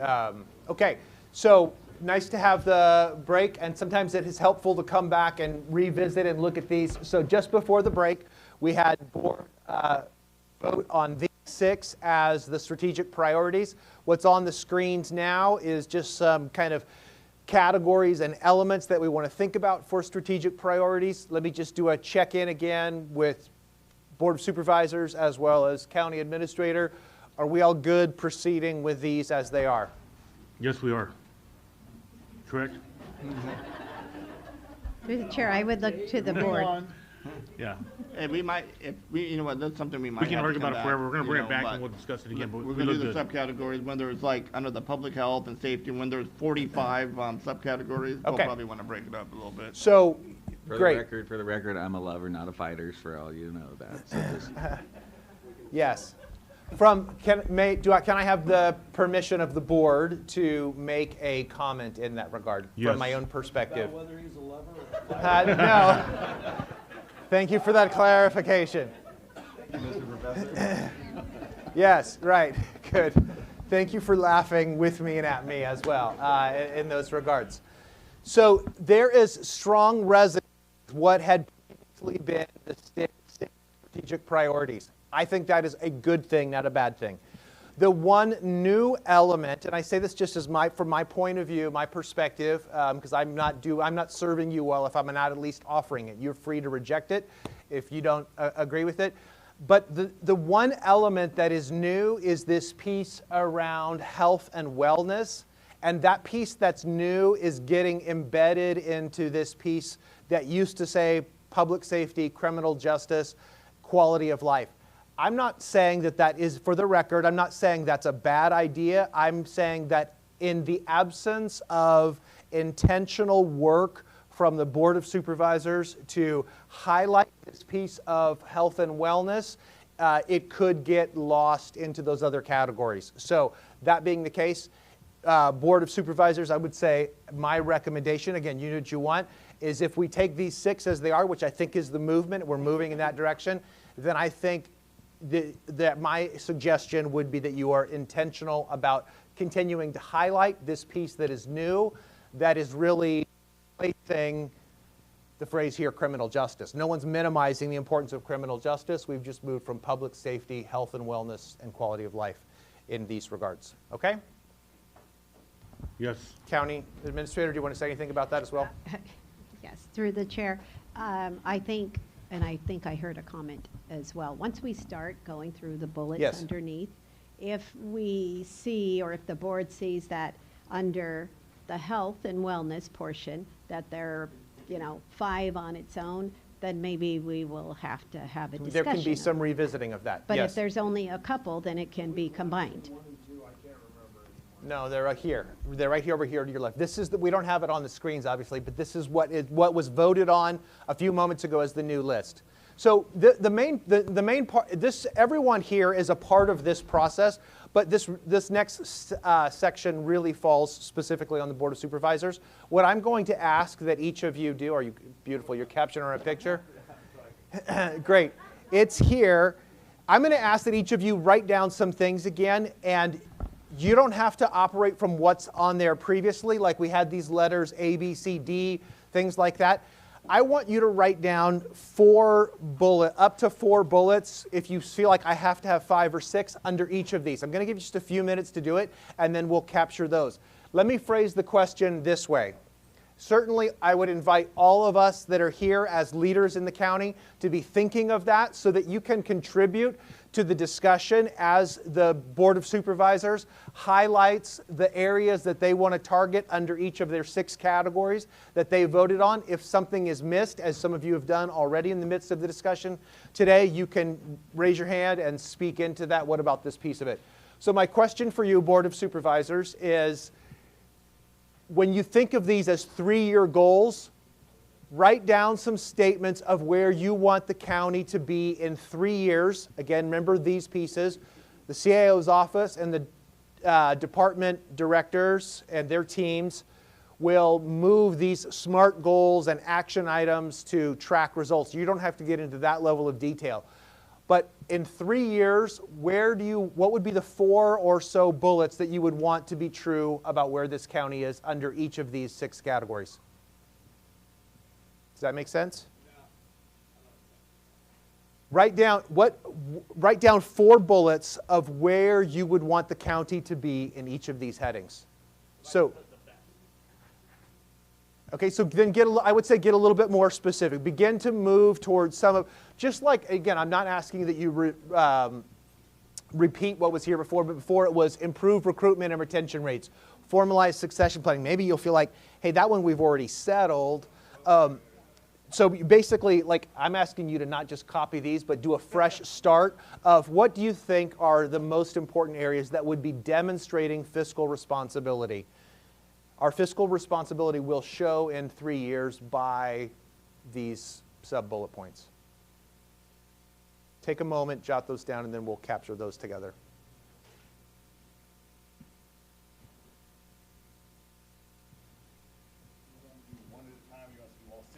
I want you to do all 6 of them, and then we'll capture them. We'll begin to capture them together and then have some discussion there. This is really the big bulk of what we have left here next for us.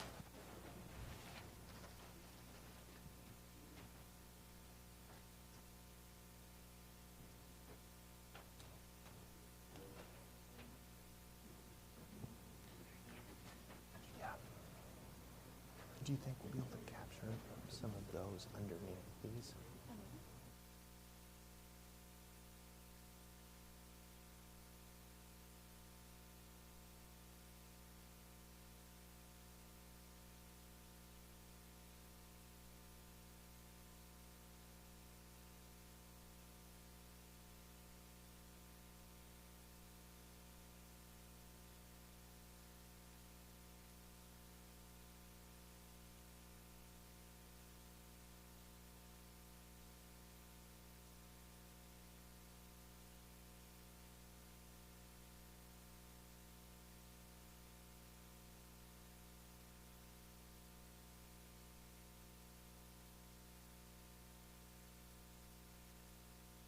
Okay, we're ready to move into it then. So begin to suggest out. Let's start it. We'll go through these at each at a time. Kristen is capturing some of the notes here. Begin to, each one of the 5 of you, please suggest which areas you think are most important. Then we'll have to do a little bit of selection in that regard. Yeah, I'll go first. Please. My suggestions, the 2 things I can come up with is maintain a structurally balanced budget, and number 2, the unfunded pension liability. That's the 2 things I want that I see. Okay. Unfunded pension liability. Did I capture that correctly? Yeah, it's already on there. It's under. Okay. And I agree with, actually, I agree with Tom. Yeah. Number D. On the fiscal, on the organization, I mean, this is why I was gonna collapse it into one. I mean, formalized succession planning. Well, formalize, you started that 3 years ago. If you didn't get it done, you missed. I mean, that's a task. So Demonstrate leadership development, yeah, figure out how to quantify that. Digitalization and automation and retention and recruitment are the only 2 under that and then the fiscal. okay, so That he had, so. under fiscal. I'm still trying to figure out how you come up with all these, I mean, they're all administrative. Let's stick exactly with fiscal responsibility before we talk about collapsing. So is there Okay. any other suggestion? We talked about maintaining a structurally balanced budget and prioritizing and making sure that, as we are, putting away funds for the unfunded pension liability. Great. Is there any other talking points from the board, or CAO may have something? Through the chair? Yes. Okay, through the chair, I'd like to suggest to maximize state, federal, and grant funds. Maybe. Love it. Okay. Okay, did you get that? What about manage, well, it's already up there, manage one-time funds or some type of accountability? Eliminate. Is that on number 2? No, it's fiscal responsibility. Okay, oh, yes, yeah, sorry, my confusion in that Well, regard. one of the reasons being is, for example, what is it, NCO funding now, we're over 5 million. It went from, what, 2 million to 5 million? But isn't Okay. that all fiscal responsibility? That's what we're talking. We're on fiscal But I mean, response. seriously, as a point, I mean, all of those little bullet points are, it's all But- fiscal responsibility. Right, but there would be goals. Yes, then there, as you know, county administrator and assistant county administrator mentioned earlier, they have even a template, a tool that will be used to develop SMART goals, will include outcomes, will have KPIs and specific action steps and ways to track progress, as has been highlighted earlier. So the 4 that have been captured here so far, thank you, Kristen, are maintain a structurally balanced budget, unfunded pension liability. I think you added the word, maybe prioritize that unfunded pension liability. Maximize state and federal grant funds and effective management of one-time funds. What else, is there anything else from either the Board of Supervisors or county administrator that needs to be added here? Through the chair, Yes. I would suggest that we do keep in, now, maybe I'm confused, let's see. Oh, yeah, we're on fiscal responsibility, which was before, so, never mind. Where's the part about maintaining a workforce? You know, whether. That's under organizational the next innovation, one. which is the next one. A is B, B is A. The way they got One is presented A. up here flipped orders 1 and 2 from what they were here. So now we're on this what we're now calling fiscal responsibility. Mental health unit, please. Okay. Um, So I think we're good with 1. Let's move to 2. Okay, does anybody else have any others on 1? Okay, doesn't sound like it. Let's go to number 2. Same piece here. What are the recommendations from the Board of Supervisors for subpoints under what we're now calling organizational innovation? Effectively manage one-time funds, that's probably the most important, I believe. And labor That's costs. organized. I put streamline customer service technology instead of whatever you've got. I mean, this 1 to 2, 2 to 1 is really screwing me up. Where the hell did it go? Structurally balanced. Maybe you're not the But 1 is professor. 2. Yeah, Where we're are on. we? Point to it. We're on this. We're on this. We're on Where did this organiz. thing- Oh, But it got okay. And so the augmentation, whatever. Organized, streamline customer service technology. I'm just trying to put it into English so people out Okay. there understand. And prioritize retention and hiring. That's the only 2 I can really see up there that I care about. prioritize recruitment and retention or retention. Retention and recruitment. Our current employees don't really care about hiring, they care about retention. Retention. It's their I think jobs. another goal here would be, you know, that the Good. departments work more closely aligned with one another. Thank you. Yeah, I think that's a great, yeah, that was a suggestion you made earlier, School. I think that's a great one. So did you capture that, Kristen? You got that? Yeah, department coordination, is that a fair way to say department coordination and? / accountability. That was, yeah, part of it. That was going economic development, better permitting. How about consumer friendly? We'll add that to the list as Kristen is just capturing these as a list now. If we need to do any filtering, we will. Yeah. Okay. Board Chair, anything to add here? I can't think of anything, no. Other than what's on here? What about succession planning? I thought they all completed their succession planning. Because you told them 2-3 years ago. It's an ongoing. I mean, the only reason I mention it, because if you look at the grand jury reports on some, you know, several of them, they're always talking about succession planning. At least if we have in our policies, but if not, that's fine too. And we could, through the chair, we could certainly add that as a SMART goal. Yes. And ask the departments to add that as a SMART goal in each of theirs as far as the succession planning, because I will say most probably have adopted some type of a succession plan. Right, as they should, and hey, we want, you know, our employees to climb through the ranks and. I think that's my own personal opinion, again, just my perspective, that's a great suggestion to incorporate it into some of the more specific layered goals or actions. Back to the point that was made earlier, while the succession planning has maybe been completed, I do think that in most of the organizations that I see and work with, and I would imagine through the breadth of this organization as well, there needs to be some ongoing succession planning. Those of you that have either done or talked about leadership development, leadership development is a part of succession planning because you're always going to have people that are on the cusp of retiring, and who are the new leaders that you're developing in for succession and bringing into be raised up within the organization. Right. So, I like leadership perfect. development versus succession planning. I mean, the CAO's department, she oversees department heads, and there could be a department head there, and that department may be having their idea of how things are going to succeed, but the CAO may have different ideas, or the board oversees certain departments, and we may have different ideas. So I think leadership development is the best way to encompass that. I'm a fan of that as well. Even with the languaging of organizational innovation, you won't be innovating if you're not developing leaders within your organization. So that's my at least point of view in that regard. So what do we have so far under? What we have so far is streamlining customer service technology, prioritizing retention and recruitment, department coordination and accountability. That means kind of between the different departments.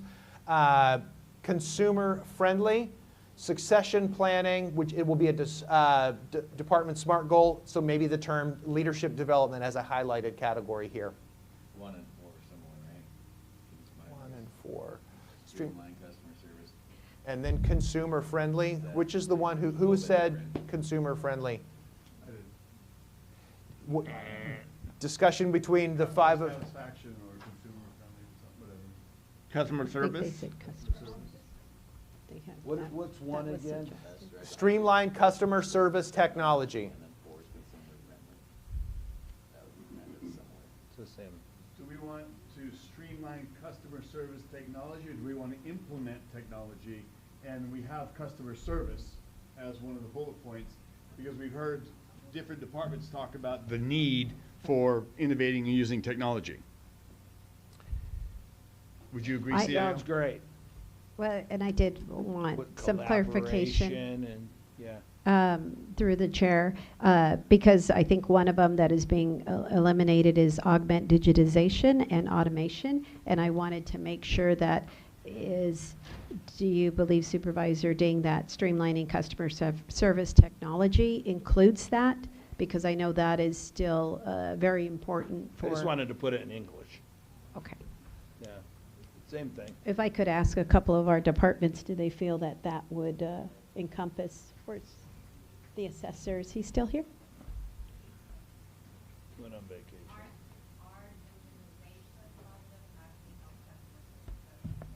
Perfect.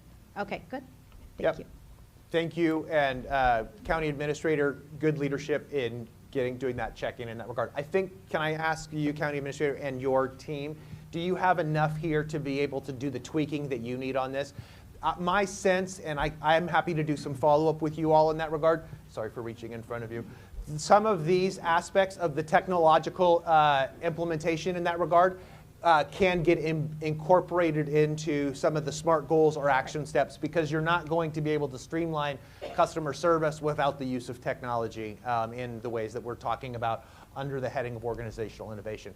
Board of Supervisors, are you okay with leaving this list as it is? You're really entrusting it to the County Administrator's Office. I see your hand. We'll get it in just a second. You're entrusting it to the County Administrator's Office to then bring back to you once they've done some refining and tweaking on this. Is that? So you're talking they're going to wordsmith it? Wordsmith it, or put some specific, if they say this part about implementing the technology is going to be incorporated in our customer service piece, that kind of a thing. Is that fair? Yeah. And then we had a comment here. Genevieve Please. Valentine, Behavioral Yes. Health Director, because I'm following rules. I just want to make Thank you. sure that I am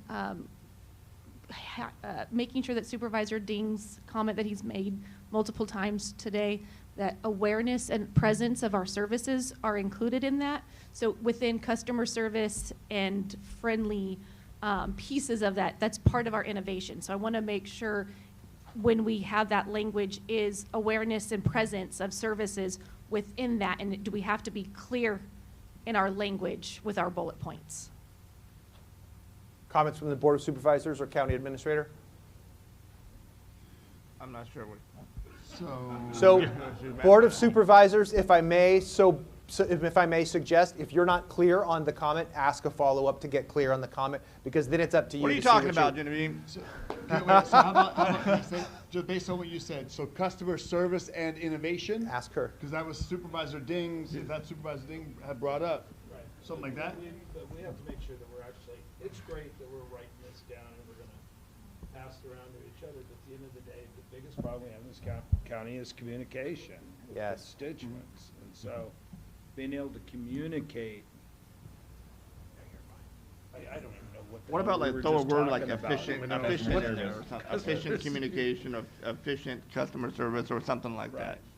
So, really helpful, and again, thank you for the ways that you're engaging, as this is what I asked for your being engaged in this part of the process. We want to balance getting that engagement, but not going too deep into the weeds. I did see one other hand. Effective customer service?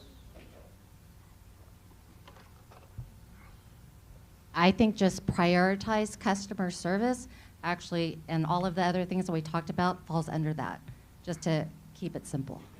I'll second that. Okay. Perfect. Okay, and I'm seeing some nods there. County Administrator, are you comfortable taking that with your team and then working that in where you're incorporating some of those things into the language and into the SMART goals that will help this be advanced forward? Yes. 2 down, 4 to go. Let's do Okay. it. We're on a roll. Good job. We don't Thank need a you. break. Keep going. Well done. Thank you. Yeah, this is important work. So, again, Kristen, thank you. Are you going to capture 3 and 4 now? So while Kristen's beginning to write down 3 and 4, 3 is public safety. Then we have the word health, and then quality of life. I'm hesitating myself. I don't know whether it's maybe too many words, but the word wellness, health and wellness was a part of that original suggestion, just as a point of reference. So again, start thinking about what would be the 3 or 4 areas. I would prompt for the Board of Supervisors to not just draw from the 4 that are here previously. Those I think are all terrific as well. But if with the new addition of health and wellness, or just health, if that's the way you want to say it, what needs to be added as a subpoint in those regards, please? Well, I'm just going to copy on this. I mean, the 2 most important ones: adequate resources for public safety, and public safety incorporates, our sheriff department, probation, RDA, and so on. And again, we talked about it today: response times, and not just with the SO, but with fire, and we have our ambulance and stuff that we discussed about too. So, I think those 2 are the most important in public safety. Thank you. Again, this is good cooperation between Board of Supervisors, the role that CAO plays, and many of you have commented, as I had thought as well. Appreciated the director from the Sheriff's Department perspective, even around some specifics as we get into more details in these regards. So thank you. Yeah, other Board of Supervisor comments about what needs to be included here? We were just thinking, I don't know if the health and quality of life needs to go under homelessness, if that makes more sense. So we don't want to criminalize homelessness. I mean, I know we beat that up.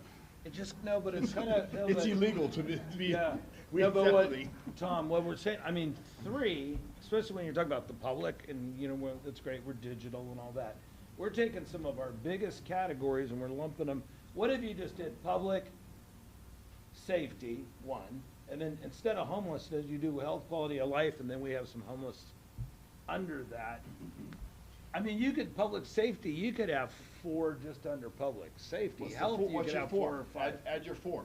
We've got 2 from So Supervisor Rickman. you do public safety, and then rather than homelessness, health, quality of life, mental health. So homelessness is not a discussion, that's number 4. So you said you could do a bunch under public safety. Supervisor Rickman offered 2. What else would you add under public safety? can I say this out loud?